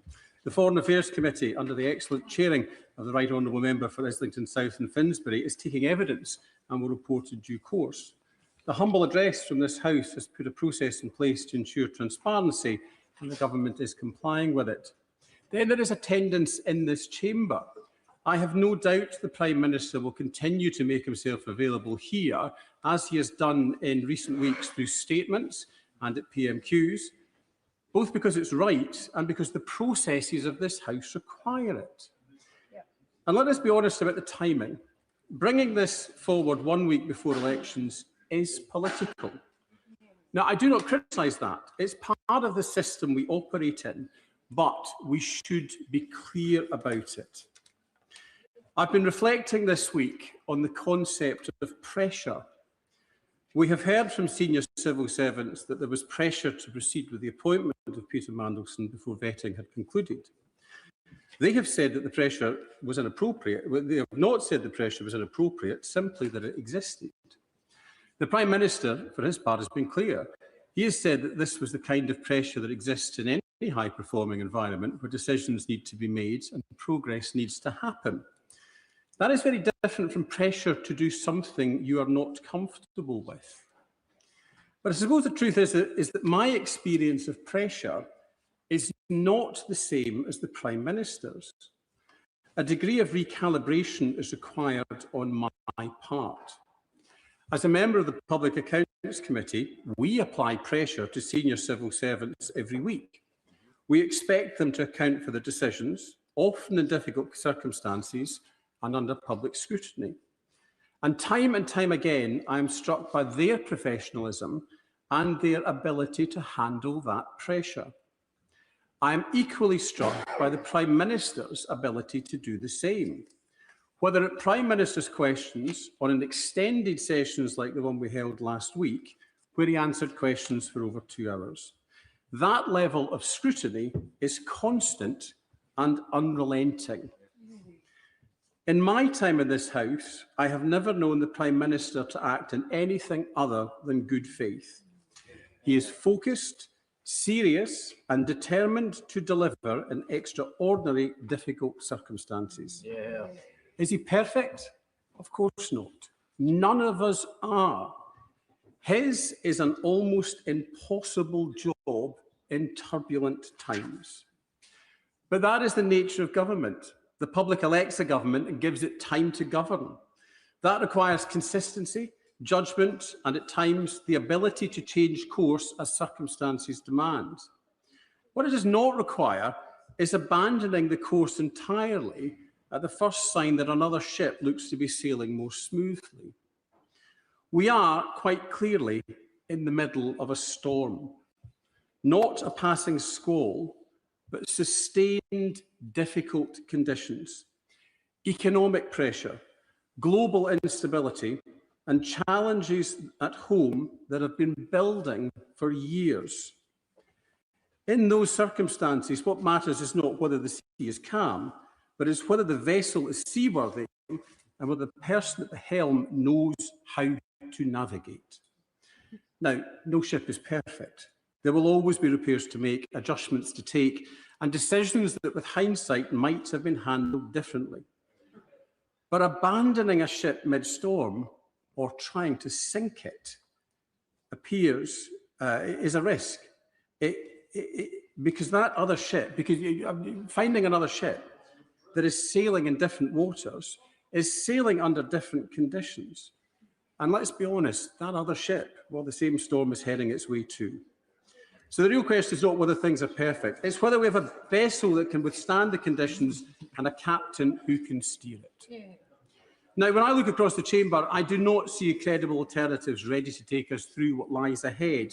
On one side, too many meetings, too much to remember. Neo One captures what matters: commitments, decisions, follow-ups. Ask Neo later. It remembers for you. Forget nothing. Wearable AI assistant. If you cannot reliably build and run the ferries that connect your own communities, it does raise serious questions about the readiness to navigate a much bigger journey. Theirs is less of a fully equipped vessel and more like something assembled for the appearance of movement rather than the reality of it. So we give way in that point? Of course. Dr. Scott Arthur. Does he agree that it appears the SNP don't have a ship right now? They must have a submarine. Order. I think honourable members will find this is not a debate about the SNP, and perhaps we all ought to confine remarks to the subject that we're actually debating. Chris Kane. Thank you, Madam Deputy Speaker. To finish my metaphor, but not about the SNP, you hold steady.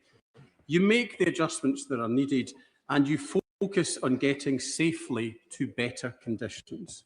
That is the task that's in front of us. And that is why I will be supporting the Prime Minister to continue doing the job he was elected to do, to keep a steady hand on the tiller and guide the country through challenging times.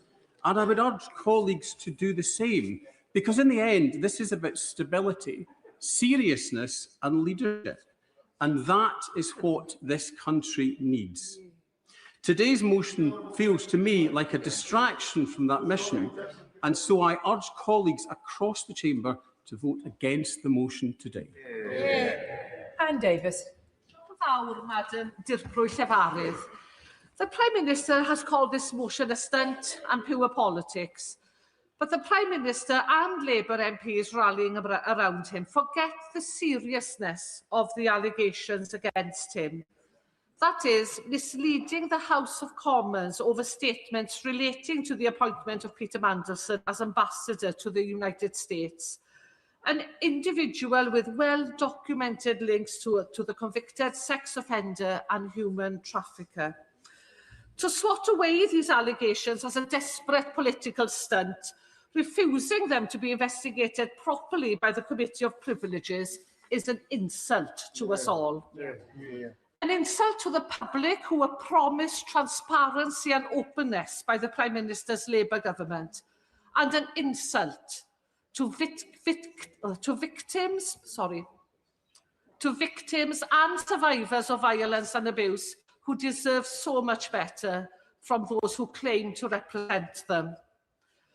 What Parliament is being asked today is a straightforward question about whether serious concerns regarding the Prime Minister should be examined properly and independently.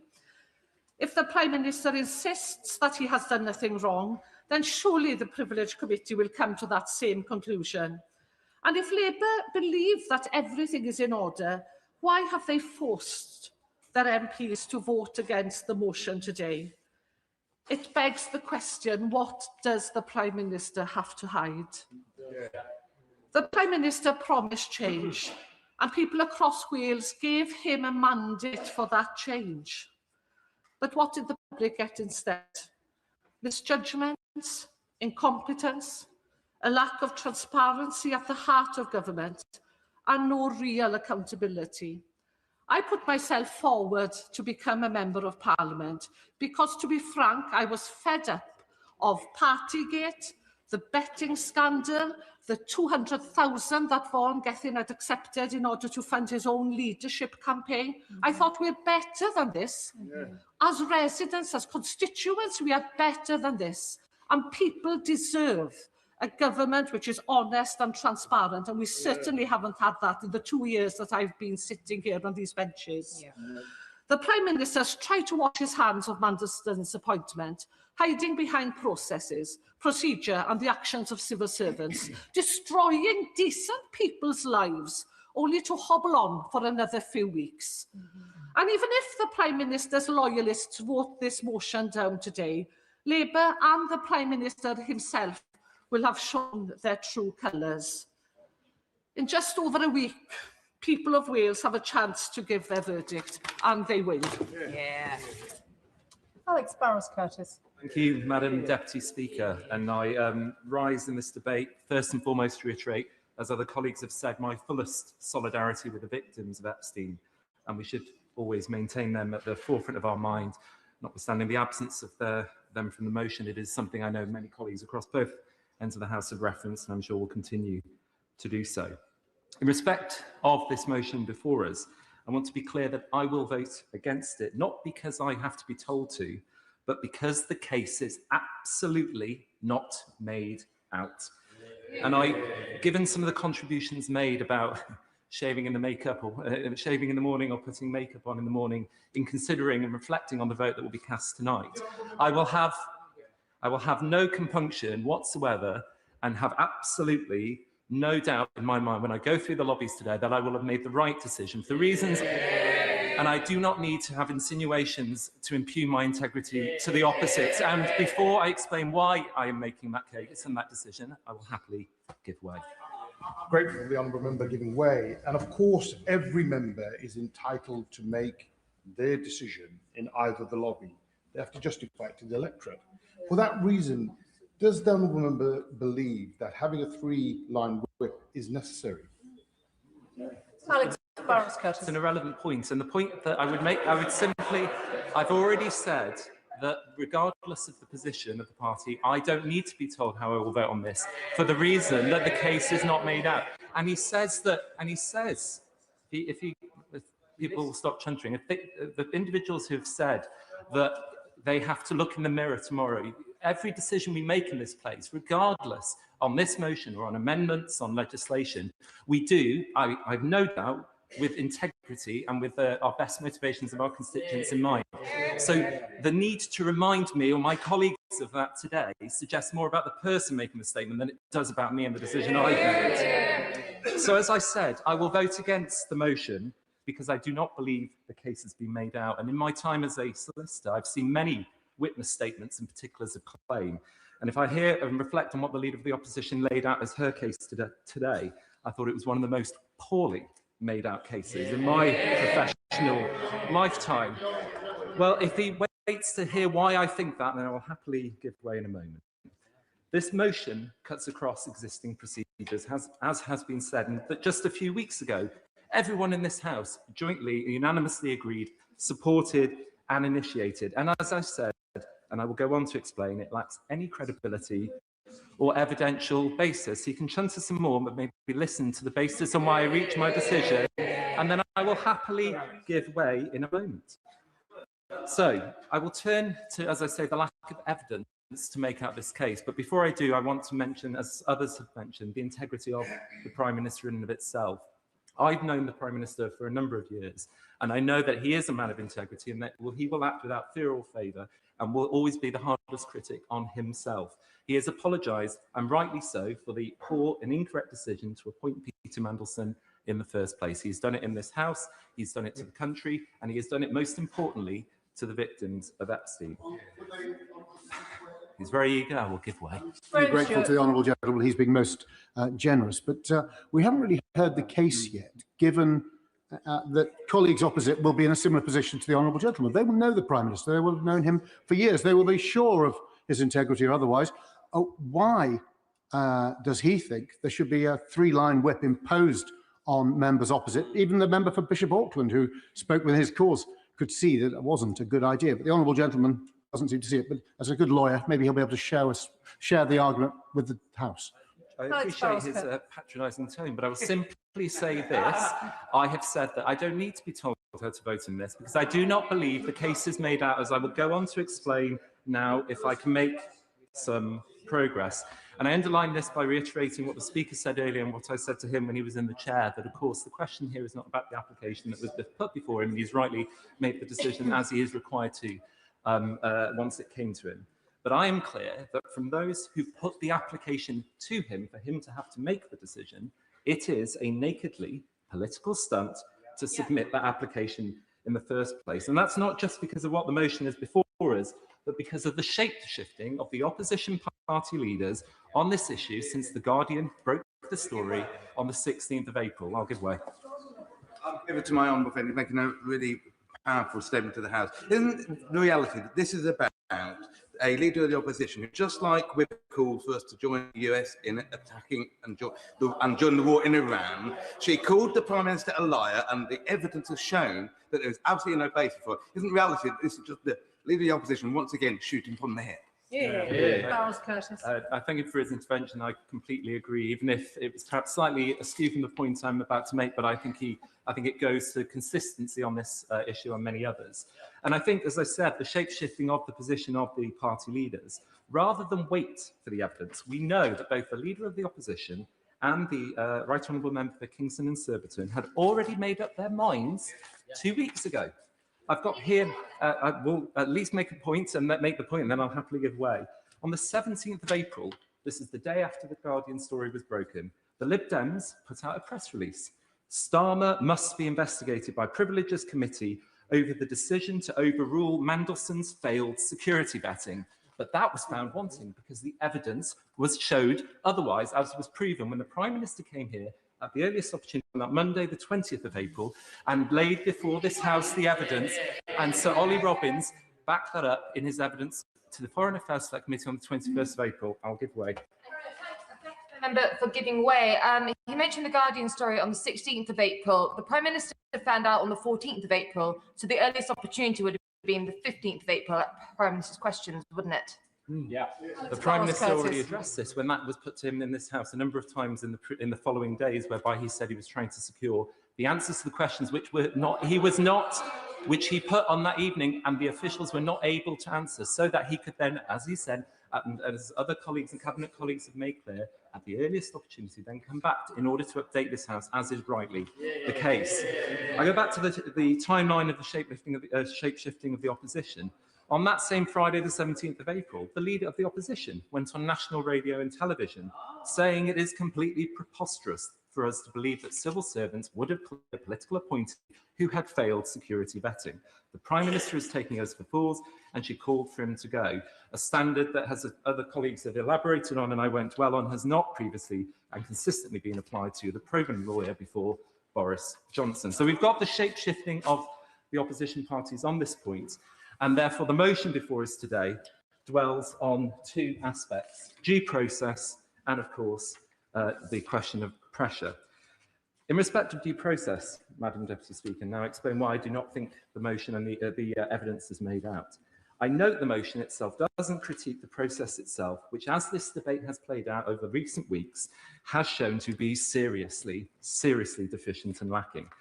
That has necessitated the necessary reviews and changes at the Prime Minister's order, as some of this debate today has elaborated on. Indeed, this motion asserts, without actual evidence, that has been that has withstood further testimony from key officials to the Foreign Affairs Select Committee. And we know the Prime Minister was not told about the UK security vetting's recommendation to not grant Peter Mandelson clearance, that he was not told about that in many subsequent weeks. And Sir Chris Wormwood confirmed that due process was followed. So I do not accept that that case has been made out. And when we turn to the question of no pressure, the Leader of the Opposition made great play of her selected quotes. And I have Hansard before me from Prime Minister's questions of the 22nd of April. And it is quite clear, as the Prime Minister starts his answer to her question, that he will deal directly with the question of pressure in relation to the decision to appoint Prime Minister Peter Mandelson and to put him in place. The Prime Minister, is clearly referring to the parts of Sir Ollie's evidence of the 21st of April to the Foreign Affairs Select Committee on the specific point about whether or not pressure was brought to bear on the outcome of the vetting process. This was also the gist of the Leader of the Opposition's preceding question, actually, to the Prime Minister, to the question that the Prime Minister was answering. It is also notable that just today, Sir Philip Barton substantiated the position that there are two different types of pressure, and whilst there was pressure to get on with making a decision, which the honourable member earlier alluded to, he then went on to say he was very clear, quote, that he was not aware of any pressure on the substance of the vetting decision, which is what this motion goes to. I'm conscious of time, Madam Deputy Speaker, and so I want to conclude by expressing solidarity to my honourable friend, for South Shields, who spoke with great power earlier. And her and I have spoken about some of these issues before I have the privilege of being in this place, and of course I offer my support. But as my honourable friend for Bishop Auckland referred to in his excellent speech, I want to be clear that from the tone from some in this debate, it is clear that this is not about the substance of the issue, but it is about trying to exploit political partisan gain. And it is, I have no doubt in my mind, that certain political opponents will seek to make the lives of my honourable friend and others difficult, just like they have when it comes to other serious issues, such as impugning our decisions on, for example, grooming gangs, and putting out social media targeting us, which then means we have become the subject of death threats, and as my honourable friend for South Shields elaborated on, much worse for her and her constituency. Indeed, the Tory front bench were nodding at this when my honourable friend for Bishop Auckland talked to this earlier. They probably, as I said, have already got those digital media attacks ready to define us as, voting to cover up. But I have no doubt, there we go, I see they've confirmed it already again, which I think belies exactly their intent behind this. There is no doubt in my mind that it was a mistake to appoint Peter Mandelson, and the Prime Minister has taken responsibility for that. But as the quality of certain contributions today have pointed to, and as I've explained my reasoning for why I will not support this today, it is clear to me that rather than seeking to uphold standards, this risks undermining them. We should get on with the business of government. We should get on with some of the issues the right honourable member mentioned earlier about the issues that our constituents are most concerned about. We should focus on the job in hand, and it's for all of those reasons why I will not be supporting this motion today. Charlie Dewhurst. Madam Deputy Speaker, and I'm mindful of Mr. Speaker's earlier advice about repetition. I'll keep my remarks short and to the point. We've had a number of speeches where other members on the other side have debated whether there is a sufficient threshold to refer this matter to the Privileges Committee. Yet, I have to say, if you look at the evidence, there is clearly some very, very concerning issues amongst those documents that have been released to the public domain, what has been said on the floor of this House and what has not been said on the floor of this House. Now, we take the advice given by Simon Case when he was Cabinet Secretary back in November 2024. It's very clear from that document that was released as part of the humble address that the Prime Minister was advised if he wanted to make a political appointment, that vetting should be done before that appointment is made. Yeah. We now know, of course, that didn't happen. And Madam Deputy Speaker, when one takes the letter that Chris Wormholt, as then Cabinet Secretary, sent to the Prime Minister in September of 2025, he asserts that the process that was followed was in line with the advice given by Simon Case to the Prime Minister. And this is important because the Prime Minister has referred back to that letter as a reason why due process was followed, yet that letter seems, on the face of it, to be inaccurate in itself. And therefore, that is something that we need to investigate in this House. And then, of course, we come to the answer to the Prime Minister gave at Prime Minister's questions on the 22nd of April, where, of course, he removed the word that with any, which implied that there had been no pressure, that there had not been any pressure rather than that pressure. And when this was raised by my right honourable friend, the member for Brentwood and Ongar, at Cabinet Office questions last Thursday, the Chancellor of the Duchy of Lancaster asserted on the floor of the House that he says, "I think the difference between the words that and any is not of any material relevance." Now, I think anyone with a basic grasp of English and having heard the testimony of Ollie Robbins versus the answer the Prime Minister gave would clearly say that he has tried, at least in my view, to misrepresent what Mr. Robbins told the Foreign Affairs Select Committee. So I do believe that as well is an extremely, extremely powerful reason why this matter needs to be referred. And then I come to the case of the unanswered questions, the evidence that we don't have. And I refer back again to Simon Case's advice to the Prime Minister back in 2024, because what was released as part of the humble address is just Mr. Case's evidence. The box for the Prime Minister's comments remains blank. Now, are we expected to believe that the Prime Minister did not respond to the advice given by the Cabinet Secretary, or has that advice been withheld from this House? A question I think that does need to be answered. And then there are other matters. There are the evidence that the Prime Minister did see regarding Peter Mandelson, some of which he has confirmed to this House of Prime Minister's questions in relation to Jeffrey Epstein. But he's refused to answer whether he was aware of Mr. Mandelson's business links, particularly those connected in Russia and his directorship of Sistema, even after Russia invaded Ukraine. And then there's the matter of documents which the government is unwilling to even confirm even exist. For example, Mr. Mandelson's declaration of interest, Madam Deputy Speaker. We've asked repeatedly whether that document simply exists, not whether it's going to be published in full at this point, and we do not get answers. And then we find today Morgan McSweeney giving evidence to the Foreign Affairs Select Committee, confirming that a meeting took place in December regarding the first meeting that took place regarding the potential appointment of Mr. Mandelson as ambassador to the United States, and the Cabinet Office have said they have no record of this meeting. So were there no minutes taken at this meeting? If not, why not? Or have those minutes somehow vanished?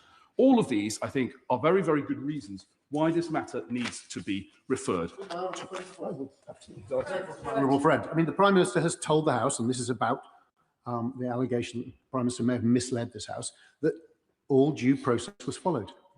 The decision to appoint Peter Mandelson was made, we're told by Morgan McSweeney this morning, in a meeting for which there are absolutely no records and notes, despite extensive searches. At the beginning of this process, they failed in due process, and yet he has stood there repeatedly telling us that due process was followed. On that alone, there would be cause to allow the Privileges Committee to investigate, and members opposite do need to look deep in their consciences before they vote against.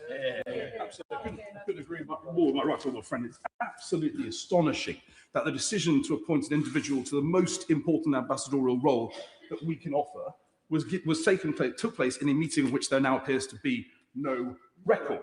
So we have three clear issues here. We have a discrepancy in documents that have been published.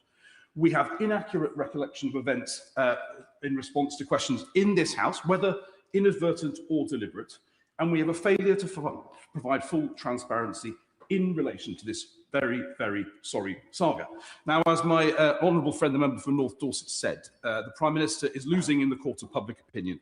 And therefore, the best route for him now is to refer himself to the Privileges Committee to make his case and perhaps to clear his name. Because as my right honourable friend, the member for Gainsborough said, it's not always the cock-up.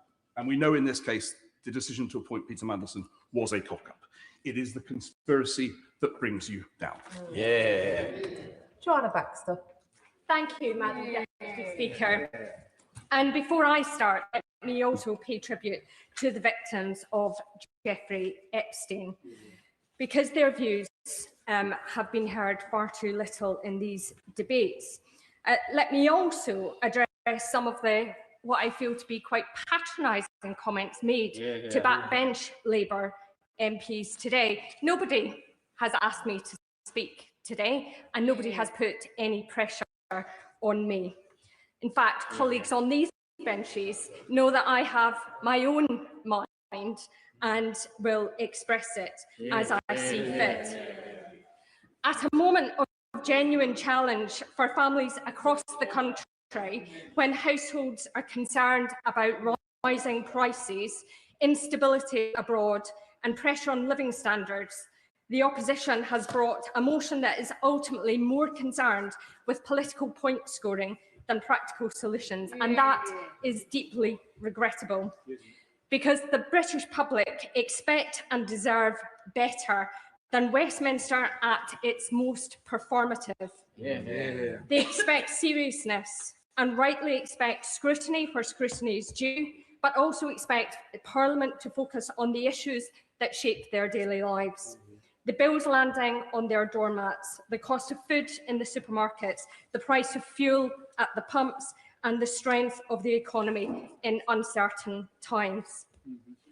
On Peter Mandelson, let me be absolutely clear. He should never have been appointed as our ambassador.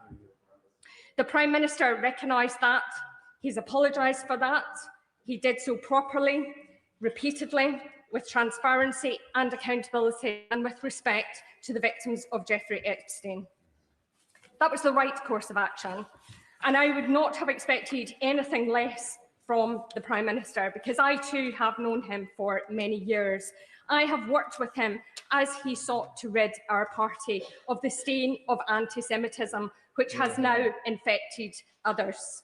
I've seen him stand up to Putin when others have taken bribes from his allies. Madam Deputy Speaker, given those processes of transparency are in place and underway, which they are, why, it has to be asked, are the parties opposite working to ride roughshod over investigation processes they all agreed to? Well, we've heard it here earlier in the debate. Social media clicks and cheap headlines ahead of significant elections. The fact is that the government has agreed to and is complying with the humble address to allow scrutiny of the Mandelson appointment in this place, to see the facts, the advice that was available to the Prime Minister at the time Mandelson was appointed. And my right honourable friend, the member for Islington and Islington South and Finsbury, is chairing a select committee inquiry to which key figures involved in the Mandelson appointment have rightly been summoned. And the Prime Minister has come to this House repeatedly to answer questions about that appointment. As has been already expressed, politically motivated use of the Privileges Committee procedures risks undermining those procedures. What is clear, the circumstances the opposition hoped would come to light, which they hoped might bring down a successful Labour government, have been nothing more than conspiracy. First, they said that the Prime Minister must have known that UK security vetting recommendation was to reject the vetting for Peter Mandelson. Yet Ollie Robbins confirmed to the Select Committee last week that he had chosen not to share that crucial information with the Prime Minister. They were wrong. They said that the Prime Minister was wrong to say that due process was followed, yet Chris Wormold has confirmed in a letter to the Prime Minister that the process was followed. In his own words, the evidence I have reviewed leads me to conclude that appropriate processes were followed in both the appointment and the withdrawal of the former ambassador to Washington. Again, they were wrong. How could the Prime Minister have taken any other assessment than due process was followed when it was spelled out to him in black and white from his own officials? Those are not rumours, they are not talking points, they are facts and facts matter in this place. Many good colleagues on these benches, and indeed I'm sure some on the others, know deep down that the #1 issue facing our constituents is the cost of living fallout from Trump's war in Iran, a war egged on by parties opposite. They know that because when we've been out on the doors in the lead up to the elections in May, that's what voters are telling every one of us. They're worried about their bills, the prices at the pumps and the prices in their supermarkets. And while some in this House want to engage in political stunts, this very afternoon, the Prime Minister is convening a committee on the response to the conflict in the Middle East, on how we support the British economy, our services, and most importantly, our constituents. What is clear is that there is only one party focused on the job of delivering for the British people, and it is the one that the country voted for in the last election. The Conservative Party, after 14 years of chaos, scandal and economic recklessness, now wants to lecture anyone else on standards in public life is galling. From the party that gave us Partygate, revolving door prime ministers, cronyism, collapsing public services, Liz Truss's catastrophic experiment that sent mortgages soaring and punished working families for Conservative failures. Meanwhile, they collude with the SNP who asked voters. I've made the point previously. Please, will members confine themselves to debating the issue at hand and not into fighting the local election campaign, perhaps. Joanna Baxter. Thank you, Madam Deputy Speaker. Those are the issues we could have been debating today, but instead we are debating a political stunt. This government is standing up for the British people, showing leadership in our support for Ukraine, bringing our national rails services back into public ownership, delivering our historic Employment Rights Act, amongst many others. Madam Deputy Speaker, when I vote this afternoon, I do so knowing full well I was elected to serve on the priorities that matter to the people of Paisley and Renfrewshire South. Their bills, their security, their welfare, and I will vote to ensure that we have a government that continues to focus on those priorities. Richard Tice. Thank you, Madam Deputy Speaker. Well, the motion to refer the Prime Minister to the Privileged Committee revolves around two words, Madam Deputy Speaker. Pressure, that's the first word, and it's absolutely vital. Also, process. And of course, the Prime Minister is the master of process. He bangs on about it all the time. The king of process here in the Commons. And he says that full due process was followed, and yet we've already heard from other honourable members that Sir Simon Case, the then Cabinet Secretary, gave the Prime Minister in November 2024 due process. He said that actually the vetting and the due diligence should be carried out before confirming the choice of ambassador.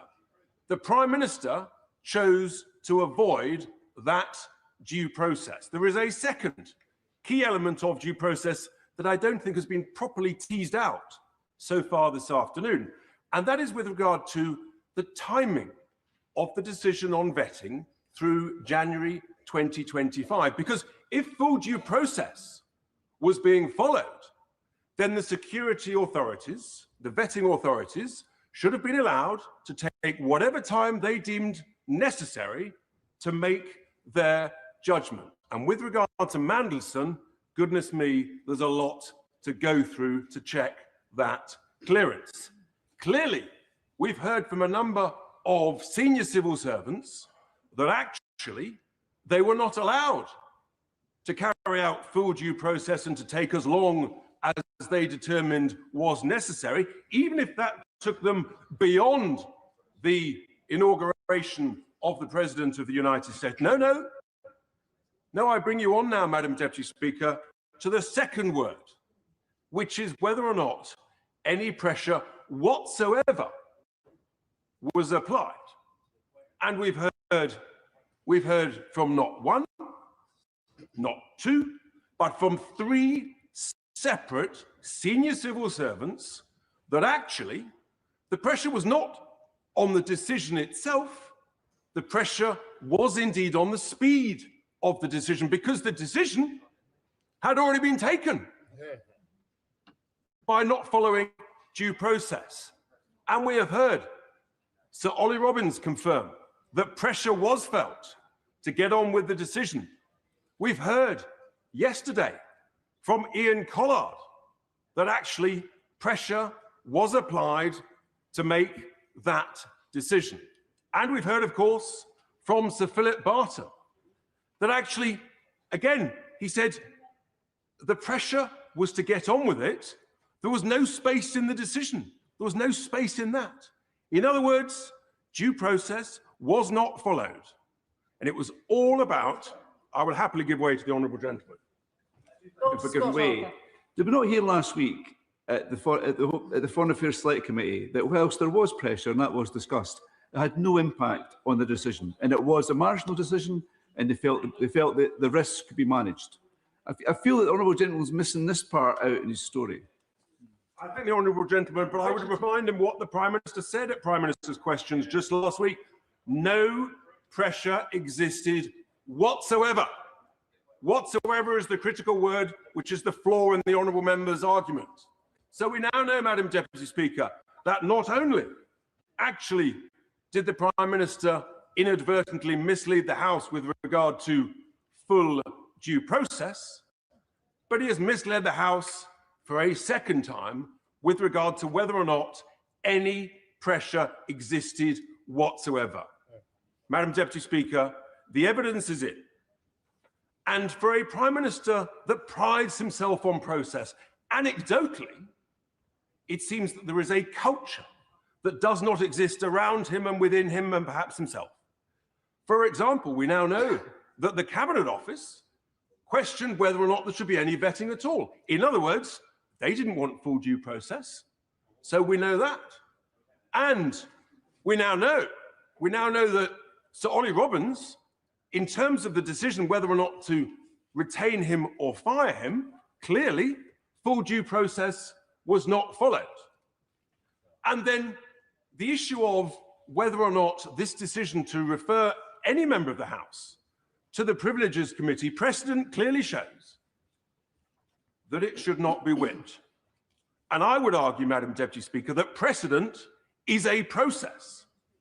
And the process of not whipping this decision, this vote, is not in this instance, Madam Deputy Speaker, being followed. So I would urge all honourable members to ignore the whipping, to follow the conscience, and to follow the evidence. The evidence is in, Madam Deputy Speaker, the Prime Minister inadvertently misled the House of Commons. David Pinto-Duchinsky. Thank you, Madam Deputy Speaker. Appointing Peter Mandelson was wrong. And as with any debate on this subject, we should start by acknowledging the suffering of Jeffrey Epstein's victims. They have my full solidarity.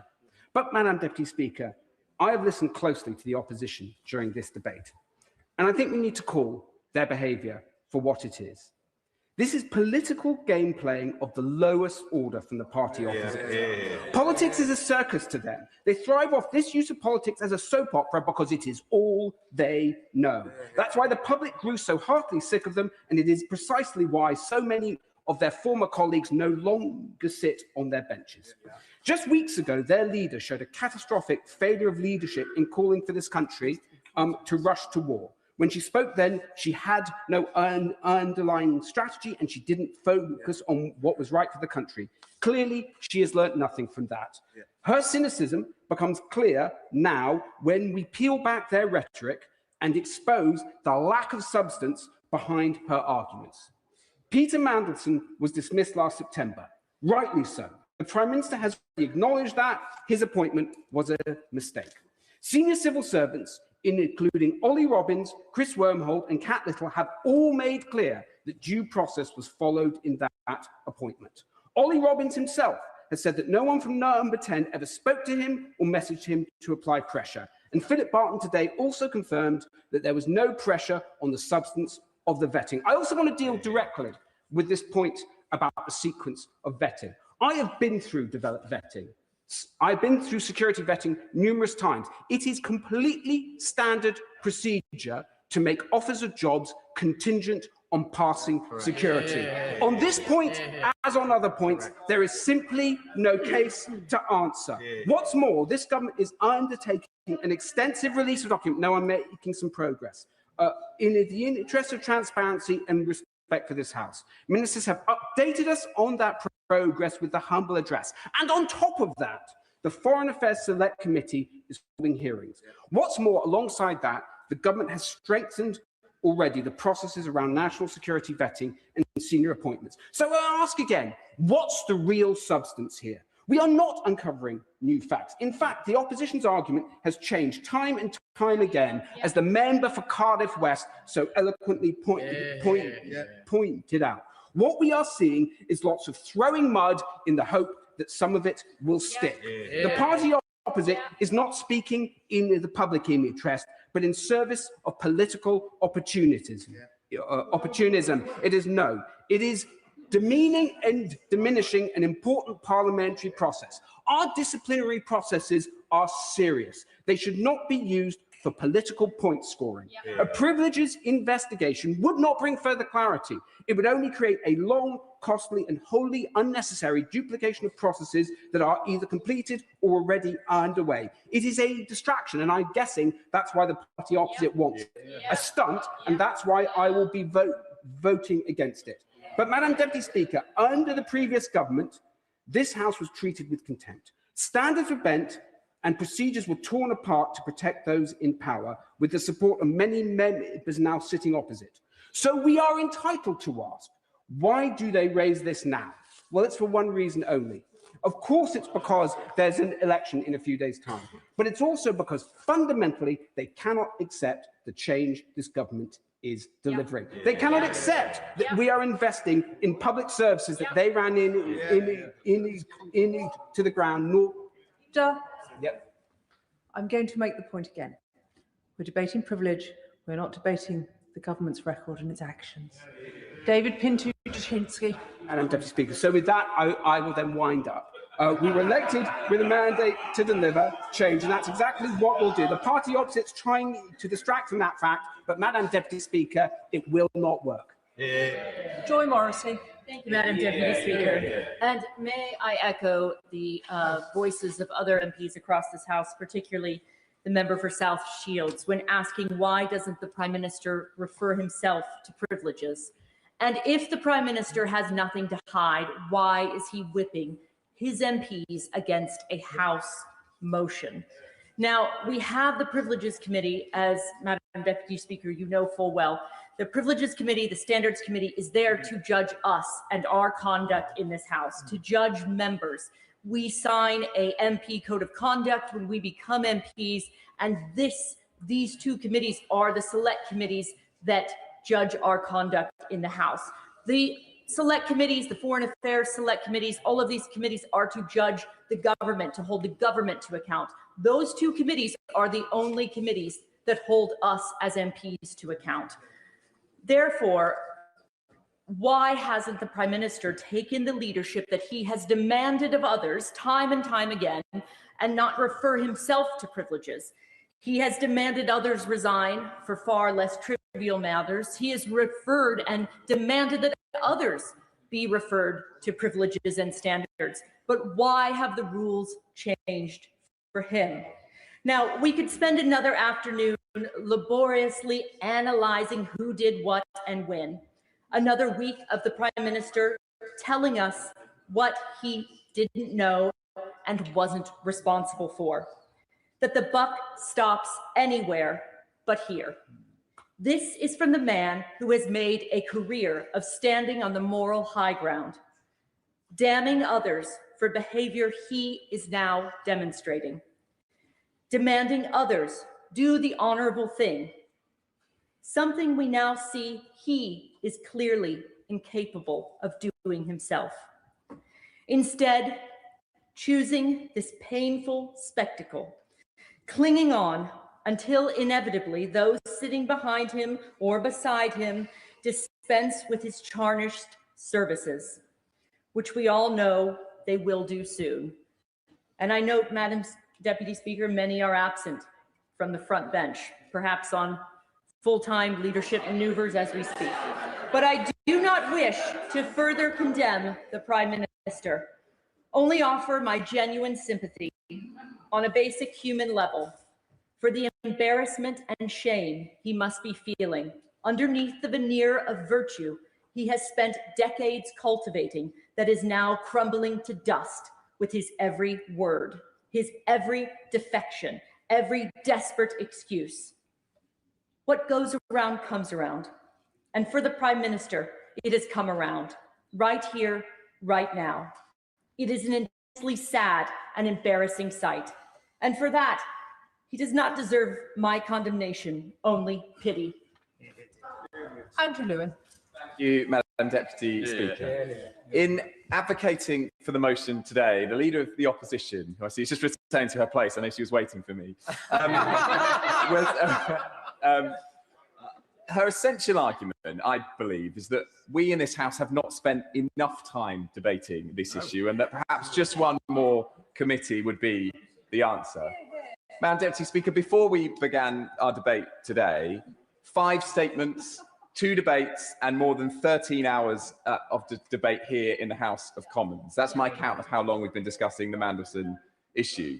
That's a small c Conservative estimate because it cannot account for PMQs, all the other ministerial questions, and it is of course distinct from the hearings, the very important hearings, being held by the Foreign Affairs Committee and the Intelligence and Security Committee, as it forensically carries out its work in compliance with the humble address and the release of all papers relating to Lord Mandelson's appointment as the ambassador to the United States.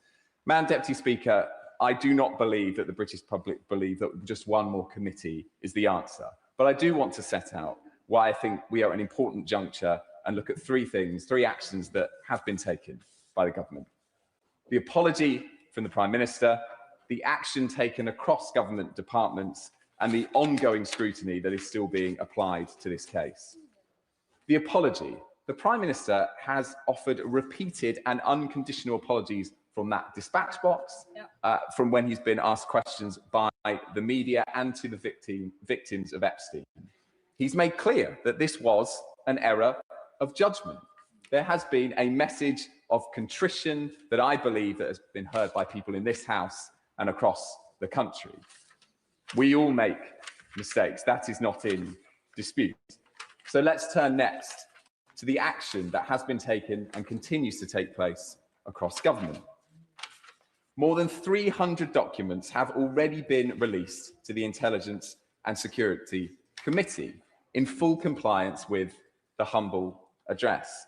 And I think this is really important because I was a part of the debate, and it was a good debate that this House had about involving the Intelligence and Security Committee in this process and giving them that oversight. And at the time, the benches opposite said that this was the very important thing to do, and there was a consensus across the House. But earlier today, I will happily.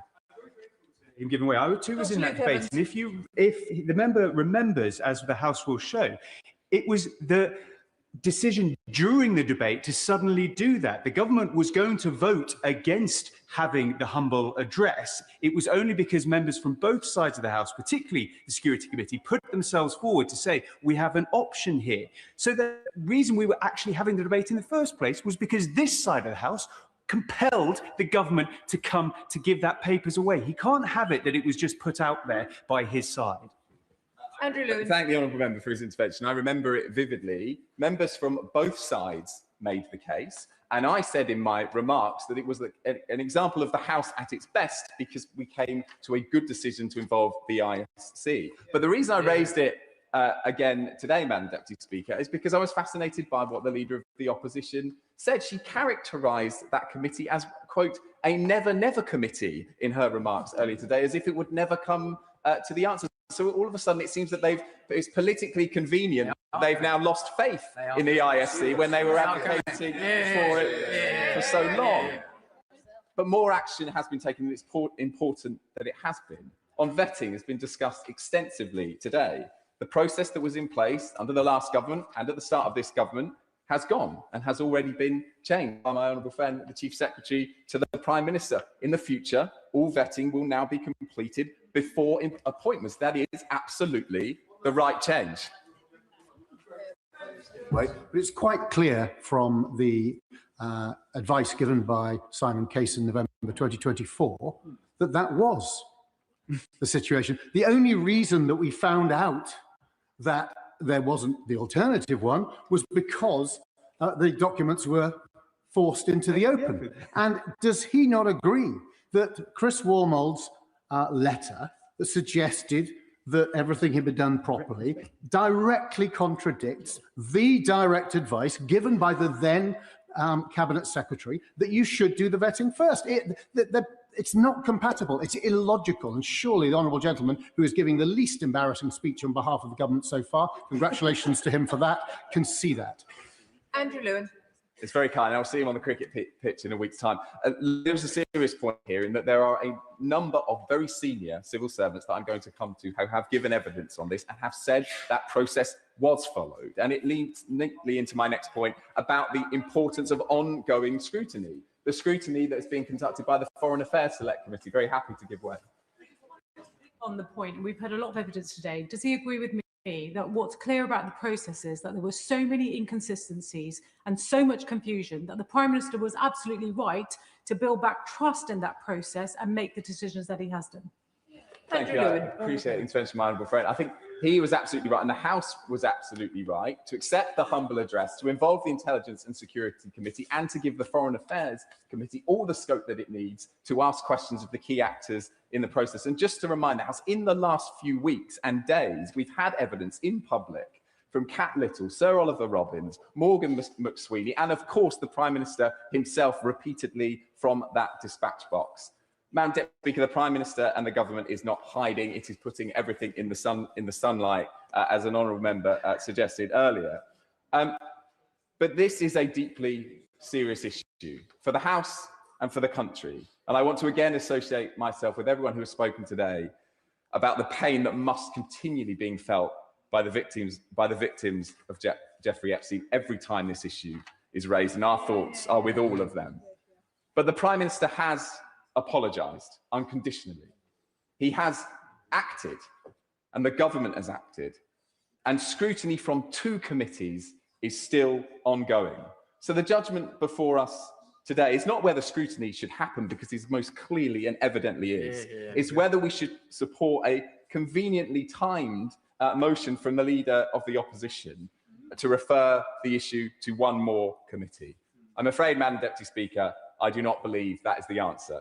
And I would trust the judgment of this Prime Minister over the Leader of the Opposition every day of the week. Saoirse Eastwood.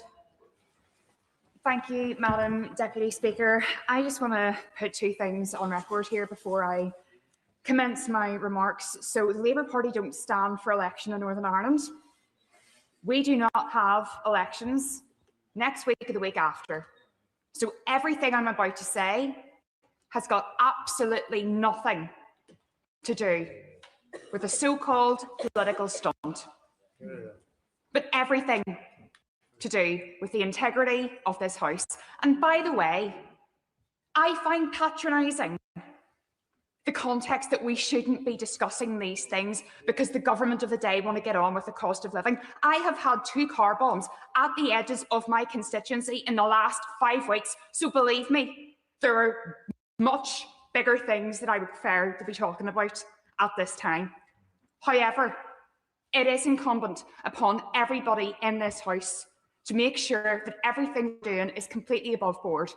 Now, last week, I posed the question, I don't know why Mandelson was appointed.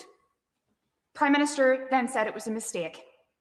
But here's what I don't understand. Everything that was out there about Mandelson that would have been cause for concern was open source material. It was out there. Peter Mandelson wouldn't have survived the vetting for a kids' football club, and rightly so. And yet we're expected to believe from those benches that it's nothing to see here, we're going to do some process here and there. It's a bit of a hoo-ha, as if there's been a bit of opprobrium around an appointment of a local Rotary Club. This is the government of the United Kingdom and Northern Ireland. And we need to make sure that everything that is done here has the trust and confidence of the people that we are sent to represent. One of the things that I'm really passionate about is people being able to get on in life. But if you look at the social mobility figures for the UK, they are declining steeply. And that should be a concern for us all. But don't worry about that. It seems to be jobs for the boys going great guns over the road there. Instead of a meritocracy, it's a chumocracy. And that is at the nub of this. We cannot get answers as to why this was done. So what I'm asking today, will the real Prime Minister please stand up? Please stand up.